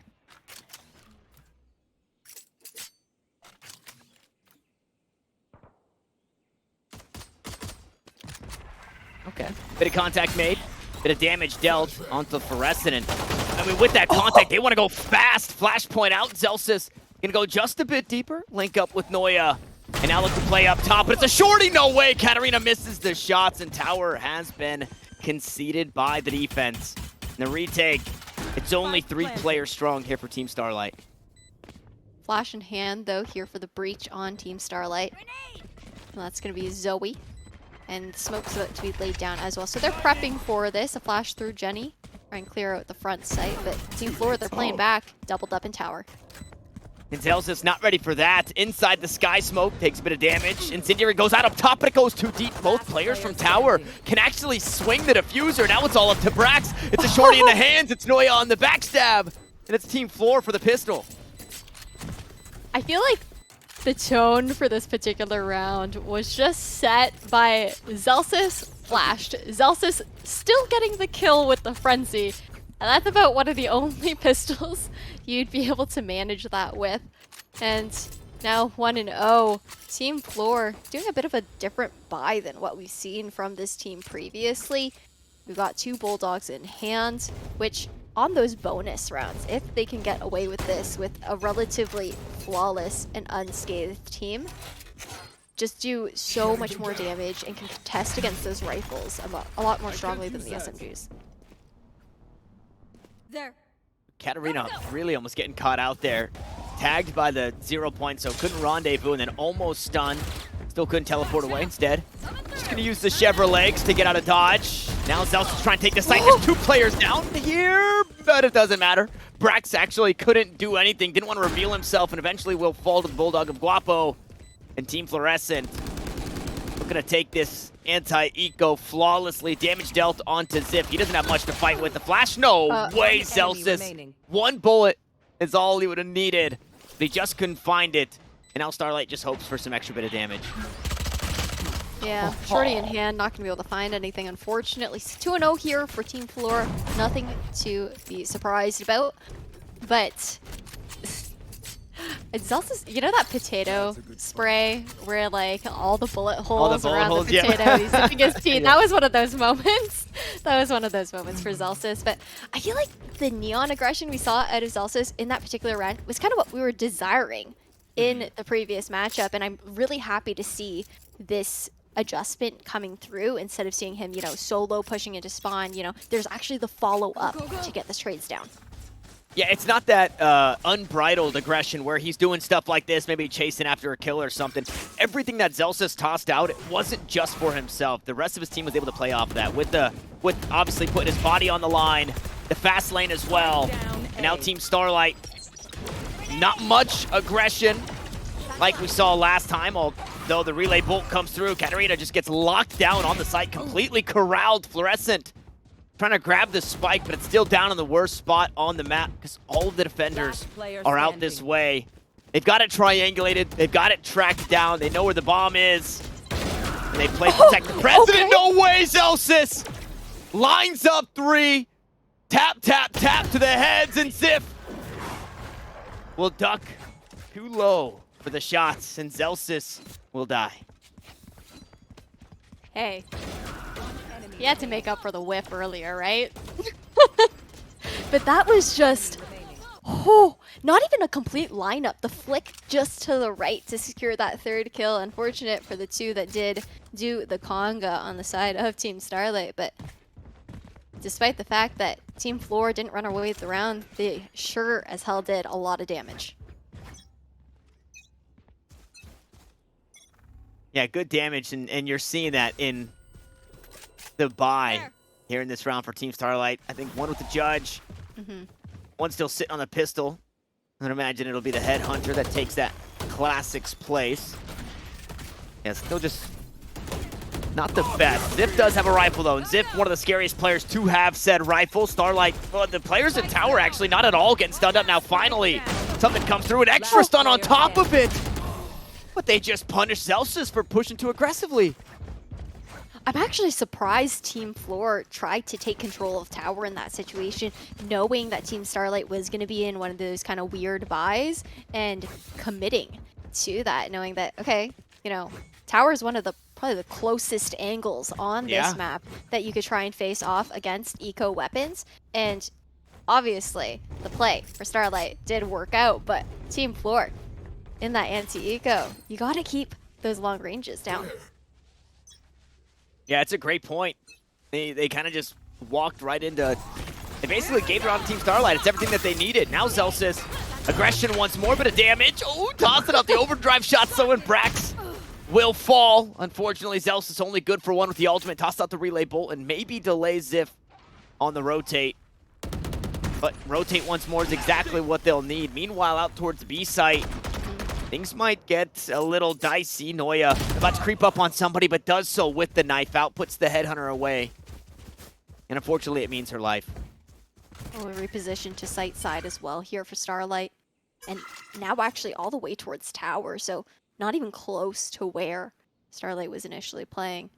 And the comms from Noya won't matter too much, and you can see Team Flor, they're regrouping here, going towards sewers.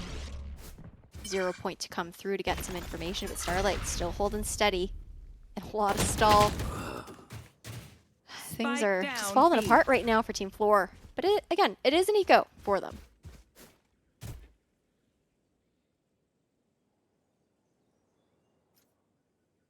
There ain't no time to be slow 30 walking. seconds left. No, there really isn't.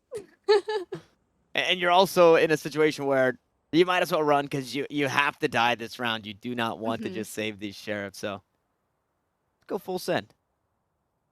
Well, Cat's waiting. Cat's good for 2 here, easy Enemy peasy. remaining. Yeah, you wouldn't really expect. Spike Okay, down A. maybe not good for 2, but there's still not enough time to get this spike planted unless she can. Oh, Yeah, no. That's unfortunate. That's so close. Literally just like a millisecond off from actually getting that after hopping towards site. But this is Team Starlight not taking the lead for the first time. And Team Starlight in the lead 3 in a row, and this is kind of what we talked about. We hyped up Team Fluorescent in the first couple of rounds, but that's just a pistol. That's just the anti-eco. Ever since guns have been in the mix, Team Starlight, everything's been in their favor. Katarina, operator in hand. We'll see how much damage she can get done with that one. Looks like she's going to be hanging out over towards this A-sided. It's a different look, right? Trademark inside A main, and they're looking to push aggressively towards Dish. Unfortunately, nobody to there for this crunch. But at least we're seeing different looks from this defensive side. Despite no one being home, though, it gives so much information over. They know that everyone's pushing towards south side at that moment, regardless of which site it would be. So the read is given. There. The only way the Team Flor now gets towards a north side position is going to be by taking the rope. So that's a lot of info into the hands of Starlight's team. A trademark just holding Zelsis off in the moment to take that down. Put on that high gear, slide on towards site. A free for the taking. It'd be nice if Katarina could get one through the smoke. 4 players were there, obviously unbeknownst to the chamber of Team Starlight. Meanwhile, Zelsis hanging out inside the dust cloud. Wants to try and get something done. Player just on the other side, but a wall between them. The iPad comes out, and Zelsis, the timing. Orbital strike. Here comes the swing. Starlight couldn't get the rifle re-equipped. Zoe, however, in position to maybe trade this one back. Nope, Zelsis just keeps pushing forward. The rocket at the back, but 45 HP is where the Neon stands. Brax on the hunt. The blast pack try and keep Zelsis stuck here inside the spawn. They're looking to hop onto the defuse for now. Zip will fall. Shots into main. Katarina trying to fight this backwards, but an orbital strike and an incendiary means that this round is won. But how about a 4v1? That right there will seal the deal. Noya and Guapo pay for it with their lives. We salute you, soldiers, as we're all tied up at 3. Oh, either way that round went, the losing it team was going to come out with the ability to actually, well, not the ability, I guess, to completely full buy for their team. We're going to see... Oh, well, actually, you know, there is actually the Tool of False available here for Starlight. So I'm going to eat my words here, Tanner.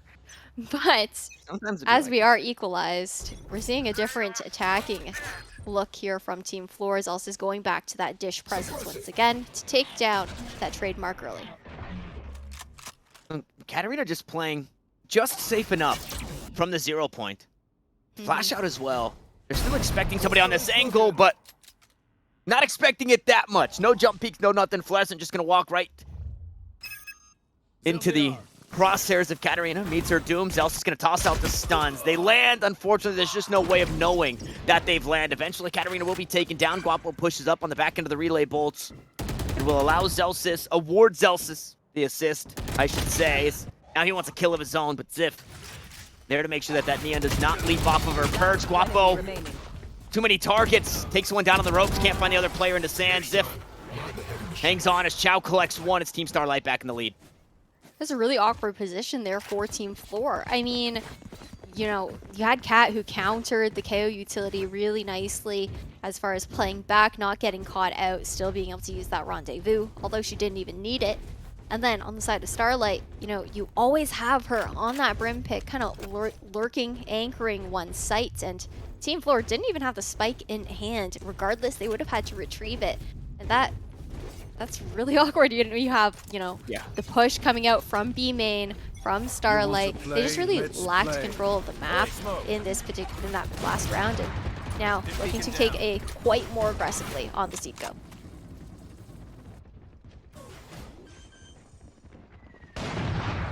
Zelsis already out. Flash is out as well. Guapo playing in the sands. They dropped down. What? It's Zelsis to help out for one. Guapo find the next, and everybody getting a piece of the pie here for Team Fluorescent.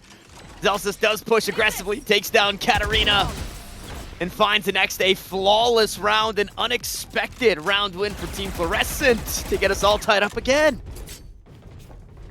You could not ask for a better, like, eco round there. Yeah. The sheriff's in hand, the free frags, just, I don't understand.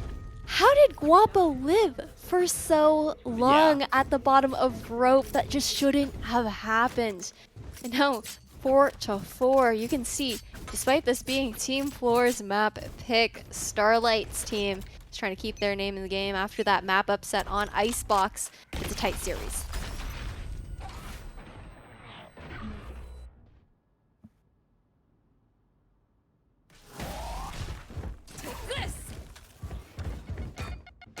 Stuns. Oh, paint shells right off the noggin for Guapo, but he's still good for what Brax there to finish what he started with said paint shells. Flash on the outside, Boombot taken down. Spike is down. Guapo was the guy that was not supposed to die, but he did, however. And just when Team Starlight want to try and crunch, they get punished. The operator from Noya, the push through main, the rolling thunder right at their feet, and Starlight tries to sneak past, but it's been spotted. Finds the first, not the second. Needed 3 more if that was the case. A 5th for Flor, but most importantly, 2 in a row.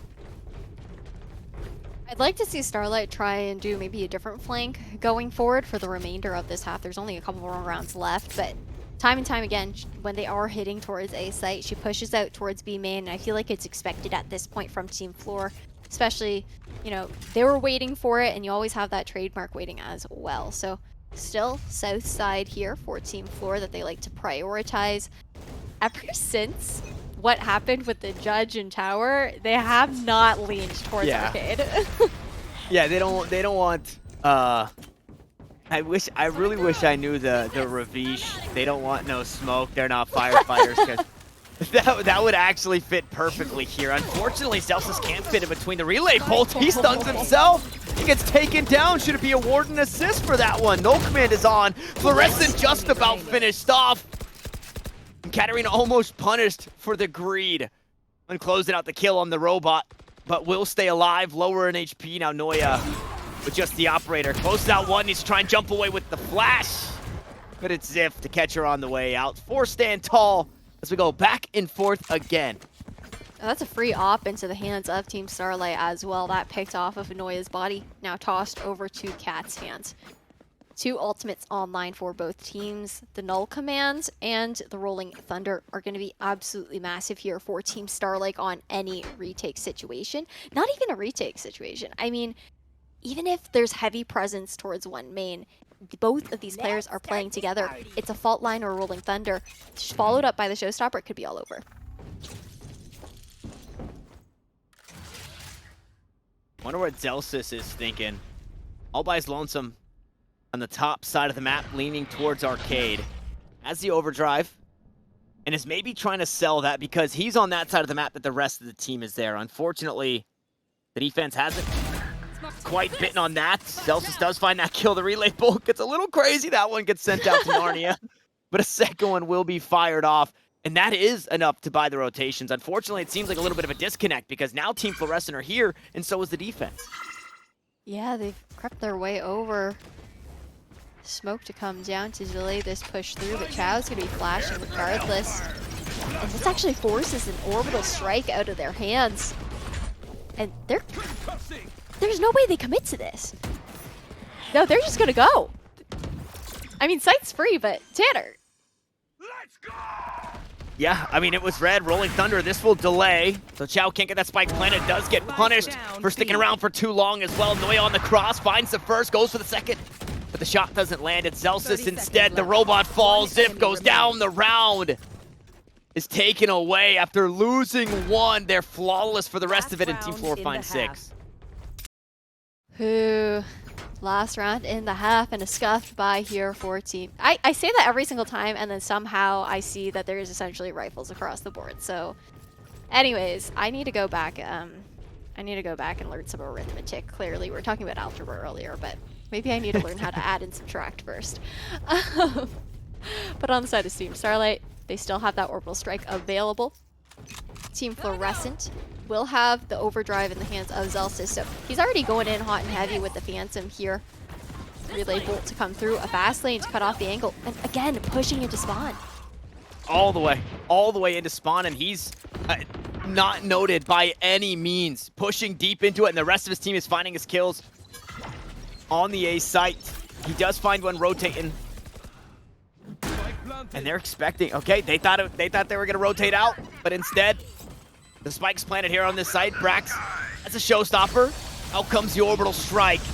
There's just nothing to be had there. Shots into the spawn, the rocket lands, Fluorescent falls. Zelsis needs to sneak away, so low in HP, does not want to try and take that fight. The overdrive comes on, and Chow is also low in HP. Just behind, though, the zaps come through. The Rolling Thunder doesn't land onto Brax, so it's all up to him. Unstunned, unfazed, and unfortunately not undying. Brax 3 kills on the round. Starlight just looking to stick to defuse and might just do it. The kills come through for Ziff, and Noya couldn't close out the round. So we're tied up 6s as we swap sides. That post plant was chaotic. So many ultimates expended on both teams. The fault lines come through as well because, I mean, on the side of Team Flor, they're playing back. They're playing for that really open for main post plant situation. But the way that Team Starlight was able to isolate and zone their players allowed the retake to come to fruition regardless, and hiding in the smoke got the defuse down. Now we're looking at a fresh start here. 6-6. What did we end the first half of last map on, Tanner? Not 6-6, right? I don't... Maybe I'm thinking of another matchup. There was definitely a 6-6 matchup. So there was a 6-6 icebox. I would be lying to you if I remembered what last map ended at the half. I think 9-3, but I'm not 100% sure. I know there was a 6-6 icebox though.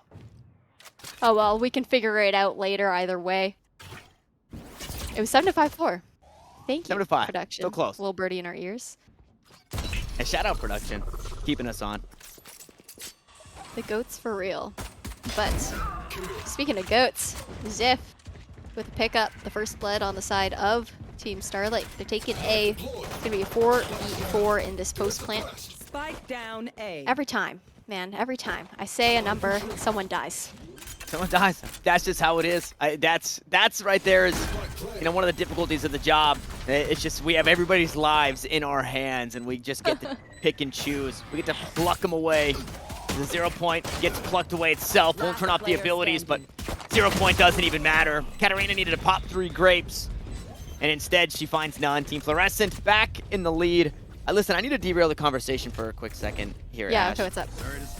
Why doesn't it make a noise when you knife the Radianite boxes? Does it not make a noise? It doesn't make a I don't noise. knife things that frequently, It's so I just- don't. It's empty into the void nothingness. You hear the knife swoosh when you swing it? Please, Guapo, knife the box. No, Guapo. I would have expected like a like glass clinking kind of sound, because I feel like Radianite is kind of like crunchy like glass. I don't know. That's the vibe that it gives me personally. Wait, glass is... You call glass crunchy? If you break it, it's crunchy. Is it not? That's interesting. I guess I just think of crunchy as food. Food is crunchy. Nothing else Don't is eat crunchy. glass, kids. Don't eat glass. Moral of the that's the one- story. Yeah, that's the one lesson you take away from today is don't eat glass. And just to refocus on the game here, Starlight's team, they're making a little bit of noise towards A, but the spike slowly creeping towards Arcade here. But Flor's team, not taking any bait quite yet. Holding steady. Oh, And I didn't even down realize B. Zelsis was in sewers. and I don't think Fluorescent meant for it to work out like that, but it did. She just played the biggest decoy in the world, dropping out of heaven. Or tower, I guess. And Zelsis is just there to collect 2 kills. That's the duo we talked about, right? That's what you mentioned earlier. Yeah, exactly. Standing. Although it's not quite putting your body on the line and being a decoy, usually flash. Oh no! Fluorescent. Okay. No harm, no foul. Nobody saw anything except I for the closed kill my and the eyes. kill feed. Yeah. I closed my eyes. I didn't see nothing. But Zelsis, again, just top of the leaderboard here for Team Flor. Doing so much damage on Icebox as a Sage pick now with the Neon in hand. I mean, clearly the role swap isn't really making a difference here because he's fragging regardless. And the Neon feels like really self-sufficient. The way that he can slide on through, be quick when he wants to, toss out the fast lane to obscure vision, and then also just kind of the relay bolts for himself. And well, No. Wait, apparently the that's Neon so does sad. give wall hacks and aim hacks and the ability to make it work. Fortunately, though, we go back and forth. The duelists, they both get their way into the kill feed. So, Team Starlight counting their blessings that they're able to get that kill back. And now they have this site. It's completely theirs. Really nice and open plant there for Zip as well. So a lot of angles as far as opportunities and options to play this post plant, but it doesn't matter because Zelsis racing by, trying to clear out. Isn't gonna check lower though, but his speed, it doesn't matter. He just dashes through the smoke. Go, go, go. This is Zelsis' One world, enemy remaining. and we're just living in it. This is Zelsis' world, and we're just living in it. Fluorescent also wanting to get something done here. And there it is. The Fluorescent Zelsis full house. 3 kills for the Neon, 2 kills for the KO. And it feels like there's no stopping them now. No, I mean, ooh, I'm out of here. it's looking really tough here for Team Starlight. I mean, they're on an eco once again. They do have 1 ultimate available, but that's going to be the null command, so not likely to see that come out in this round unless they can make way with some early damage and early picks. But on the side of Team Starlight, it really just seems that the retakes from Team Flor have been coming out really cleanly as far as swarming around, retaking from all sides, not just funneling through those 1 choke points. And Brack slowly, no util to be used, just creeping up towards B main. Oh, No. okay. Just before he gets flashed, he takes down Guapo, and he nearly decapitates Chow as well. 1 shot to the body. We'll find a bit of damage onto the breach. Drop. But Zelsis, One enemy I mean, remaining. Zelsis is just still Down such B. a problem. That's 6 kills in 2 rounds. The thing is, for Team 4, all of these players are individually like pretty heavy hitters. Like for each of their individual teams, or even you know Guapo, who's not on a team, but you know is that high level, high elo content creator and whatnot within Valorant. And I feel like when you have that individual prowess, the ability to aim, and those just cold mechanics, we talked about how Team Starlight, they kind of have more so like that strategy brain behind them. But once you get into the groove for these kinds of players on Team Flor, there's really no stopping them sometimes because they're just in the zone. They've got that flow state. Satchel out. They've got that flow state. Brax bringing a rocket launcher to a gunfight. Unfortunately, everybody's left the premises. Fluorescent escapes some of that damage as well. Flashes on the backside, and Brax will eventually punish for hanging around a bit too long. Says, hey, you don't have to go home, but you can't stay here. And as Noya falls, Team Fluorescent, they can't quite grab their way back into that round. It's Team Starlight back in the win column, and it's been quite some time since we've seen them there. going into this next round. Team Starlight no longer in that danger zone as far as economy goes. They've evened out quite a bit now and will have that cushion to play with. But of course, Team Flor, they have 3 rounds of cushion under their belt. And it's been interesting to see that these teams, there's some prioritization for the ult orbs, but they both seem to just be going for kills, going for those plays and trying to push in, dive in deep. The fault line to come through is going to allow Zelsis to creep up so close, but with the 0 point to come through, Zelsis going to fall off the angle. Year on out. They're just waiting, biding their time, anticipating maybe a dish push, and likely see that fault line to come through for this arcade aggression.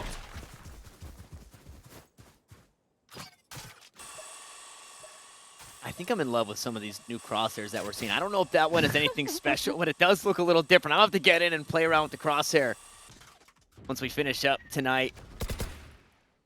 Brax on the tried and true.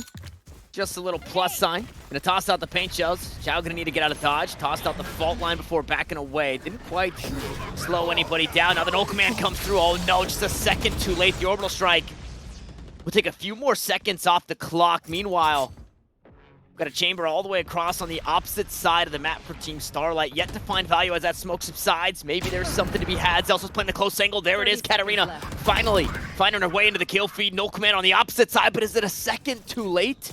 Fluorescent can't answer off the back end. Noya has an op in hand and is trying to play the long angles, but nobody will give her a fight. It's Brax just on the other side. Chamber's now headless. And Fluorescent without a teammate. And 4 defenders to worry about. Katarina closes us out and the gap gets thinner. Perfect. Team Starlight changing their pacing and changing the name of their game, showing that early presence, and then just cutting noise for the re-hit. And for Team Flor, we didn't see any pinch action. There was no flank to come through, so no one on the side of Team Flor really got that additional information. And that's the thing on Fractures. Yeah, sure. You often see the double initiator, but one of those is most frequently a breach, and that means that KO is your only real point of info contact as far as utility goes.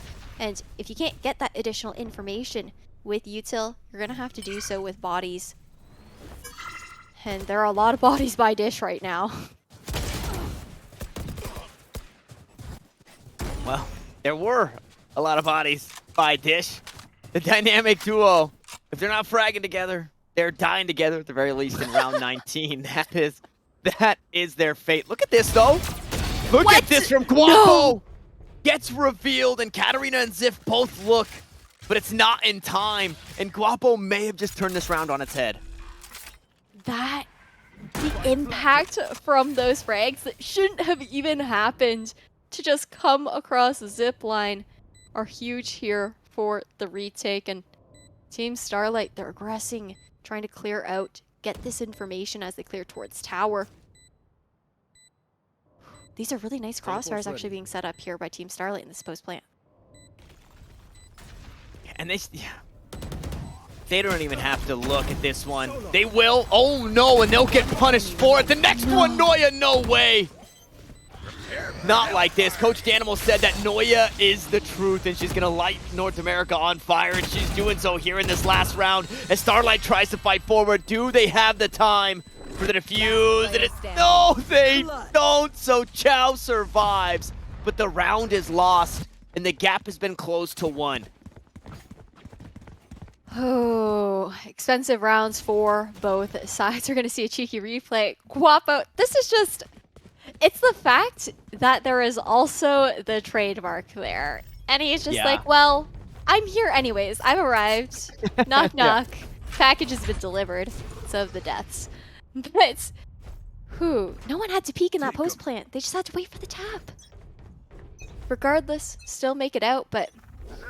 Team Flor, they've got a team hot on their heels. That's Starlight. And we're seeing aggression here once again. They slowed down the pacing previously to do that conditioning. But now it looks like what looked to be a multi-flank. It's just going to be Zelsis this time around. Yeah, and Zelsis had done just enough to really spook Katarina here. Forced her all the way back off the angle. Forced out the rendezvous. Now the Rolling Thunder comes through to try and tag up any defenders here. I don't know if Fluorescent was affected by that one, though, and is still here holding down the site. 2 players fall to Zed. Fluorescent stunned up with Zoe, and there's no way out. Now the spike is down. It's not planted. It's fallen on the A side. And Katarina, who's once backed away, is now about to be backstabbed. It's a flawless round, and Team Flor show life once more.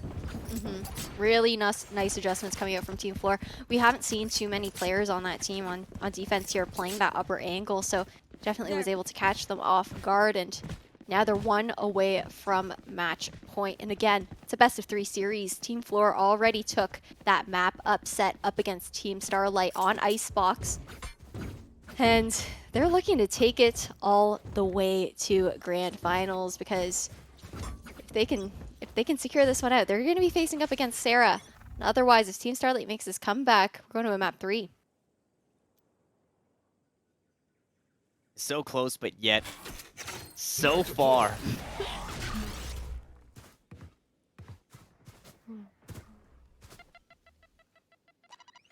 It'll be Guapo this time.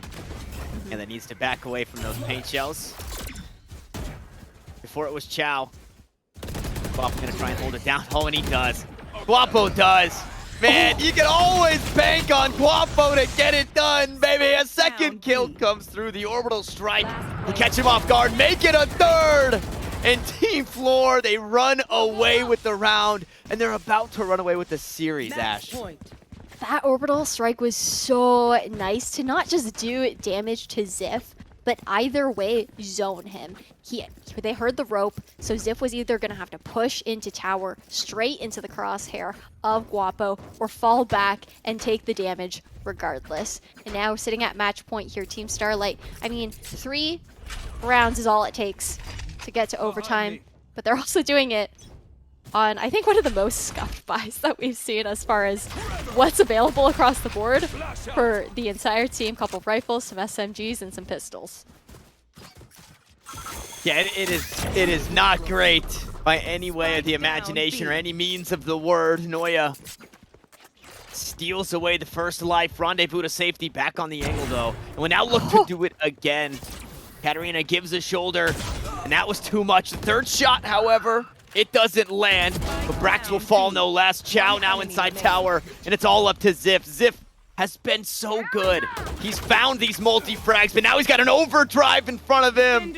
And it's Zelsis to put a stamp on the series. Who better than for Team Fluorescent? And they're going to find themselves, Ash, in the grand finals.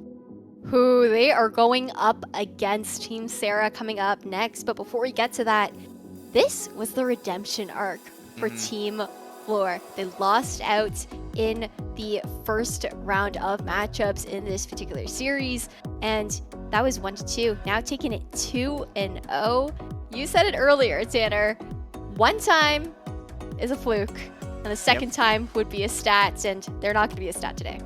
Not gonna be a stat today. Yes, I love that saying. It's my favorite thing in the entire world. Once is a fluke, twice is data. And unfortunately, it seems to just be a fluke. And now I think we get a matchup in the grand finals that we haven't seen yet. A really strong, listen, Team Sarah, that right there, just looking at that squad, that's my team right there. That is my team. That's the team that I believe in the most to be able to get it done. But Team Fluorescent, I mean, looked incredible coming into this one. And I think they got kind of rubbed off that Sentinels kind of lower bracket run buff because they looked so good all the way through it. It took them a little bit to kind of get their footing against Team KP, but once they did, I mean, it just bled right into this series against Team Starlight. Yep, they got warm. The adaptations mid-game really came through for this team. I felt like there's a lot more ebb and flow between them, and once those individual heavy hitters really get rolling, they feel definitely unstoppable. And I do think that, you know, Team Starlight, they put up a really good fight, but there were quite a few rounds that they did end up throwing just due to giving 1v1s alone. You know, you'd have like them peeking one by one towards an operator and individually just getting like shut down, and that cost them. And that's something that you can't do, especially as we get deeper into the series. The series is deeper in. It's we get deeper into the bracket. That's actually the right way to say it, so I don't back myself into a corner like that. Yeah, these Chamber players, these Jet players, they're all terrifying. You cannot give them anything, and we really got to see that towards the end of this one, and it really was kind of the tipping point. Also for Team Fluorescent, I think what was working and then what wasn't was they put Zelsus on a leash a little bit in the last couple of rounds, and then they just let him, then they started to let him breathe again, and he just runs around the map on the Neon and finds a kill here, goes under sewers, finds a kill there, pops the overdrive, grabs a kill here, tosses out a relay bolt, dies, but then the round is over, and he's already done so much for the team. Yeah, so much impact as far as being that first point of contact, just running in and making space for your team. But I think the biggest difference, like you said, putting the leash on him, so not just getting Zelsus to not overheat and take individual duels, but the team was more so there this time around on Fracture for the follow-up, despite the fact that, you know, he would push in to spawn by himself, he wasn't entering site alone, no longer. Yeah, and shout out to the production as well. The replays, obviously replays of the game are replays of the game, but if you guys didn't notice, we got a lot of different POVs, especially the most notable one, that Guapo one right there at the end where he finds that kill, tosses out the orbital strike, collects the next kill onto Ziff. So shout out production for being able to get that for us, because it is really cool to see the different looks on how that play actually played out. That's absolutely for sure, but Tanner and I are unfortunately done for the day. It's been a long one, and we thank you guys so much for bearing with us through some of these long breaks and through these incredible games. So Grand Finals is coming up next, but before we get to that, we do have an interview, so our lovely host Katie will be taking that away with Fluorescent in just a moment. Tanner, Ash, thank you so much, and a resounding congratulations to Team Flor as they work through an incredible lower bracket run, starting from lower bracket round 1 all the way to the grand final, where they will see if they can complete that miracle run by taking down Team Sarah in just a few moments. I have Flor here with me. How are you feeling? This is not only revenge for the 2-1 loss to this team that you faced yesterday, but you've come all the way from the very first round of the lower bracket. Did you feel like you could get here? Are you surprised? Were you confident? I had a lot of confidence going into the matches today. I thought we'd win all of the games. And you had a lot of map 3s that you were able to pull out, but then you get to this rematch. And going all the way back to yesterday, we were thinking initially that opening matchup was going to be a 2-0, and you weren't able to do it that time, but you were able to do it this time. So why was that success able to happen this time around? Zelsus ingested pure, like, hard drug substances into his veins, and I just sat there and watched. Hey, sometimes that's all you need to do. Just cheer them on from the sidelines. And this is very important because Mimi and Shayo, who will be coming up next to cast the grand final, they wanted to know way back what the face in your name means. What's the emotion that face is trying to convey? It's just like a little happy face. It doesn't look too happy, but I think it's a little happy face. I think the guy is pretty chilling right there. All right, a little happy face might not look too happy, but it is happy. You heard it here first. Now, that was a match for a minimum of $5,000. And first off, now you know you're walking away with a grand each coming out of this, but now you have your eyes on that $10,000 first place prize. Do you have any thoughts going up into this against Team Sarah? Have you been seeing how they've been playing throughout the tournament? How are you guys prepping for the next big match? I think I don't know what to think because I haven't watched them play. I just want to do good. I think that would be nice. Just doing good. Well, you have been incredible so far, and I cannot understate to everyone who is watching to see a team go down initially in winner's bracket round 1 and then to make a march as decisive as yours all the way from the riskiest position you can be in to getting into that grand final is truly impressive. Flor, I wish you all the best of luck in the grand final against Team Sarah. I'm sure it is going to be a great series for us to watch. But everyone, we're going to go to a very quick break as we prepare everything for that grand final. So don't go anywhere. When we get back, not only is it going to be Team Sarah versus Team Flor, but also our incredible casting duo, Mimi and Shio, will be returning in just a few moments.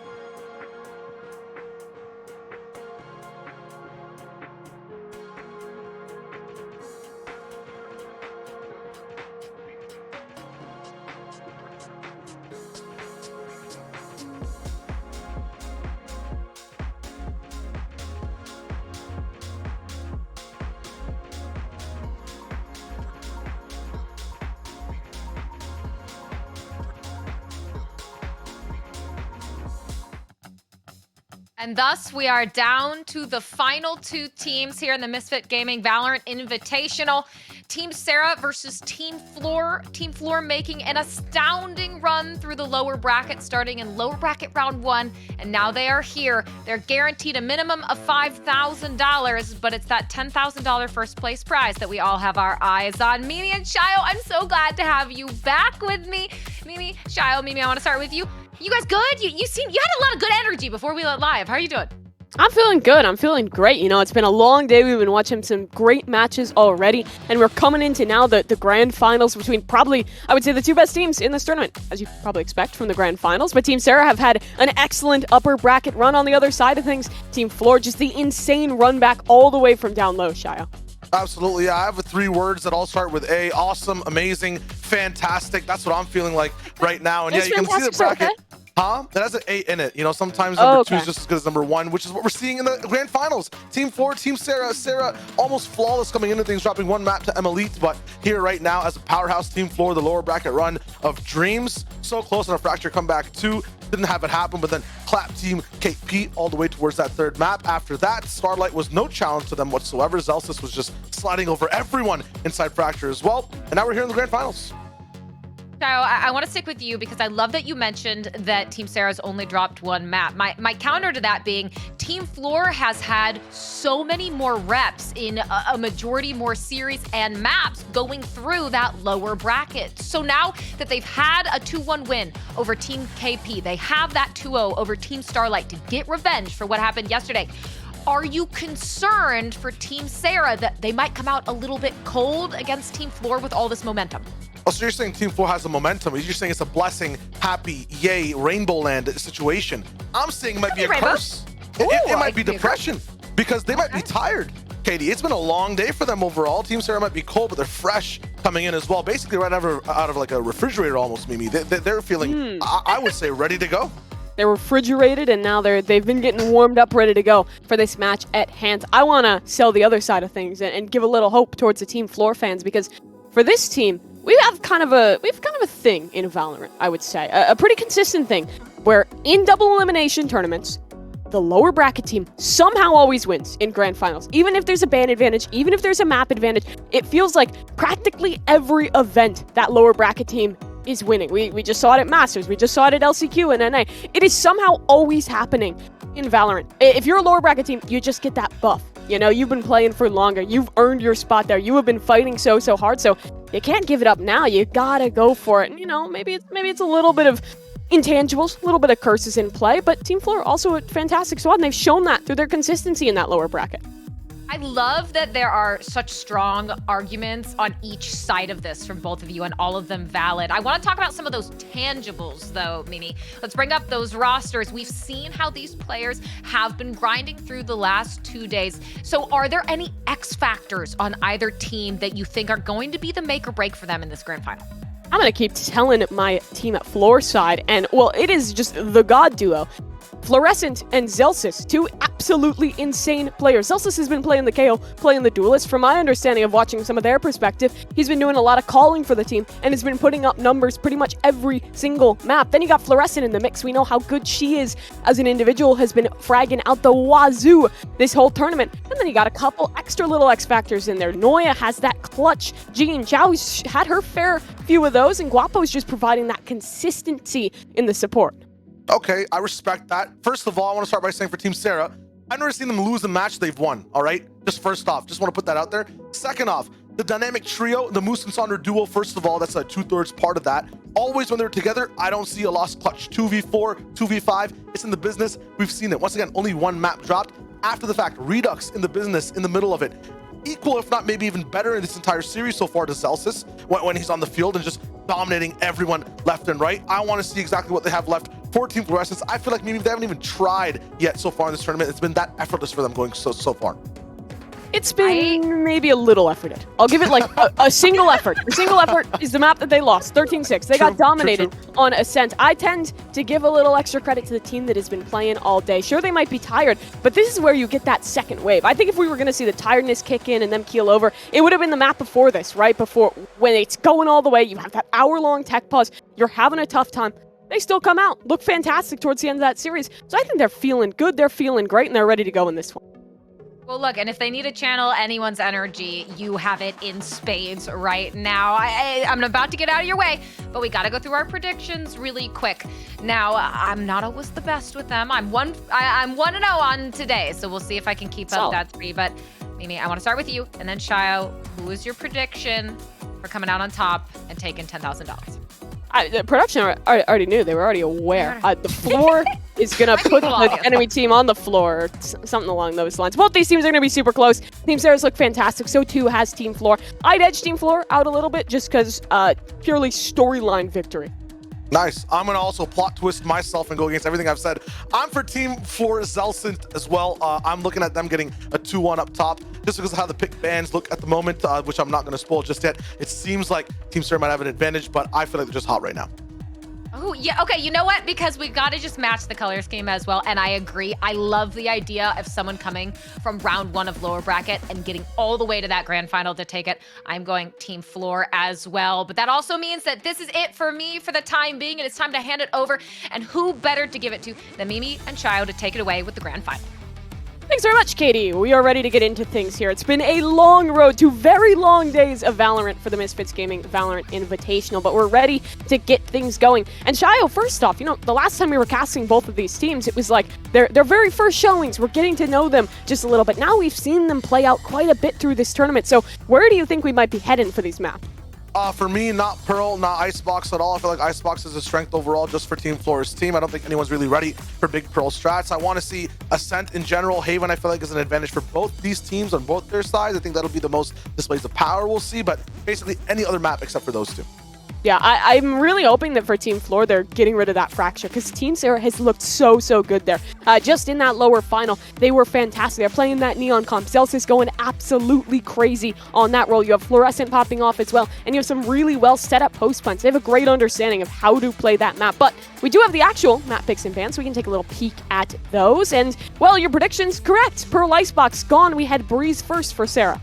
Absolutely. It's going to be interesting to see exactly how Team Flor adapts to Breeze in general. When we were watching them play, I believe it was against Team Starlight beforehand, what we kind of saw was issues with mid-map control, just overall, I would say just lack of control or cohesion when it comes to the entire team playing off of each other. They were really relying on Fluorescent and Zelsis to work side by side. If that doesn't happen at the start of this match, it might just be absolutely disastrous again. Yeah, we have yet to see Breeze come out of Team Fluorescent, whereas for Team Sarah, they were super dominant. Their first round, 13-3, a win there, taking things home, and we'll have to see if that streak can continue. We're already into the agent select quickly here, and taking a look at the picks, I wouldn't expect to see anything too spicy. You see over there on the defensive side for Team Sarah, locking in the standard comp for this map, and I'd probably expect the same thing to come out from this other side. I'd reckon maybe Noya could kind of lock in towards that chamber. We get Fluorescent on the Jet. Probably going to be a mirror matchup here. This is going to be actually very interesting to see if it is a mirror matchup, because so far on Breeze, I think everything we've seen is 2 different types of stories and comps actually clash against each other. So this has to do a lot with just individual gameplay. The strat calling you were talking about from Zelsis coming and how different that's going to be over just towards, you know, Sarah's as well as this rocking through. This should be actually a big fun one to watch. Yeah, it should be a fun one indeed. May the best Dane win. Good thing to say there for Fluorescent, because not only are these 2 teams facing off against each other, but 2 teammates between Sile and Noya. For those of you that don't know, both these players is the newest members of that X-Set Game Changers squad. Both of them actually coming from a team they played together in Europe. They're both players from Denmark. They got imported, moved on over to North America. Now in this tournament, they get to play head-to-head against each other for this grand final. Background for both of them in this tournament as well. I feel like Still has been so good at just supporting all of her teammates left, right, and center on every single map and every matchup we've seen so far. Always the best number 2 or 3 in. Noya, on the other hand, some of the best clutches we've seen, Mimi. That chamber is a power punch that some people can't survive. Yeah, and talk of the clutches, I'm looking at the other side over there for Moose. On that Viper, he has been consistent in the frags in the mid-round, and he's been a massive closer when things get late. I'm excited to see, as well, just the Jet head-to-head. 2 incredibly young stars between Redux and Fluorescent. This grand final is bound to be a banger, but we're about to get things going. $20,000 on the line here. The difference between 10K and 5K for these 2 squads. It means it all, and it's going to start here on Breeze. Good lunch, half fries. Let's jump right into it. Up on Breeze. Who's going to be running the marathons first is the question. Team Fluorescent ready to go, up on attack. This is exactly where Fluorescent, I feel like, wants to be. The freedom of the map, the space allowed for the Jet. This is her at her peak.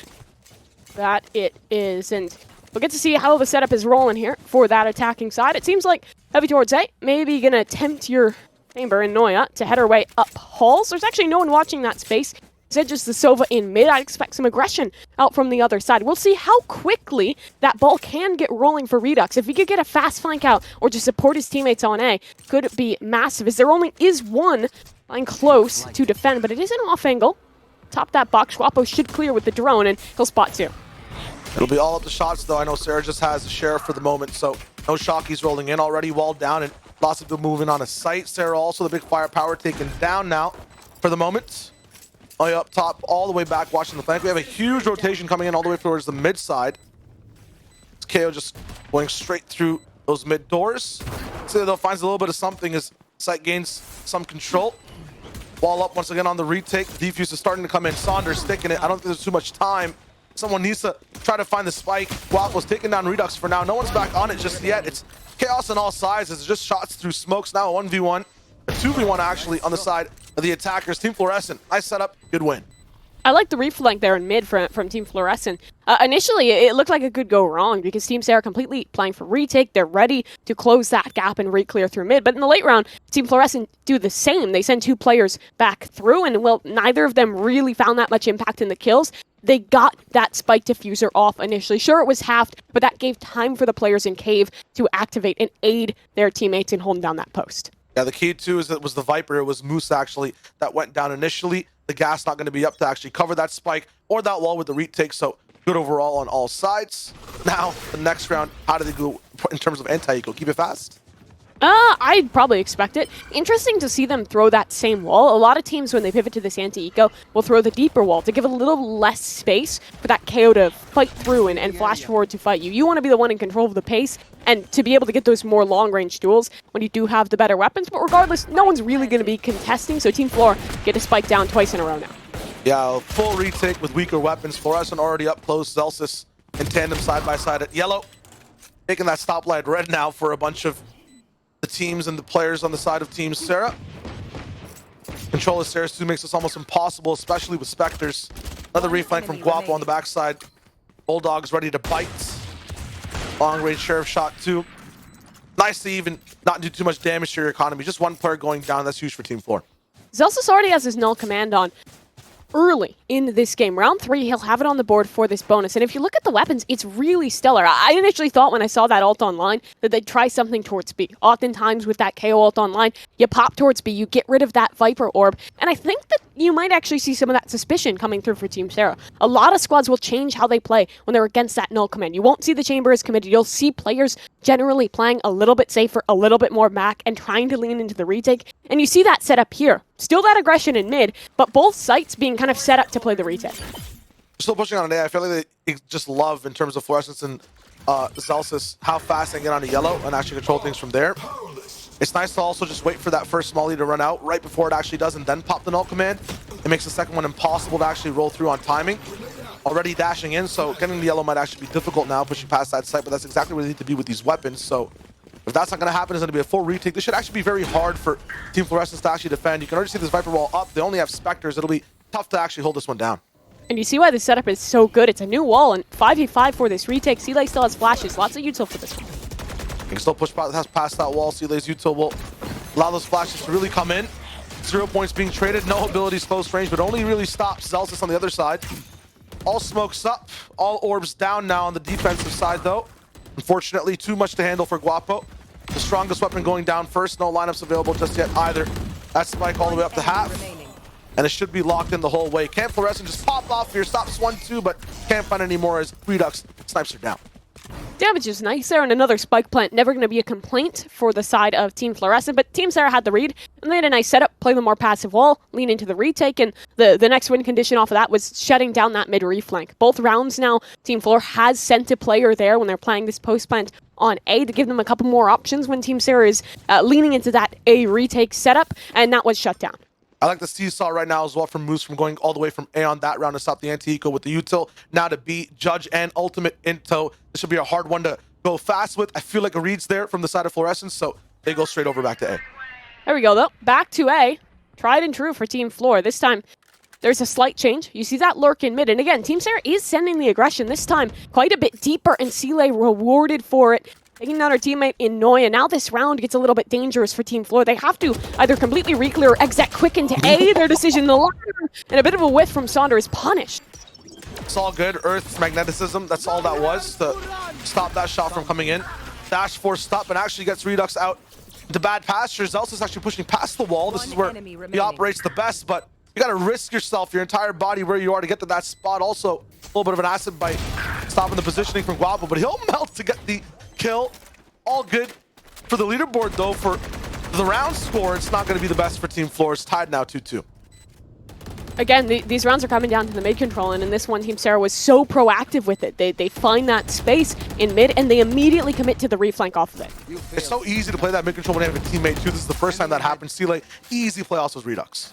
Yeah, and it was because that initial contact was made by the Jet player on the left side. You get that ping pong back and forth behind the cover, and it finds a lot of effect. I love seeing those change-ups very early into this game. As we look at the buy coming through, Team Flor's eco will be broken, but knives are online for Fluorescent, and if it works occasionally, maybe fix it. Their answer, don't. They, like, put a little duct tape on it, some patchwork. At the same time, one thing that knives are really bad at is stopping scope. So we see Redux on those pyramids with that big rifle, the operator ready to go. He refunds that there's a rifle that's just a Vandal. Now we're chilling. Luckily, knives not really popped yet either. They'll do a slow B. Again, the start is allowed to come through bottom mid without being broken. That's big information that Team Sarah is getting practically every round. Yup, and the big thing too, just for later rounds, Team Sarah is also just playing so far back. Team Fluorescence can see that elbow control might be something they strive for soon. At the same time, right now, the focus is staying together, pushing that B site. It's going to be Moose with the rifle. His natural habitat, not going to be the easiest to actually crack. They're not getting too much information either, just staying all the way around that beaten path on rotation from B to A. Seeing nothing through mid, Seal's still there looking for the shot.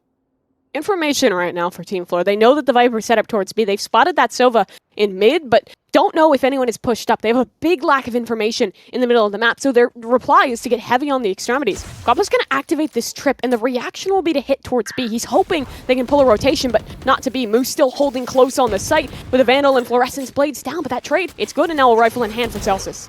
Huge trade for Celsius, and no shot landed either from the side of Redux, so this is big for Team Flor. All Celsius needs is this pick, and he finds the timing in the wraparound. Fragment there too to space it out, now down to 19 HP. How much can Celsius get with just one life, one body?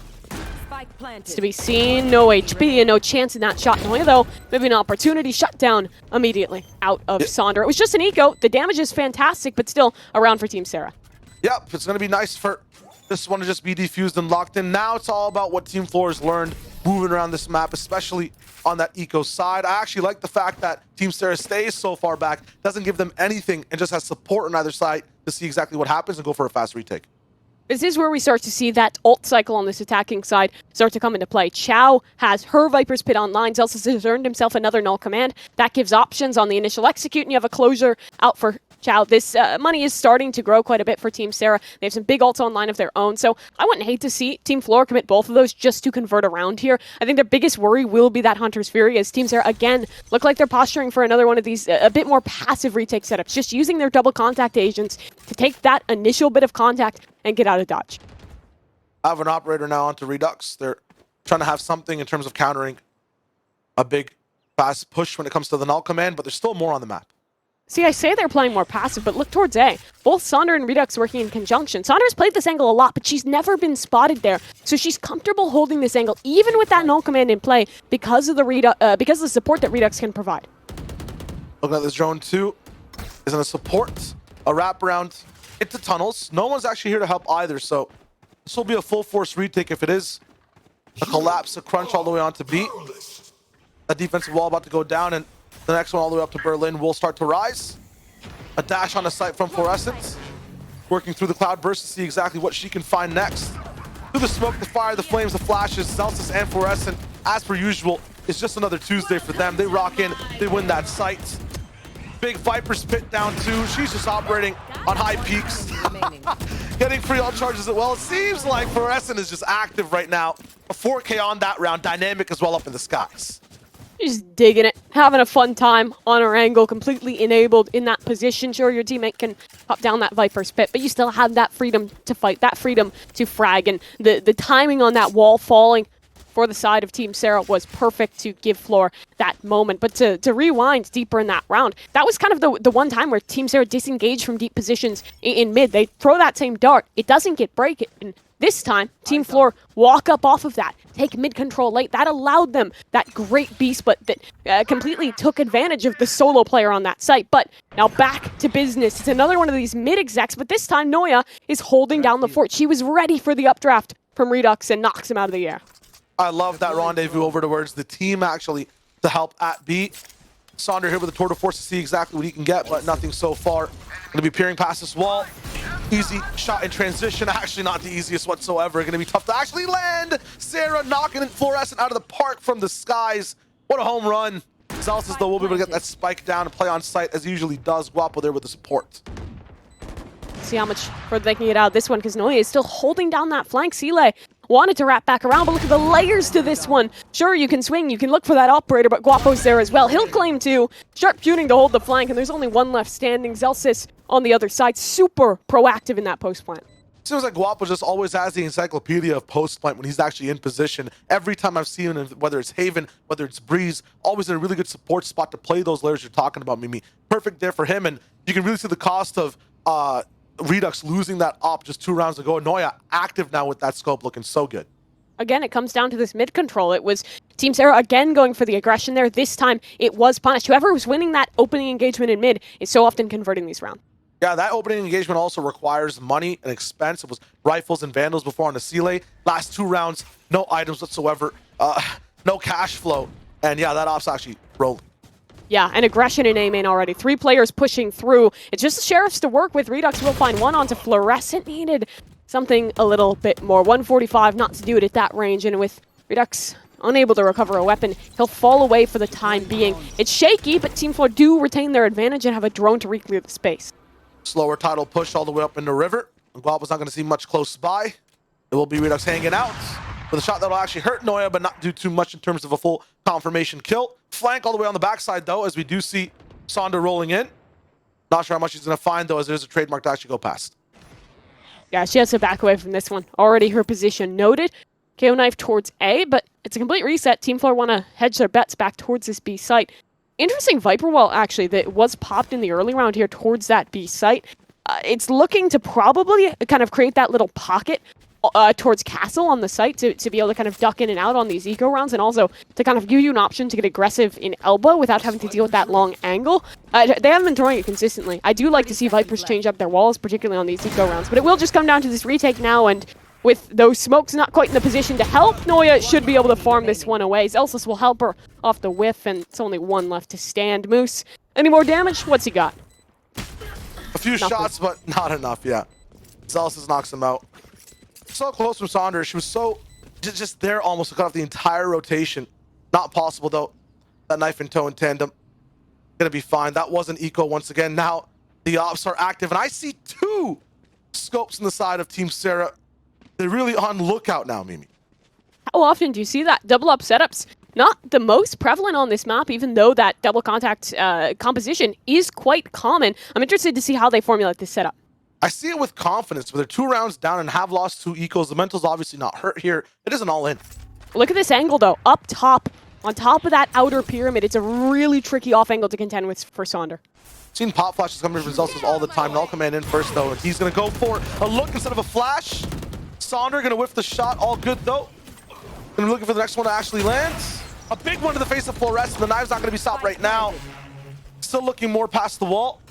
Drone up top might find a tag, but no, maybe just a look. See Sonder still looking back and forth to see exactly what she can do next. Nice try. Zelsis actually swings over and goes right under the scope. Zelsis actually just does not care for the moment. Whether it's stairs, yellow, a box, the ground. My man is still firing so much he's ran out of ammo for the moment. Reloading, though, between the pyramids. Spamming, fueling himself, seeing exactly where Moose can be. He's going to get tagged down. Scan as well, but Zelsis is still confident. We'll go all the way over to the big boss, Sarah. Not going to be able to take him down. Sarah with 2. Just 1 player left over now towards the back. Going to be too acidic to actually defuse. A nice hold down over by Chow. Bye-bye, Sarah. Hello, 6-3. Team Flor, another one of these good rounds. This time they change things up. Less the presence in mid, just another one of those fast hits towards A. And unfortunately, well, the setup was cool. Pulling out the double op, it's a nice idea. Sonder whiffed the shot. Up top, she had the angle, she had the opportunity to take down Zelsis, but he took that opportunity, he ran with it. Continued to convert kills for his team, set them up for that proactive post plant, which meant there was plenty of time for the lineups. Joe didn't really have to do anything but press C and then mouse 1 to win that one through. And again, Team Sarah reset down to this lesser by the momentum. It's palpable. 4 on the trot for Team Flor. We're taking this one slow again, but at the same time, just ready to go on to A. Just waiting for that mid pressure to come in, but this time, No one from Team Sarah is actually pushing forward. Fluorescent saving that dash as well, not using it to get all the way towards the front of that site. Will back up, but huge pressure just spamming that smoke. Zelsis and Noya going down. Bob will also picked apart from the flank. It's fast as Sonder wraps. Celia also takes down Fluorescent all to Chow. How did this happen on an eco like this? It shouldn't have been possible, but I guess you try A so many times, you can identify that pattern. It's too easy for Team Sarah. It's too easy indeed, and it's just the aggression again. I thought that they had the right call there. Set up their chamber to play the flank with the tour de force, lock that down, heavy setup towards A. But again, that wall allows those players to get in so close to take those fights, and they just swung in conjunction, overwhelmed where the players close, and there just wasn't enough time to retaliate. All their utility had already been invested to find space initially on that site, and on top of that, when you're slowed by the chamber trademark, it's just a recipe for disaster. I would love to see Team Flor slow things down, because as we've seen in the past with this squad, sometimes that pace gets the best of them. They have a tendency to have these really nice ideas, these good hits, and then just overcook it a tad and lose out on some of those rounds that really shouldn't be slipping away. Well, it looks like they're actually heating up now all the way towards the mid side. Noya found out on B, and usually she's where the team's not, so it'll make the A players on Team Sarah just stay exactly where they are. A crunch, though, coming all the way over towards that tunnel side, and timing that Noya has as well, and a hit on the Sonder. Very nice. Sarah also picked apart. Redux now is just trapped between two places, but they actually give up mid and choose to go for this big B push. Should be able to be seen by Redux here. He'll have at least one pick. I mean, the change of pace has just been so good, but Redux might just be a tad bit better. Right angle, right opportunity to get away. He can. Bladestorm, though, maybe he wants to re-engage, go for a little bit more. Another dash already earned. You can take a risk here. You can take an opportunity up over the top. Just a shot, but not to connect. Now the plant coming through, and the knives running low. Is he going to keep going? He's going to keep pushing. He's going to die. As a result, now that Viper's pit down and only 2 standing for Team Sarah. Calculus too hard to handle with all the walls on the map. You're talking about right angles. These guys have to do derivatives to figure out how to find angles to hit with knives in midair. Viper's pit now here up, though. And all Moose needs to do is walk in and land 2 shoddy shots. One on the right, not much found on the left, except if you have a Vandal like that, Moose, you're just too good. A one-on-one up against Chamber. It's going to be Sonder looking to save this one down. Just a headhunter, though. The spam coming in through the smoke, the orb. It's not going to be enough as Moose sticks it down. Huge for Team Sarah. Noya is actually the one that's going to be calling down the back and forth on these teams. That is my bad, but it's so good for Moose to be able to just stick that one apart.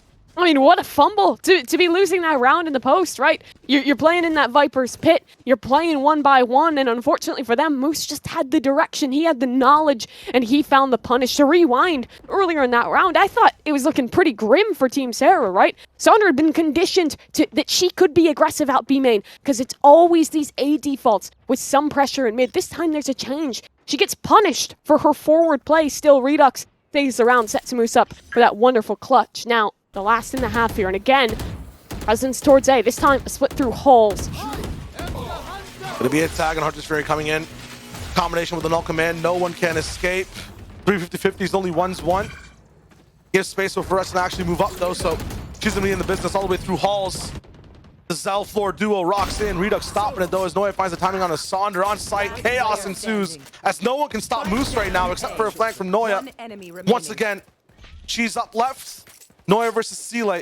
The wrap round to A. Sile does know exactly where the spike is at right now, so Noya has an uphill battle moving on to site. All the way around she goes. Is Sile ready on this angle? She's just standing out in the open, and Noya all the way around. She knows Sile. She knows her teammate. She's ready to win those out. Another clutch from the chamber of Team Flor. I was waiting for a back-and-forth fighting game, a nice peek, maybe a horror story between the pyramids, but that was just a whack-a-mole situation for Noya. We'll take it, and that's exactly what I think they need Mimi as well for that half. 7-5, any advantage they can get, because on defense, I feel like Team Sarah's gonna pack a wall up against whatever Team Flor has set up. You'd think so. Same composition. It's good on this attacking side, but is it going to be a paradigm shift in the direction? You see the spike leaning maybe a bit further towards that B side of the map. A site very much untested in the first, but A still looking like that tried and true. They want to split this one through. Both their contact agents set up towards mid. You can get a little cloud burst, get your way through. Zelsis is holding on the other side, and if they're not careful, could be punished between him and Noya top mid. Difference right now is the push all the way through this mid side for Team Sarah. Up close to Sonder. 4 shots with that headhunter, but It's going to be that head that gets hunted. Saunders is down. Big flash over the wall. Two Zealous is there. Guapo with the support. Redux is too accurate. Bullseyes after bullseye straight between the eyes from him on pistol. Covering the flank as well. Knows that Chow could walk up, but not going to be a chance for now. Instead of waiting for the action to come to him, he'll take the fight to B. And we'll have to see if Chow can rise. Redux, he doesn't want the spike. He just wants the space. We'll try and fight into the site straight through the molly. Bold for what? For what? He wanted the space, he wanted the timing, but he didn't have it. A minute on the clock, the overheat again. Stealing around for one of these teams, maybe not. Two still left for Team Sarah. And again, a minute for them to work with. Fluorescent is full running. That A site is open. Here. A open, but they also have the info that everyone should be at B, so you'll see the position switch for everyone. Be a bit more passive and searchy on the side of sight. 2 shots missed from Noya. Might have to switch to the classic. TP's out as well, but Sarah knows exactly where that's at. Post spy, and the timing's perfect for Sarah. Fluorescent, though, has caught up in time and space. Takes everything down from the 4th and 3rd dimension to have that pistol round win. Sure, Redux got his in mid, but he also got them onto the direction of losing that round. He got indeed there. That was an extreme amount of warmth. Interesting play. Yeah, interesting play. Interesting. Absolutely, absolutely. Definitely no emphasis put into that one. But yeah, I mean, sometimes you're just feeling it, right? You get a couple of those kills, you want to make the play, you want to push forward. At least he had the common courtesy to drop the spike before he committed. But unfortunately, for them, Team Flor never rotated. They were chilling out, always had a player on B. Chow was ready to shut that one down, and Moose, though, has invested into something here. They've got a couple weapons. There's still a chance in this round, and it's already off to a good start. Moose racking up to be player of the match right now with the accuracy I'm seeing every single round. Anti-eco or not, Guapo though. Spike down mid. Up in the business, landing a few shots. The action is over at mid, and Team Sarah does have control currently. There's a Bulldog there to be able to get as well, but a little bit out of reach for the side of Team Sarah. Redux looking for the next shot too. It's Fluorescent, who just has a Marshall up top, and Nest can't find much yet. She's going to be found in the scope. How does she peek into 3 different people? 2, I guess, at this time, and not get shot once. The speed from Fluorescent. It's absurd.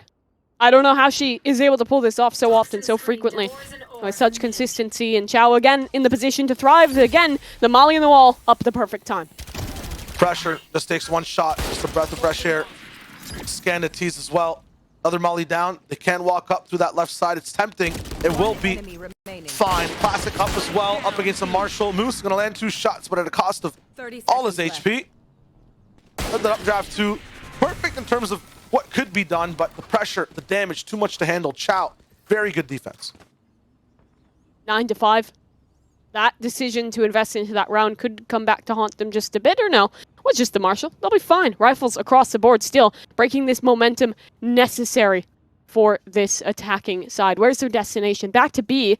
Looks to be where they might just head here. And dealing with Chow has just been the name of the game in this half. So often she's been anchoring down that side in the late round, punishing them on both these attack rounds thus far. But now she'll flip the script, head her wall over towards B, and they see that being thrown early. They know that B might just be a vulnerability. To go right back to it. For offensive Team Sarah, though, right now, the big difference in the script on this half and the one before, ultimates. They don't have any for the moment. It all has to be firepower with the rifles. That wasn't the same for Team Flor. Null Command was already up by the time they got onto their rifle rounds. Redux way pushing past, has to do something bold and gets it down in huge font. Celsius and Noya gone. A lot of util you can use to get back into things. The swing going to be down. It is just a bonus for the side of Team Flor, though. They want to start to make this a 10-6, if anything. They're fine with losing this round, but they want a little bit of damage down at least. Fluorescent trying to go for this long-range fight. Nice shot hit on towards Moose. Still have a lot of people to get exit tickets for. A nice band tilt to be able to have this long-range fight with as well, but Sarah sees it coming. 1 man down, not too bad. Good enough for Team Flor. Good enough. Damage is dealt, but a really nice read there from Team Sarah. They see that Viper wall be changed. It hit all the way deep into mid, so they realize, hey, the Viper's not going to be anchoring towards this side of the map, and as a result, they just hit it quick towards B. I was doubtful. I was just cringing in every fiber of my body when I saw Redux swing spawn with no support and no flash, nothing, but it worked. So it must have been the optimal play, and it worked out for them. You know, sometimes when the confidence is flowing, you gotta get a swing in, and that time Redux will be rewarded for it as a result. Having some fun in that regard as we hop back into the next round here. Will be that Viper's Pit. Pop down on the B site. When you're in spawn, you know it's a knife zone. No one actually cares about what's happening on site. They never have their guns out. Redux banked on that last round. This time that law has changed. Viper split all the way over towards the main, so I know someone's coming over through elbow. Perfect setup. And now there's trouble. Do we go back to A? What's happening over at B? The setup for Team Sarah has been slightly fractured. And Fluorescent is pushed up way past Cave. She is behind enemy lines, looking for more shots. A crunch from top mid as well, though.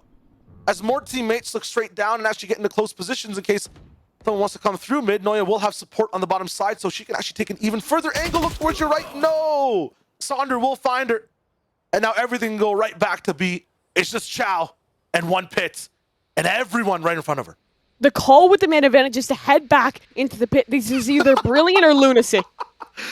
Let's see what happens as they slowly come in all the way towards the other side. It's just a rifle and one girl with a dream. Unfortunate, though, as everyone starts to crumble. A nightmare for Team Flor. It was almost perfect. Zelsis gonna be in the best spot, though.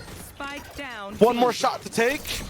Big flash, but it's behind pillars, so it will not blind. Fragment thrown to get some people off of their position. Sarah's not gonna budge, though. She's not like everyone else. Up to Zelsis now to find the right way to move in. Actually ignores the dart entirely, but the scan actually messes with the frequency of the mind. You can't actually land the shot. Sarah finds that win. I don't know what world that call works that well in, but apparently you can just push Viper's Pits now 1v4 and have it work out.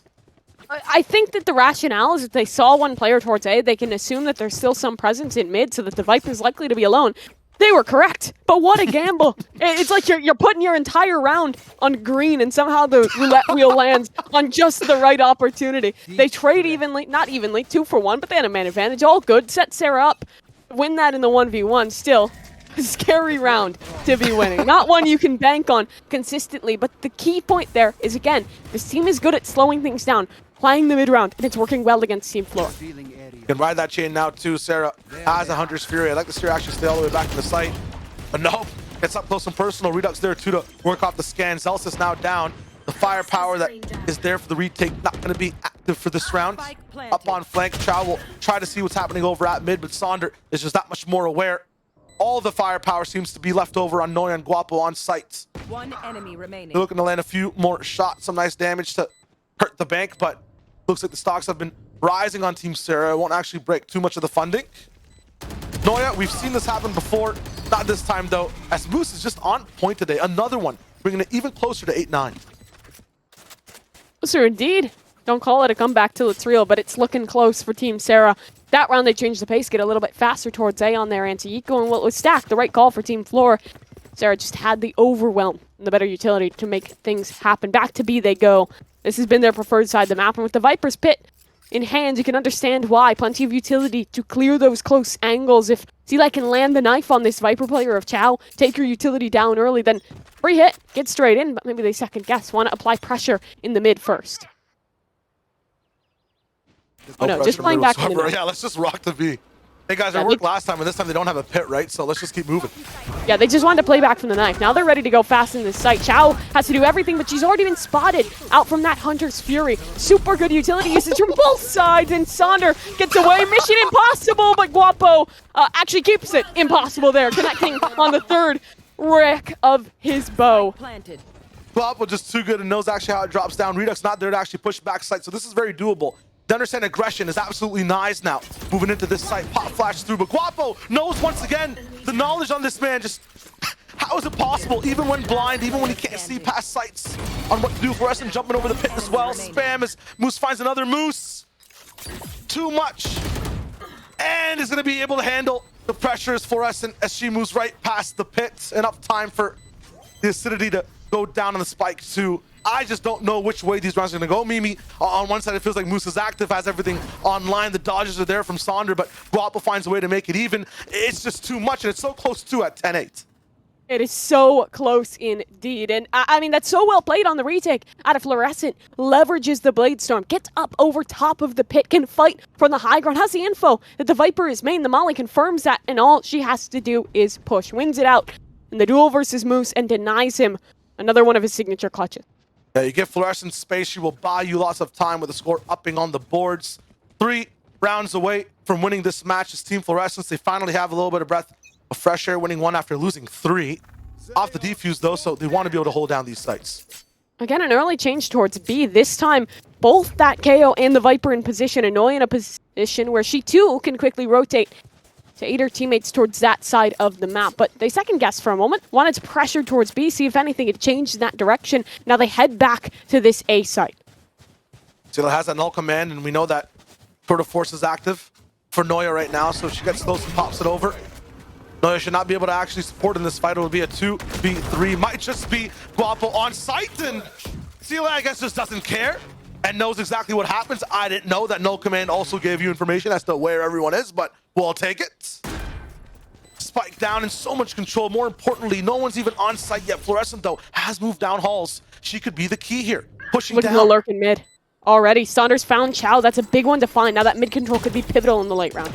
Fluorescent has to move back because of that mid control too, so looks like she wins the rotation. More Noya though, finally active as Sile has the worst timing with the flash. If the gun was just out, this could be a different round. Now Celsius unleashed out of his cage, no command down, gets to actually have control. Bounce flash off the left side, giving him space, and once again freestyle towards the right. Noya's there with the support. They can have that site locked down. Look at Sonder though, up top, has the shots, half spike all the way, as Fluorescent has to protect all the way from the backside of cave. There is no time for a strike back from Moose. He's not going to be there to bolster down the offense, not going to be a part of the arsenal. What a cool idea from Team Sarah to have Sonder all the way up top in mid. But Fluorescent knows Mimi. Somehow, an angle that doesn't even exist on her screen, she checks, she saves the round, and everyone there in Team Fluorescent was just playing so well in tangent. I mean, she didn't even know. She didn't even have the read. She didn't even expect it coming. She just hears the Vandal bullets whizzing over her head. Pivots 180. Still somehow makes that shot happen. And that is pivotal. Because like you said, not only was the setup in mid cool, but there was utility coming from main. The Viper had post-plant mollies. There was 2 players ready to flash through the smoke in main. So many layers, but all circumvented. And this time, Team Zera kicking up that pace. Redux already has an opener. Absolutely. Fluorescent, once again, to solve these equations, is going to have to invent even more numbers. It should not be possible once again to solve for X, but somehow she is doing it round after round. Still up here to be help, or to be of help in some of these retakes, but looking exactly where Moose is already. Pushing through those tunnels, Zelsis finds him out. Stop down are some of the star power pushers of your team that have so many frags so far in this game. It'll be up to Redux and his shoulders to land these shots. What a nice one onto Noya mid-air. The scaling moving so fast, as smooth as a dragon's almost as he gets on the site. Everyone now is ready to hold down the spike. Decision time. Does Team Flor want to go for this? Only $400 on Zelsis. He has a full belt of utility. It's a 2v4. It's possible, but losing here would mean at least a guaranteed rifle round lost. It's like a quad crossfire as well. This is even more than impossible. Acrobatics will not help you. Redux is probably thinking, what the heck was that? Type of double peek, but hey, it works. He picks up that nice 4K on the round. I talked about the pressure being on his shoulders, and he really rose to the occasion. The proactivity for this team in their post-plant seems to be their win condition. Both the rounds where they lost Sarah is where they're giving space, giving sight over to Team Fluorescent. When Team Sarah gets active, fights forward, uses Redux's aggression, his raw instinct, combined with some of Sea-Leg's flashes to get him deep, to get him in those off angles in the post, they so often convert off of it. Thing is, though, to get Redux into those spots, Moose had to go down. You need someone else in front of him even to go and absorb that pressure first. So there has to be a sacrifice for Redux to get active. Now, he's the point man, moving first on site. If Fluorescent sees him and finds him out, this could be a huge trade in power, especially with the rifle. Will he check? The answer is no. A second. Fluorescent knows it's coming.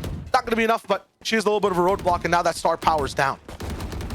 But the side is lost too, and Sonder finds one. This anti-eco looking clean for Team Sarah, unless Noya can turn things back around. That Headhunter has found another straight through the box. Sonder is down. Now it's a 2v2, and there is plentiful weapons in halls against Sarah. Noya does it again. Now a weapon in hand in the 1-1 versus 2. On the other side, Moose has the patience, and Moose has the clutch. The patience, the timing from every single player, the talent from Noya. You're trying to compare them to. You want one team to win the round off the absolute dynamic plays that are happening, but Moose shows up with absolute trigger discipline and wins the round like that. This is a treat, Mimi. This 10-11 is deserved for both teams. What the hell is that round? Both teams stepping up in such a way. still, we head back into things. 10-11, Sonder, operator in hand. For Team Fluorescent, another go of the mid-aggression here. But Sonder holding for it. If this ends in a push towards elbow, could very well be punished. Fluorescent? Spike down. This time giving Celia a taste of her own medicine and moving past walls and smokes as well. Not going to be active, but a dash pass all the way towards the right side will actually save her and then reposition again to take down another. Redux is up in the business as Fluorescent will go down. And after the fact, Chow will fall to Resilient and always the last one to see action. Not going to be possible there. Sonder now set up, and this time Team Sarah has an aggressive hold on that site. They're not going to be playing post their big casual way, and that's because there's only 2 people left to get onto site. And usually when it comes to Team 4 walking in, they're a little bit haphazard and moving exactly where they need to go. On the flank though now, so this might be in their favor. A chance for Team Flor. Guap, almost forgot about him, is still up on top of the business, has to move through Amali though. A second one also lands. Sarah in the perfect spot. 2v1, definitely doable for Noya, and she has the time. Still looking for the next pick. 2 players on the left side. First one up top is Moose. Sarah can over peek and swing here. Bullets ring low in the rifle, and nah, Noya's not going to be able to find this one this time. Tied up 11-11. Make a wish if you're a fan, because both these teams need that help. So evenly matched on both sides. So much talent. We only have a few more rounds to go. Just think, it might have just been that clutch from Moose, that round converted, that momentum rebuilt that could win them this game. 11-11, and Team Fluorescent, their money is in the dumpster. They need a hero, and something tells me it has to be Fluorescent in this round. Sure, Noya, she's close to her tour de force, but just a headhunter to work with those Blade Storm rounds can turn tides, and we know Fluorescent is good for it. She'll head back to her stomping ground in Halls. I imagine she wants to get aggressive there, try and make a play, make something happen for her team there. She's been hesitant in 2 rounds, gone all the way up to this side of Halls, and then flown all the way back because she doesn't want to give everything up for her team. Seeley will see it coming this time. Just lost the battle in the previous round. This round means the war. Does not actually find her arm. Fluorescent too good with the movement. And will she commit? No. Will fall back this time once again. And look at Maine. Noya's already pushing for the pinch. As the pinch, Fluorescent out of knives though, and out of firepower, as only a classic just over in this round. Upshot will strike through. The door will close. Invitation over towards the main side. Redux will come from the front. Noya, the pocket strategy, the insurance. The huge tech will not be there for the moment. Up to Fluorescent to start to work off these walls 2 feet away. She had another opportunity. This is now just desperation. They have to bring it back in that last round, possibly going for OT, but as I set that up, Guapo says no, we still have a chance for the moment. Sheriff on the one side, he gets silenced though by Sonder, who peeks past the smoke. It looks too difficult now for Team Flor. A judge in the way of Chow though. Up beside her elements. Her own pit down. Shots from Fluorescent's side, blind through the smokes as well. Moose with a shorty, doesn't matter. Chow's there. How did this happen at the round? Who decides, or that decides who goes over and wins the match? 12 for Team Flor.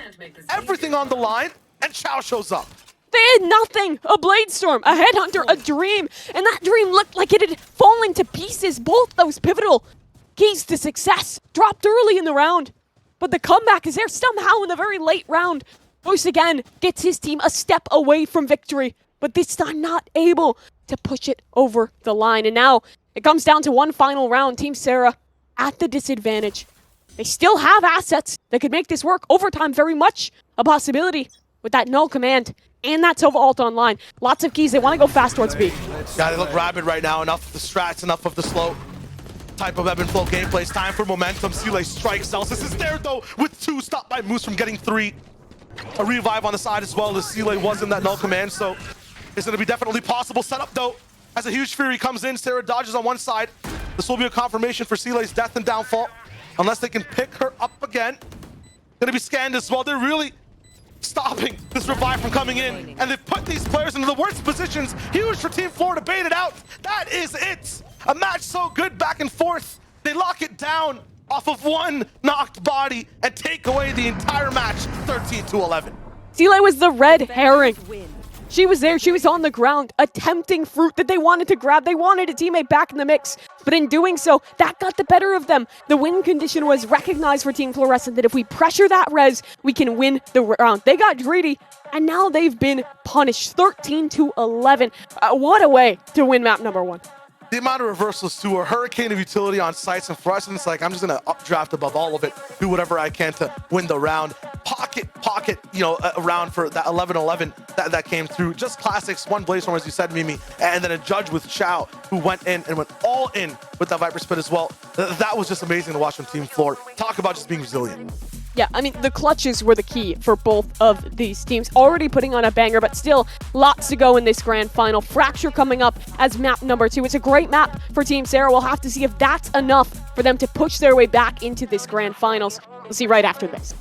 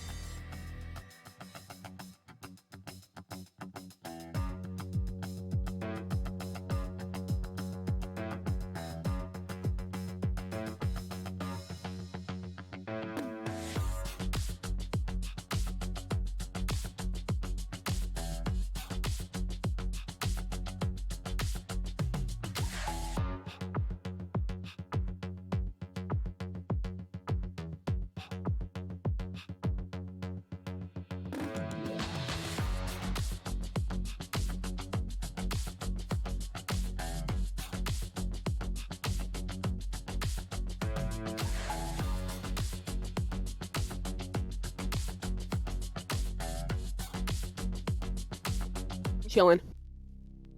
Welcome back to the action here for the Misfits Gaming VALORANT Invitational. We're in the grand finals, and before we get back to reviewing the action, I want to pose a question to you, Shio, and also to everyone at home in chat, and that's who is the MVP of the tournament thus far? Because not only is there a $20,000 prize pool with 10K going to the first place, but there's also some prizes for some good individuals, and one of those is 1K going to the MVP of the tournament, and also 1K going to the best play of the tournament. So lots of options to earn money besides just winning the whole darn thing. But Shio, who's your choice for MVP? For MVP so far, if it's Team Flor that takes it the whole way, I think Zelsis is absolutely popping off on every single map. The slides we're watching in Fracture, so dope. Mimi, do you have a specific as well, or are you on the same page? I'm hitting you with kind of a different one. And just off of that map that we just saw, even though Team Sarah lost, I gotta say, Moose, this guy has been insane in the clutches. His consistency has been top-notch. Sure, maybe someone like Fluorescent has more like flashy, crazy one-off moments, but Moose is fragging, getting 2 kills pretty much every round to keep his squad in it. Absolutely. You talk about, highlight plays. That's a big thing that's happening as well. I think Noya's 4K that happened yesterday was absolutely insane in terms of a clutch, and it's given us a type of, inkling to stretch for in our brains every time we see her in the driver's seat in a 1vx. It's a big chance that also could happen again today. So far, though, on that last match, I think it was just control on both sides and a loss of a little bit of that as well towards the very end with one Team Sarah trying to pick up Sile's body. That gave Team Flor the win. That breeze was a lot of fun to watch, though. Yeah, and well, the control that we're talking about was so often the space in mid. Both these teams really jockeying for that space. Oftentimes, if the attacker is winning that out, you're getting that spike down. It's a standard for Breeze, but like you said, the clutches is where things came to bat. And I mean, so many of those big moments. We already talked a little bit about what Moose was bringing to the table. Fluorescent as well in some of those final hours was stepping up. Redux having some of those moments too. Pretty much everyone in this grand final playing up to the level of the competition and looking absolutely incredible. I mean, even looking back further towards this kind of defensive side, it was a lot of kind of Redux and the way that he played this aggression on the Jet. A lot of really heavy fights, either down elbow or kind of doing that like spot up on the wall in mid that we used to see players like Leaf doing so often, and it worked super well for him. Absolutely. For Redux, he kind of reminded me of like a high star level Yu-Gi-Oh card where you'd have to sacrifice a monster beforehand or a player to get him into a spot and then be an absolute behemoth. Sometimes it was Moose who went all the way up top the tunnels to go down multiple times. Sometimes it's someone else walking in to a Viper Spit for him to be able to pop off. Someone else always made noise, and then Redux would just close out the round. So that was always so much fun to watch. Man, it was super powerful. Noya, though, I mean, this specific round, Mimi, was insane back and forth. The patience from Moose. That shot.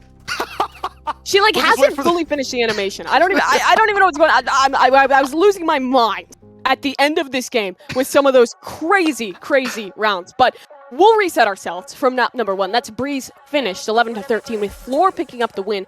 Now we head into the map choice of Team Fluorescent, which is interesting because Fracture has been a great one for Team Sarah in the past, Shia. Absolutely. I mean, it's all about the slides, I feel like, when we rock into Team Fluorescent's side pick of Fracture.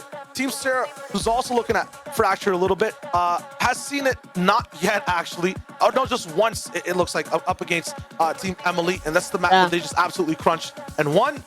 It's going to be fun to see whose crunches are crunchier, I guess, on this map, because both teams definitely strive for it. I feel like with Team Fluorescence, it's always on the side of B, or it's actually the site Fracture. Every time I think about it, Mimi, the sites switch. I swear to God, I know everyone in the chat has it the same way. I think it's the one map that's like inverted from the rule of like if you're attacking and you look, the A site will be on your left. It's super convoluted, but I don't blame you. The site that has 2 levels to it, bottom and top. So that one specifically is the site that Team Fluorescent loves to hit with A main and Sand that rolls in. So I guess that is A. And then the B side site, that's exactly, I feel like, where all the crunches come in for Team Sarah. So they both have their own separate sides of play that they love to just strive for on this map. I wonder which side actually the seesaw leans towards. Well, looking at the compositions, we were talking a lot about that Jet versus Jet between Redux and Fluorescent, but this is the map where we tend to get a change. Redux sticks with that crowning role on that Neon, but this is where Zelsis gets his freedom. Even when he's playing at the pro level with Sentinels, this is the map where he gets to have some fun, play on that Neon, and he is great at it. You see Fluorescent actually hovering okay. I was about to make a whole point about, maybe she picks a Cypher, maybe she picks a Sage to counter out the Neon. It'd be really cool, but she just wants to play Reyna because she's good at Reyna. Listen, the last time we saw this, Fluorescent stopped caring. I think she stopped calming round 3 to her team, and her monitor and all her peripherals shut off. She actually downloaded herself into the game. hyper pop blaring at plus 100 decibels. Team muted, game muted, hold W. That's where the 10,000 hours of aim trainers come into play. The last entire chat room that watched Fluorescent play Reyna actually had their eyes ringing. Not their ears, but their eyes ringing from what happened. No one can describe what happened because they also had retrograde amnesia, but hey man, like, I'm excited to see what happens. Yeah, I will sell for double duelist comps on this map when it's Raze and Neon because you get utility.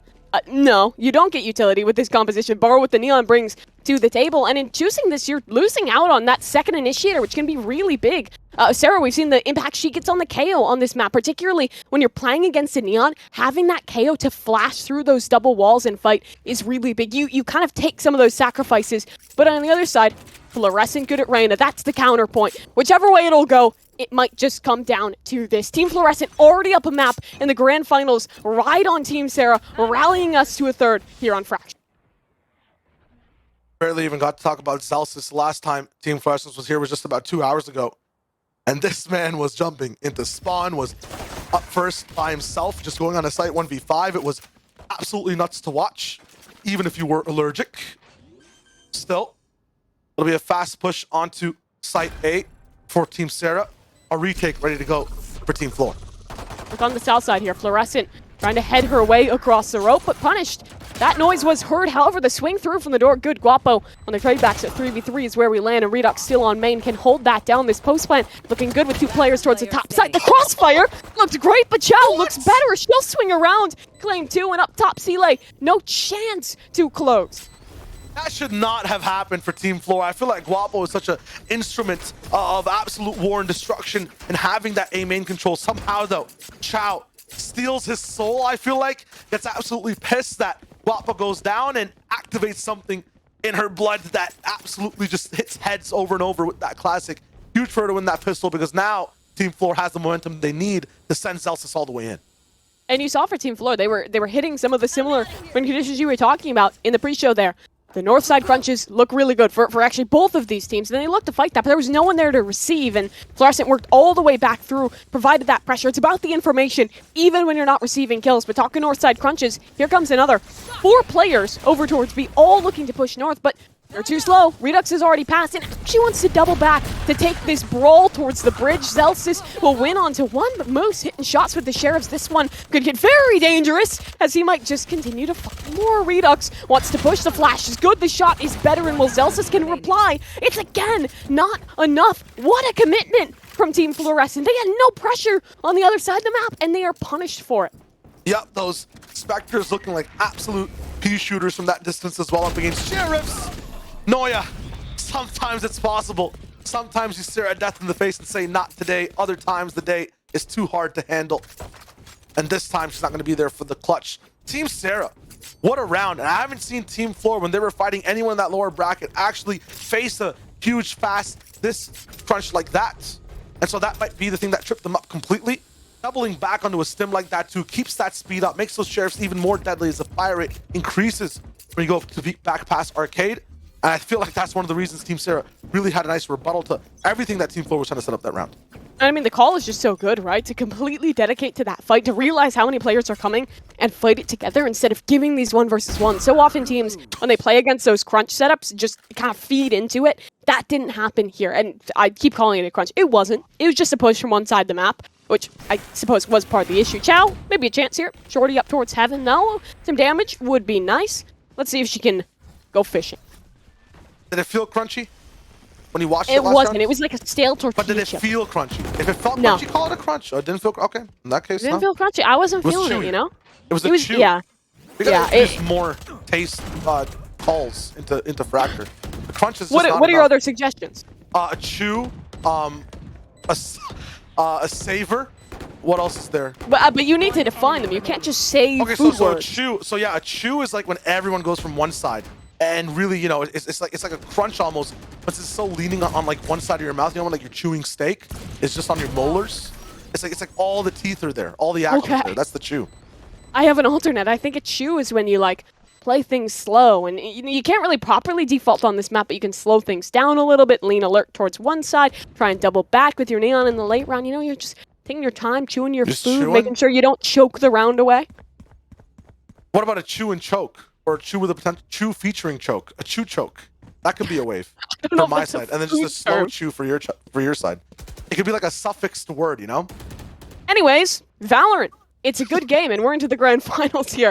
Team Sarah up 2-1, and now both these squads with weapons to work with. It's not really a bonus round because that second was converted, so it will be a pinch towards B. No actual aggression, bar that kind of trap towards A main. Means these two players could be in trouble. It's up to Guapo and to Fluorescent to hold the fort. Every time Guapo has people in his vision actually running into him, it's kind of his natural habitat. That's where he loves to live and take shots with. The swing's usually always good for the retake. Rolling Thunder coming in, Guapo will not be affected. Everyone already up into the side of heaven. Molotov will be there as well as Fluorescent just spraying. I'm surprised she doesn't actually dismiss, but I guess nowhere to actually go. Guapo hurt in the head as well with that fault line. Blocked off that dust cloud as well. There's no chance for Team Flor to be able to come in for the retake. But look at Celsius just sliding around. Okay, Moose's aim is still there though. The Moose-Sonder duo combination not stopped so far on any map, and it will this time by Chow. Once again holding down the line, already shaping up to be an MVP of this match. I know I'm calling it early, but so far, she's really keeping Team Flor in the game. She was clutching game one. She's looking clutch in this one as well for Team Flor. And for Team Sarah, I think that one just kind of came down to the pace at which Team Fluorescent gave it to them. Instantly, Celsius is fighting. He ran all the way through from the north side to flank into heaven, provide that pressure there while the spike plant came down.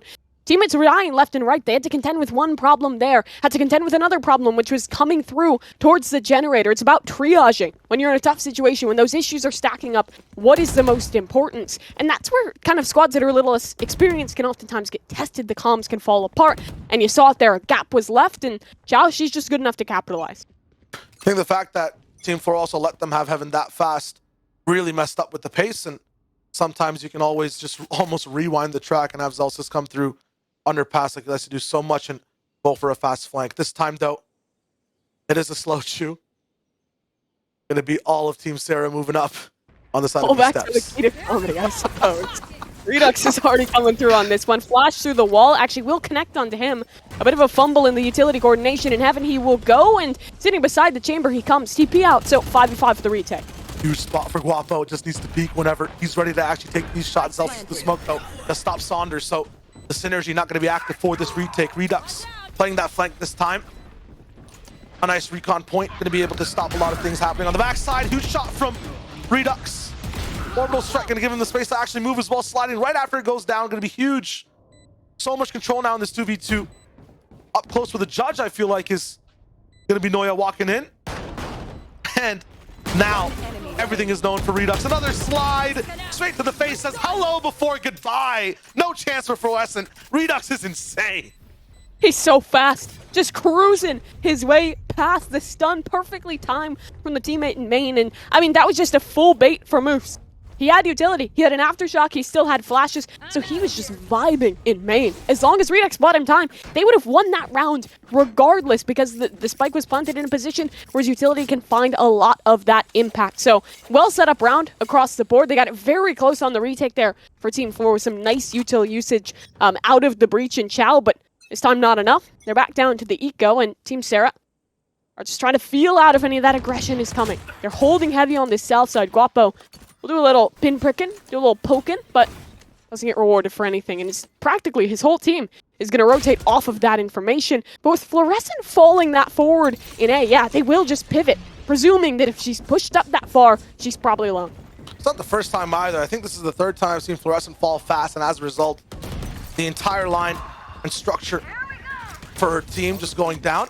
That being said, once again, just sheriffs, you have to do something risky, something that might set everyone up for disaster. And now everyone's being found out on the side of Team Flor. One classic left on Chow. Indecisiveness towards the smoke. It's tough to see exactly where someone's going to be able to come out. Moose will be able to pick her up. 42 now. So, Team Sarah looking solid on this attacking side. I think with Redux finding such a big impact in so many of these rounds, finding them that early space, it's been great, but they're not really overcommitting off of what he provides them in the early round. They have a lot of these moments where they kind of apply a little bit pressure. That round was a great example. Feel out if someone from Team Flor is getting aggressive, because so often this team loves to push, and like you were just talking about, Fluorescent has been punished a lot because of that. I would not hate for them to kind of find a middle ground. You either fully commit to the crunches or you fully slow down. This time, another crunch. It's gonna be too fast. Fluorescent's gonna have to actually fight here and dismiss, but no. Once again, she's not ready. Maybe fatigue being something. The amount of matches we've played today, she's not looking as snappy in these rounds anymore. Still lots of chances to come back. That being said, though, 4v3, we have the microwave available, the orbital strike with the rolling thunder, but it's not gonna get unplugged either. Moose is there with an electric surge protector on the devices. Guapo, though, has a mini EMP to take it down. 3 sky smokes to be able to use. 2v3 situation. There's one orbital strike to be ready and going. A huge setup for Guapo to be able to fall down and use. Now all up to one player, Chow, but not this time. This clutch is going to be too hard for even her. I phrased the question. Does Team Flor want to commit to the aggression or commit to being a little bit more of a pacifist in the early round? And their answer was, again, this aggression. They go for another one of these crunches. The issue is, it's a neon mirror match. No matter who is coming through, the rotations will be incredibly fast. There's a Brimstone as well, and off of round start, Team Sarah, when they go for these fast executes, and they're not playing that slower default to receive the aggression, they Brimstem and Redux sprints. You don't have time to actually action on that crunch. If they're already out of dodge, sure, it can work if maybe they're set up to receive the aggression, but the timing has just been nice. The reads have been good to stop that from happening to Team Sarah. One could say that an operator might be the wave, some firepower to stop the fast pushes, some positioning, but a smoke blocks Noya on one side. Sonder takes out the sniper. It's too tough for any type of defensive strat. Zelsa's coming in super fast off the backside. Sonder's ready. Up for 3 almost. Has a chance to back up as well. She's gonna go straight for this. Another headshot straight to the face. Sonder turns up huge. And now just Chow, left alone. Redux, hungry. Hungry. Is he a hippo or is he a... I don't know what he is. I don't know what he is. He's a winner. He's a winner today. Oh my god. Redux, untouchable. You know how weapons have a buff if you get a certain amount of kills? They start to glow? This man, apparently you can't shoot him anymore. He's a part of the Matrix. A new member. Something different. He's stepping up 12-4 early in this game. And I thought the reaction there was actually good from Team Flor. 2 players come from the rope back after that initial death on the north side, but astute is Sonder on that chamber. She takes care of the entire lot of them. Now, money is back. You need at least a few rounds on this defense. They play a little bit more passive this time. But that operator, you said could be a win condition, set up on the ramp. Ready to go. Maybe even hit a shot. Noya, though, just wants to escape as fast as possible. Redux is too fast. Rolling all the way in. No chance for Noya. Still Guapo on the site, looking for the 3K. Bullied from every single angle. Chow there with the support with the flashes. Now, everyone on Team Sarah has to back up. Guapo found, though, Chow there once again to be the second chess piece to work off the sacrifice. Fluorescent active at the fast back time as well. Finds Chile now. There's just one player left. Dodge flash from Chow. How did they stop this one? But it's Moose. And he's good in these. That stun's coming back on the recharge soon. And he has scot-free plant towards A. That's unless Fluorescent can head this one off. She's already towards the top side of this one. And the question is, does she take this duel alone? Does she wait for her teammate? Because there's plentiful utility on this breach to shut things down. But Moose with that stun, he wants to make a play. She knows he's weak. Running all the way over to drop possibly as well. Moose tries. It's the best spot to be in, but not this time. And that's huge for Fluorescent to come back with a mental as well. Phenomenal in that round to play that trade, to have a spot to be there for her team. The fact that Guapo went huge on the site as well. I don't know how they stopped that push, especially with Redux being exactly where he was, so fast on Noya's body. Riddle me this. Was Noya suppressed at the beginning of that round? Because I didn't see a KO knife connect. No, not from what I saw, unless we were blind. Yeah. Either we're blind or she just didn't teleport and got utterly overwhelmed there. It was almost a bit of a fumble off the rip, because Redux got going so fast. It looked like he was going to be able to convert that into something more, but it just come down to the trades. Her team was fully there to support, even though she didn't dip, she didn't teleport. Her team was ready to trade. She was almost the bait, and the snare was there. I felt like not being suppressed, she might have thought that, hey, maybe I can get this pocket, go for a one-off spot and a shot, and then teleport after the fact. They needed something to get back into this game. Yeah, and those are the tough decisions to make. You have to set your mind on another field when you're against the Neon and talk to speed. We're back at it again, fast towards A. It's a line straight up through Sands, but now Fluorescent's actually reading exactly how the roll call goes, how the setup is. Zelsis active once again. All down to Moose once more. Sarah's still up, but with Guapo up on the field, that'll be taken care of shortly.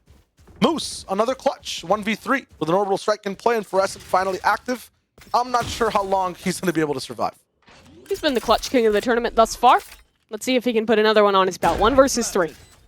It's And he isolate one of these players. Noya spotted and nope. Not to be this time yet again. A second opportunity and again not going to quite work out for Moose. They're just not giving him time to get that spike down, to set up where he wants. Second round in a row, he's caught in transition. And Team Flor take advantage. Great rally back from them. Finding a bit of momentum in their heels. This is usually how they lose their leads when they're up 6-0, 6-2. It's always that round where things start to stop and Fluorescent's opponents start to identify patterns.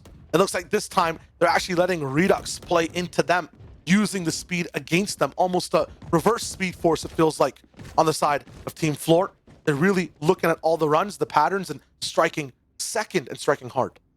Yeah, and you see on that timeline, it looks like 4 retakes is what they've won. No, just the first 2 were. Those second 2 rounds were decided in the first 30 seconds with fast plays attempted from Team Sarah and immediately them being shut down. The speed has worked for them thus far, but I think it may be time for them to temper it just a bit. On the other side, aggression again from Zelsis. This time the operator to punish.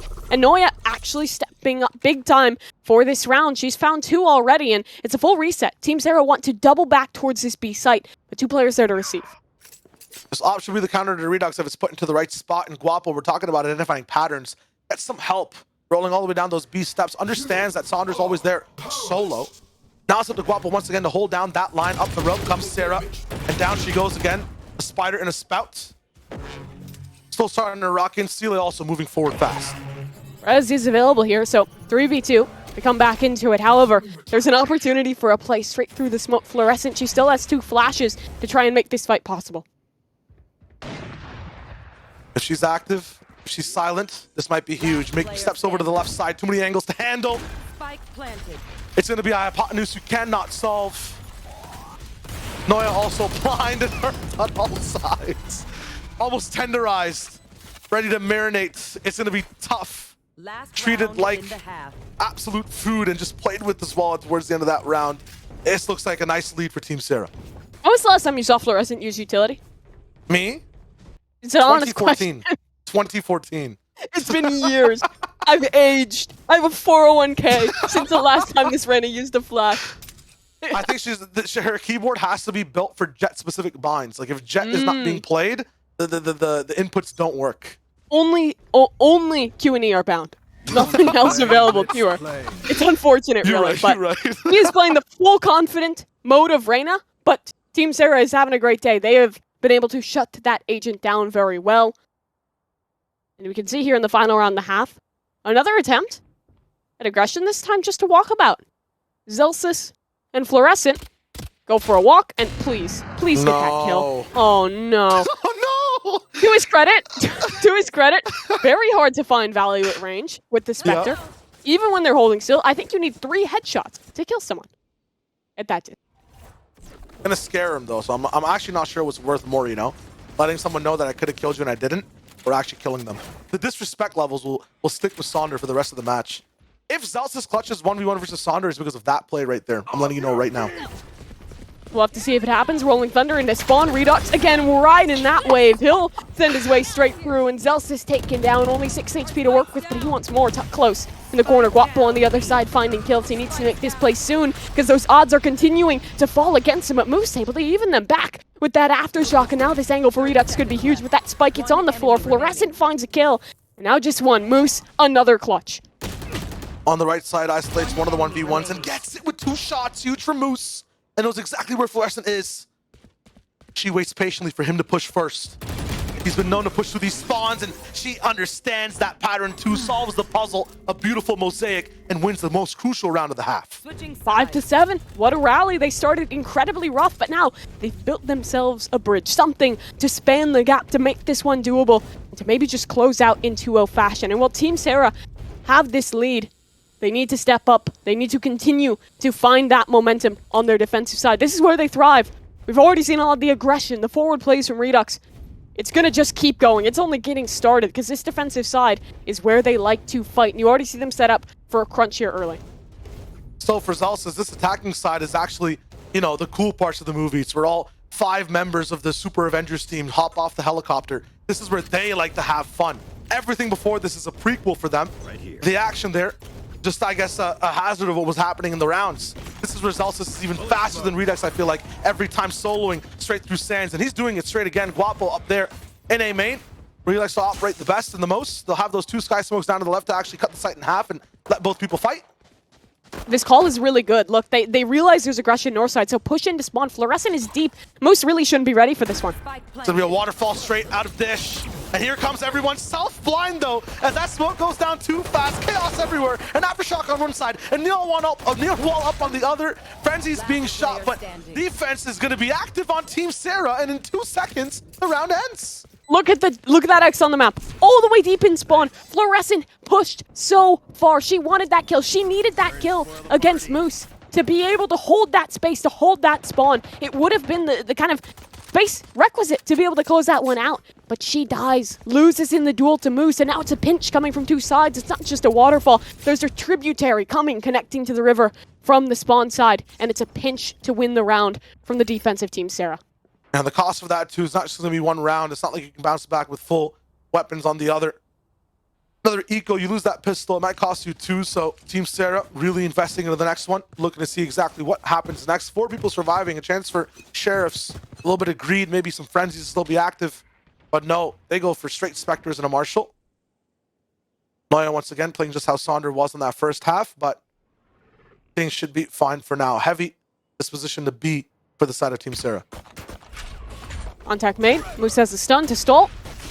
They have A main control as well. Plentiful space here. Options right now is just to be able to do damage. That's what Guapo's going for. If they get on site, it's a big benefit. And that's exactly what will happen, but Sonder will find a pick in transition.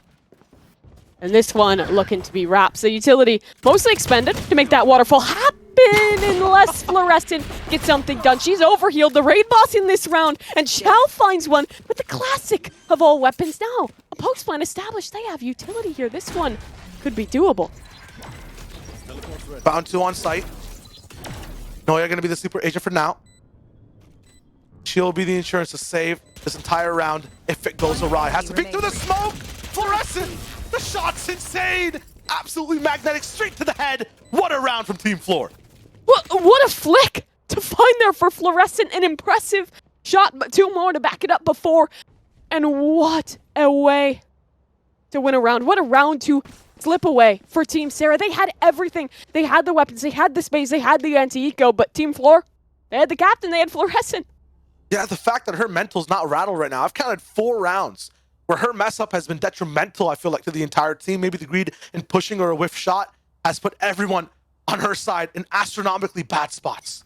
It's the power of the vibe. If you're feeling good, if your team's positive, you make a mistake, does not matter. Bounce back. The rounds you win are the rounds that matter, and this one looking like another one of those for Team Flor. Stun through, doesn't matter. Chow on the spray. This one looking like a lockup, and should not be the same chaotic outcome of the round before, as Team Flor have opened a door. The vibe's back, and they're still rocking through. Moose gonna be alive right now and knows exactly what he needs to do, and that's go down because the round is not gonna be possible from that position. Zalsis looks like there's a pep in a step now as he keeps moving. I think they need to win these eco rounds super fast as well, or the anti-ecos from their side. It's really nice that, you know, even if some rounds are going bad or some decisions are being made and it's unfortunate, everyone on the team is still performing in tip-top shape. And everyone is. The gap's down to 1.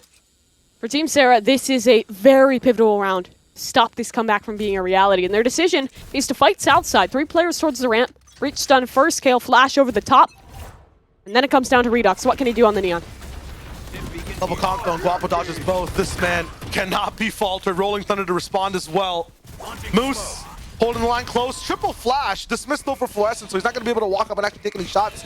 Push all the way back to Canteen. No chance to eat lunch though, as looks like the entire bar is closed. Smoke all the way up in his face, and Jen can't help either. There's a gap for someone to be able to walk through though. Zelsis wants to get freaky with it, but for now he's going to get him to stay all the way towards the back. Guapo with the spray through the smoke too. Sonder will find one, but Not gonna be enough after the fact though. Canteen now finally open. Sky Smoke come down again. Guapo has a chance for both Gen block or Canteen, and he chooses Gen, so no chance for the big push on the left side. Everyone can just have that crossfire towards the right. And it's a save. They're deciding to not go back into this one. The gun's too much to commit.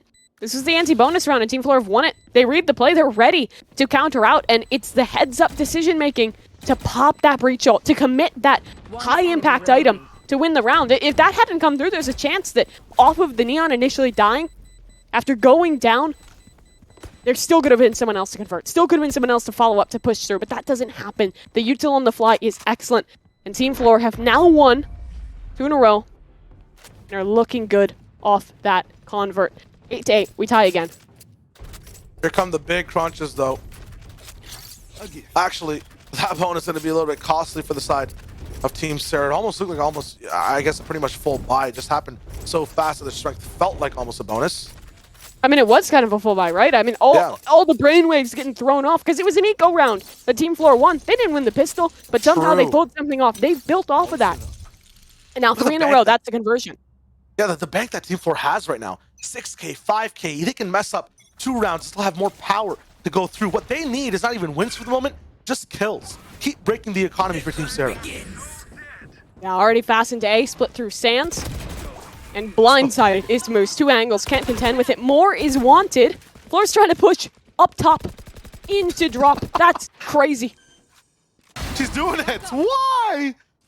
Doesn't matter though. You got to make these decisions consistently if they want to work when they actually work. Giving Redux the rifle though, this is going to be tough. Sheila already in. And he slides all the way through the site. What a move from Redux. Insane. As now a Vandal's active and they have control. Oh no, 2v2. Already tap on the spike. I believe there's still some utility left. Flash forward. Blind it off. They know it's off. Spike, but Zelsis is still swinging. Chow, it's up to her. Clutch for the 1 versus 2. Stun down on the left side, 2 for Chow, and it's good! Once again, she lives in A, breathes the air, and it smells so nice. The clutch is nice, but it never should have been that close. Why are we pushing drop? Why are we getting aggressive when it's man advantage on an anti-eco? You know how parents have swear jars for their kids? We need an overheat jar for the side of Fluorescent. Every time she over pushes in one of these rounds, $1 goes in the jar. It melts the money though, so what's the point, you know what I'm saying? Or burns it, so it's gonna be tough for her. You know what I think it is? They saw that there's money for clips going out, the best highlight, right? Or MVP strat status. So we're thinking overheat. Yeah. But she's seeing that $1,000 clip bonus. She's seeing the dollars. Yeah. The 10K MVP bonus too? It's a lot. It's a lot. You could build up a whole 2K on top of winning the tournament. I take back everything I said. She's just being fiscally responsible. See, you got your funny up, but she's trying to get her money up. So that's the difference between you two. That's what's happening right now. We are not the same in that way. Alt pop towards B. That's actually to try and get aggressive towards the north side. Microwave. Is anyone getting fragged today? Sealate to take down Fluorescent, and from up above, Sarah drops onto Zelsis' head. Wins the fight, but the trade's better. Noya and Guapo both find one. This gets weird. Where does Noya even find these picks? This happens every time.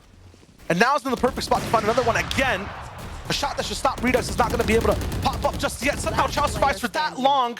Guapo down, 2 ult down to Noya. She lands another one onto Sonder. Redux once again has the speed. They have control of that spike entirely. Vandal also online as her overcharge. The overdrive will run out. Noya though might get completely contacted by this 1-2-3. I don't think the swing's actually fast enough from the side of Moose. 30 seconds left. If she does pick apart Redux from the left, the other way though, yeah, actually it won't even matter if she tries to land the first shot. So close once again. The TP could have been there. There would have been a chance of Moose quick on the draw. Quick indeed, and that's a big round to win. You finally break this streak of momentum, and it was an expensive one. You had to use your microwave, both the Brim and Breach ult, put into converting that round, but still, it's something to get you back into the game, to get you back building on this defensive side. But we just saw the microwave from one side. Team Flor have it now. Not only those 2 ults available, they also have that Neon ult online. You can be even faster, even more aggressive on these executes for Zelsis. Zelsis' speed's kind of been trapped into a bottle so far. My man's not going to be, or hasn't been able to do what he's been doing in these past Fracture matches. It's been a little bit of a slow burn for the team. Sarah also slowly moving up towards the spawn, and no one's there just yet. Double slow though as they try to get so fast on the flank. No one's going to see it coming. Chad's going to be there to help too. They're running straight in, just leaving one op to be able to stop anything that Redux is trying to do. And there's the big shot as he goes down. Noya holding that defensive line. 2 more opponents to go. Zelsis caught between a bridge and a chasm on the left. He jumps over one. That's Moose going down. And now it's all up to Sarah on the other side. Found out by Fluorescent as she's pulsing her location exactly where she is. Now Team Flor has the lead. Really well played there from Team Flor. As a reply to the aggression, they absorb it completely. Initially get a kill with that operator, but they don't overheat into it. Pull back, fight spawn instead, take the advantageous fight onto the foe that they know, and win as a result. They set themselves up for a nice crossfire, and then from main, you're not able to get anything done. This team has shown some very good prowess at making these on-the-fly calls. I still like the idea from Team Sarah overall to get that, you know, the bodies in the flank all the way over to main. The fact that Noya was ready, though, is huge. Let's see what else they have in the book to be able to thwart a B take again. Another trap, this time in A main. Conk forward, Redux contacting off of it. He'll get deleted by Guapo on the swing. Ran a flash there, a chance, sea life for 1, but Zelsis on the trade back, and there's still heavy forces. The flashes have to be make or break. You know, they've made it for 2, but when they break the round, it's only Moose left. He has another blind, another opportunity, but Zelsis on the spam towards the corner, and now just 1. Sonder. 1 versus 2, but 8 headhunter bullets. We've seen her do it before. She has the firepower. This weapon, this ability right here can match the power of at least 2 rifles. With timing, though, that could get absolutely nerfed down. Sonder, no chance of the TP just yet either. Is going to be so far away from all the bullets and shots that are available on the ground. Noya will be there to rack it up all the way to 11. And now it's not just the strats, it's not just the moves on the maps, not just the retakes, it's the pressure that's there. Team Flor, 2 rounds away from winning the Misfits Gaming VALORANT Invitational. This team is a trampoline. They see the aggression, they see that Neon running at them, and the reaction is instantaneous. Stun forward, counter flash, reply, and shut down. Every time a play is attempted from Team Sarah, Team Flor has something to trumpet. Absolutely, and I'm liking the notes they're playing on that beat.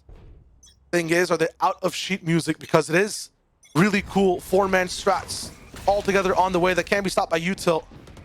Redux is there once again, but there is too much heat coming in from A main, and here comes the Rolling Thunder to get him all the way up and happy up top. We're talking about trampoline. My man has been jumped off of his hidey spot. More aftershocks up too, as that entire feed lights up like a Christmas tree. Red and green. Now down to 2 players as Noya looks at exactly where Sonder is, and she's fast.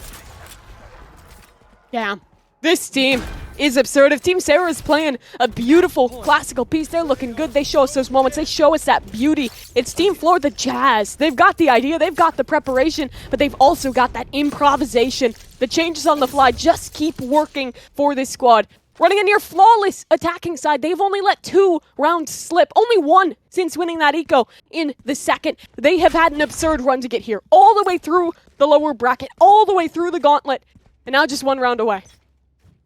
The finale of the crescendo of this beautiful piece. It's the end of the orchestra now. 1 more round for Team Flor. They win it over. This tournament ends. Celsius, he was the star player through Sands. Now taking a back seat as the rest of the team levels up to clinch rounds that should not be possible. Slowly walking into this Fluorescent, finds the opening. 4 more players to go. 10K ready to get grabbed straight by the hands of Team Flor. Celsius' POV shows you everything that's happening on screen, and he finds support on one side. 2 players now left, down to 1 for Team Flor. It's just Sarah, and as the captain falls, Team Flor rises. 13-9 on Fracture. They win the grand finals. A 2-0 victory, Team Flor, all the way from the lower bracket. The very first game they played, the very first round, they lose, they fall, but they have rallied back, won it, despite the map van disadvantage, despite the pick disadvantage. Everything works out for this squad. So adaptable on the fly and so stoic despite the amount of games, the amount of pressure that has been on them. Absolutely, and it was just really nice to watch them not only come back from the whole tournament, but come back in that match as well. You could see kind of the mirror opposition of, you know, losing right towards the start, just like they did in the bracket, and then bringing it back by learning against every single player, it felt like, on the enemy team. They had a counter strat for each and every single position, whether it was Guapo up against Sonder, whether it was Zelsis up against Redux. It was so much fun to watch them just go head-to-head on Fracture.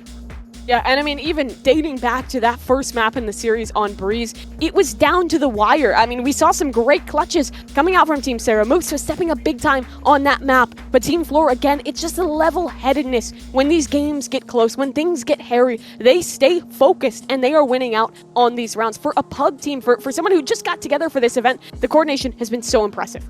And then this map specifically, I feel like Noya and Chow just stepped up absolutely, almost also last alive so many times. They were working really well in tandem to win clutch rounds. Noya with great shots, and Chow 2v1s, 3v1s, I feel like also towards the start of that match, absolutely opened up the game for the rest of the team.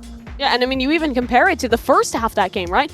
Noya was getting shut down. It looked dominant on the attack out of Team Sarah. She was getting destroyed even when that op was in her hands, but you change sides and it's a complete 180. And as we look back at some of these big moments, again, it was a nice start for Team Sarah. Chow, I mean, how many clutches did she have in those first 10 rounds? More than one. That's what I can say accurately, because it was possibly even more than two. It was nuts from Chow. That being said, too, on the other side of things, if this entire grand finals went any other way, Moose was looking so good on Team Sarah's side, on Breeze, on Fracture as well, holding down the line for the team.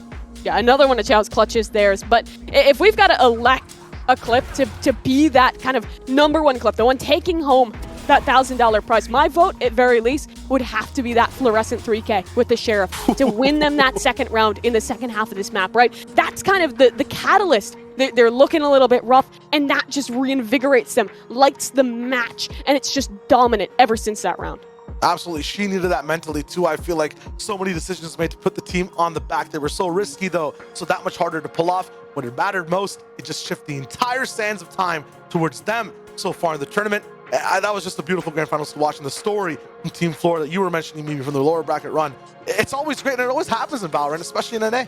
It really feels like every single time that lower bracket buff is real. And of course, this squad now walking away with the lion's share of that 20K prize pool, $10,000 to split between their 5 members. Absolutely awesome for them to be able to win that through. But that prize pool and the tournament as a whole would not be possible without our sponsors. The presenting sponsor, of course, is Splat. You can transform your look instantly with Splat hair color. They come in over 50 semi-permanent, permanent, or temporary colors that you can buy pretty much everywhere. Walmart, Target, Walgreens, CVS, Rite Aid, or right at their website, splathaircolor.com. Make sure you check them out. And also, check out the supporting sponsors, HyperX and Exa Sport Nutrition, for making things possible here at this event. It has been absolutely awesome to watch these teams compete, especially with the higher stakes of that lovely prize pool. But enough of us chatting. Let's hear from the victors themselves.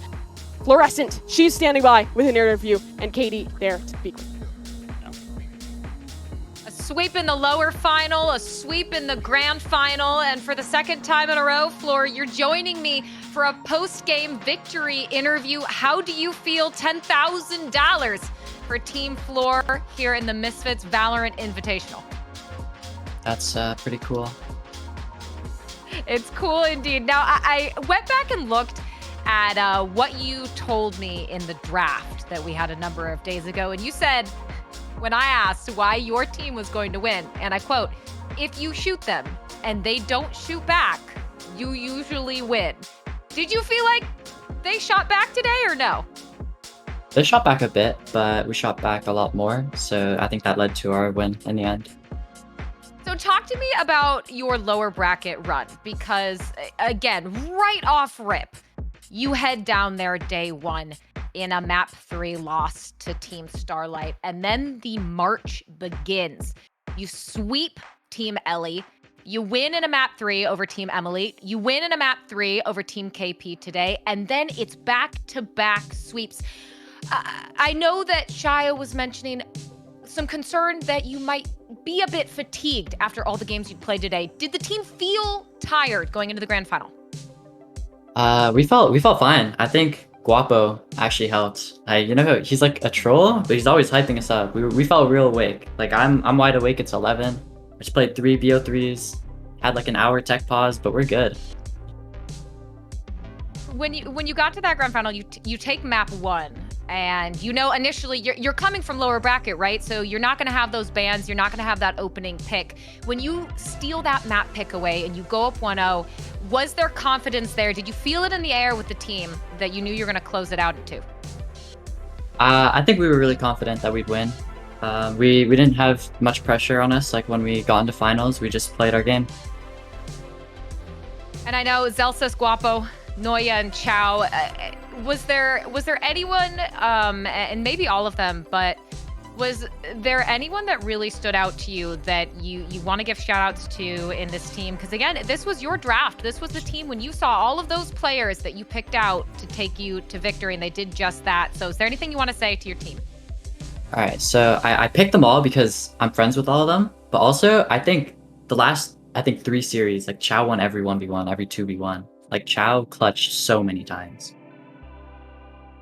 Chow certainly did indeed. Well, Flor, congratulations. First place, $10,000. You won the draft. You won the whole damn thing. And I think, and I saw it in chat as well, only good things in your future. And what a great moment for you. Congratulations. But I think that's time we got to go ahead and bring back in Mimi and Shayo. I'm not going to say that my predictions for Team Flor are right today, but back to back. Here, right? Yeah, I mean, I'm having fun. Mimi, you having fun? That was an amazing game, and I'm glad that. Yeah, I'm feeling good. I mean, really, it's just the storyline difference, right? They have the hardest day. They play so long. An hour-long tech pause doesn't even phase them. President said they're just chilling out. They're having some fun, making the best of things, and winning $10,000 along the way. Not too shabby. Now, I gotta know, Mimi, when you looked at Team Flor, was there any standout moment, a play, something from that grand final that stuck with you? I mean, it's got to be. I already said it again, but I'm going to just keep hyping up this play because it's got to be that fluorescent 3K with the Sheriff. Round 14 of Fracture. She has the Sheriff in hand. It looked like the round was going to slip away. She hits 3 insane headshots to win them that eco round, and then it was just momentum up the wazoo. Did you have something different, Chow? For me, round 1, 3, maybe even 5, somewhere in 9 or 7. Chow, 1v2, 1v2, 1v3. Flor mentioned it as well. Just throughout the whole day, even on Breeze, she was looking so good at just securing every round. Sometimes it's not the flashiness, but the invisible consistency, the pillar of the team in winning those rounds. That's huge. I think that she was the biggest difference maker. Now, Shayo, I just asked this of Flor, kind of talking about maybe some of that fatigue that could have been present in that lower bracket run, but ended up not being the case. How difficult do you feel it is for a team to accomplish what Team Flor did, which is starting in round 1 of lower bracket, getting all the way to a grand final? You don't have the bans, you don't have first map pick, but you still get it done, and it's weak, no less. It's maximum difficulty, but I feel like the difficulty is also just being that consistent the whole way through. They were doing so many things differently each and every single matchup. You can see their story here. We actually got to cast that Starlight 4 match, and it looked really good all the way at the start. Team Starlight huge in terms of how they went head-to-head at 2-1. After that, you can see beating Team Ellie, Emily, KP, 3 very different teams on how they face each other off, and at the same time, the map picks that were rolling in as well. All the way up to Starlight and Sarah, the 2 other strongest teams I feel like in the entire competition. Those were both 2-0s, so you clearly see they learned a lot from all the other matchups. They found their groove. Guapo's there with the vibes, Chow's there with the clutches. Everyone else just gets to play. Mimi, it was insane. Yeah, it was absolutely absurd. And I'm not a mathematician, but I'm pretty sure they played more maps in this event than anyone else. It was a 2-1 to go to the lower bracket. It was a 2-1 to stay alive in their first 2 games. They finally get a breath of fresh air on this final day to have one 2-0 game. But then they come into the grand final and they're done with close games. They're done with these matches going the distance. They just want to close out. And it feels like all the kind of culmination of the big moments of the coordination building up for this squad. You watch them learn as they play, and the payoff is excellent. Now, Mimi, you asked it earlier during the grand final. You wanted chat to say who they thought should be the MVP here, because we do have those extra $2,000 from that $20,000 prize pool going both to the MVP of the tournament and that play of the tournament. And we know where at least 1,000 of those dollars are going to none other than Zelsis, who will be the MVP of the tournament. I think we've got some great highlights of some of the gameplay. But Mimi, what really was making Zelsis shine? I mean, he's just a fantastic individual, but he's also a team player. I was watching some of their kind of stream perspectives, and he's a really vocal voice for this team. He's one of the most experienced members of this squad, and he was giving out some of those calls, you know, making those play calls on the fly, some of the things that we were so positive on for this squad with their ability to pivot. I think a lot of that was Zelsis and the experience and the voice that he brought to this team, on top of his just great performance as an individual. Yeah, the big thing for Zelsis as well is that every single time a clutch happened or an ace, a 4K, whatever it was, his performance started at a first blood face off. So it wasn't like, you know, a flank that was coming in. He took that front portion, the front line, the first comm, the whole strat even, and then made it work maybe from start to finish. Yeah, and on top of that, it's kind of the variety of his agent pool. It's not a huge variety, but he can play that KO, look really good on it, and he can also kind of turn up the pace when they play the Fracture and go onto this Neon. Some of these highlights are from their Fracture because it was such a great map for this squad. He was also playing the Sage over on Icebox, showing us a lot of different roles and playing them all at a very high level. Yeah, the Icebox was absolutely just domination, specifically also from his side. Beautiful to watch as well. I can track every single player and exactly what they want to do and stop it mid-stride as well. Zelsis absolutely deserved MVP. Now, it's been a great 2 days. It's been a long 2 days, but that doesn't mean we're getting toward the end of the road. It has been such a delight to get to work alongside both of you. Shayo, Mimi, Shayo, I want to start with you. Do you have any closing thoughts, closing statements now that we have our champions here for the Valorant Invitational? Absolutely. First of all, great tournament. Shout out Misfits, shout out Splat, shout out XS, HyperX, everyone involved. My main thing, if you haven't eaten a grilled cheese in a hot minute, try it. It's been a while. People get lost in the sauce in these ranked queues. It's a delicious meal. Go out, make some, munch. You guys deserve it. 100%. And if you're caught in the sauce and you're making a grilled cheese, make sure you also get yourself a hot tomato soup with it. Makes it all the better. Nice little bisque, tomato basil, something along those lines could be fantastic. On top of that, shout out to all the players. Lots of different players from all sorts of different backgrounds. We had some pros coming back to the tier 1 scene, playing in challengers. We have pros from the VCT Game Changer scene. We have some awesome streamers all involved who all showed up and put on an excellent show. So many great close matches on this stream and also on all the different games that we didn't get to watch here, but I'm sure you folks at home got to watch on some of those creators' individual broadcasts. So just awesome to see so many members of the community getting involved and just putting on a great tournament. I couldn't have said it better myself. All I can do is simply reiterate, Mimi, Shayo, not only yourselves, but all the other casters that were involved in this tournament. Production behind the scenes working so hard to give us a great event. Misfits themselves, all of our sponsors, Splat, HyperX, XS, Sports Nutrition, of course, Equality Florida, who we have been raising money to support, and our winning team, Team Flor, for such a dominant, outstanding performance. All of the Game Changers players, the VCT players, of course, the content creators that were here as well. Thank you, thank you, thank you. And I gotta just close it on Flor's quote, right? Because at the end of the day, if you shoot them and they don't shoot back, you usually win. And we're all winners here today. We'll see you next time. Thanks again. Bra, bra.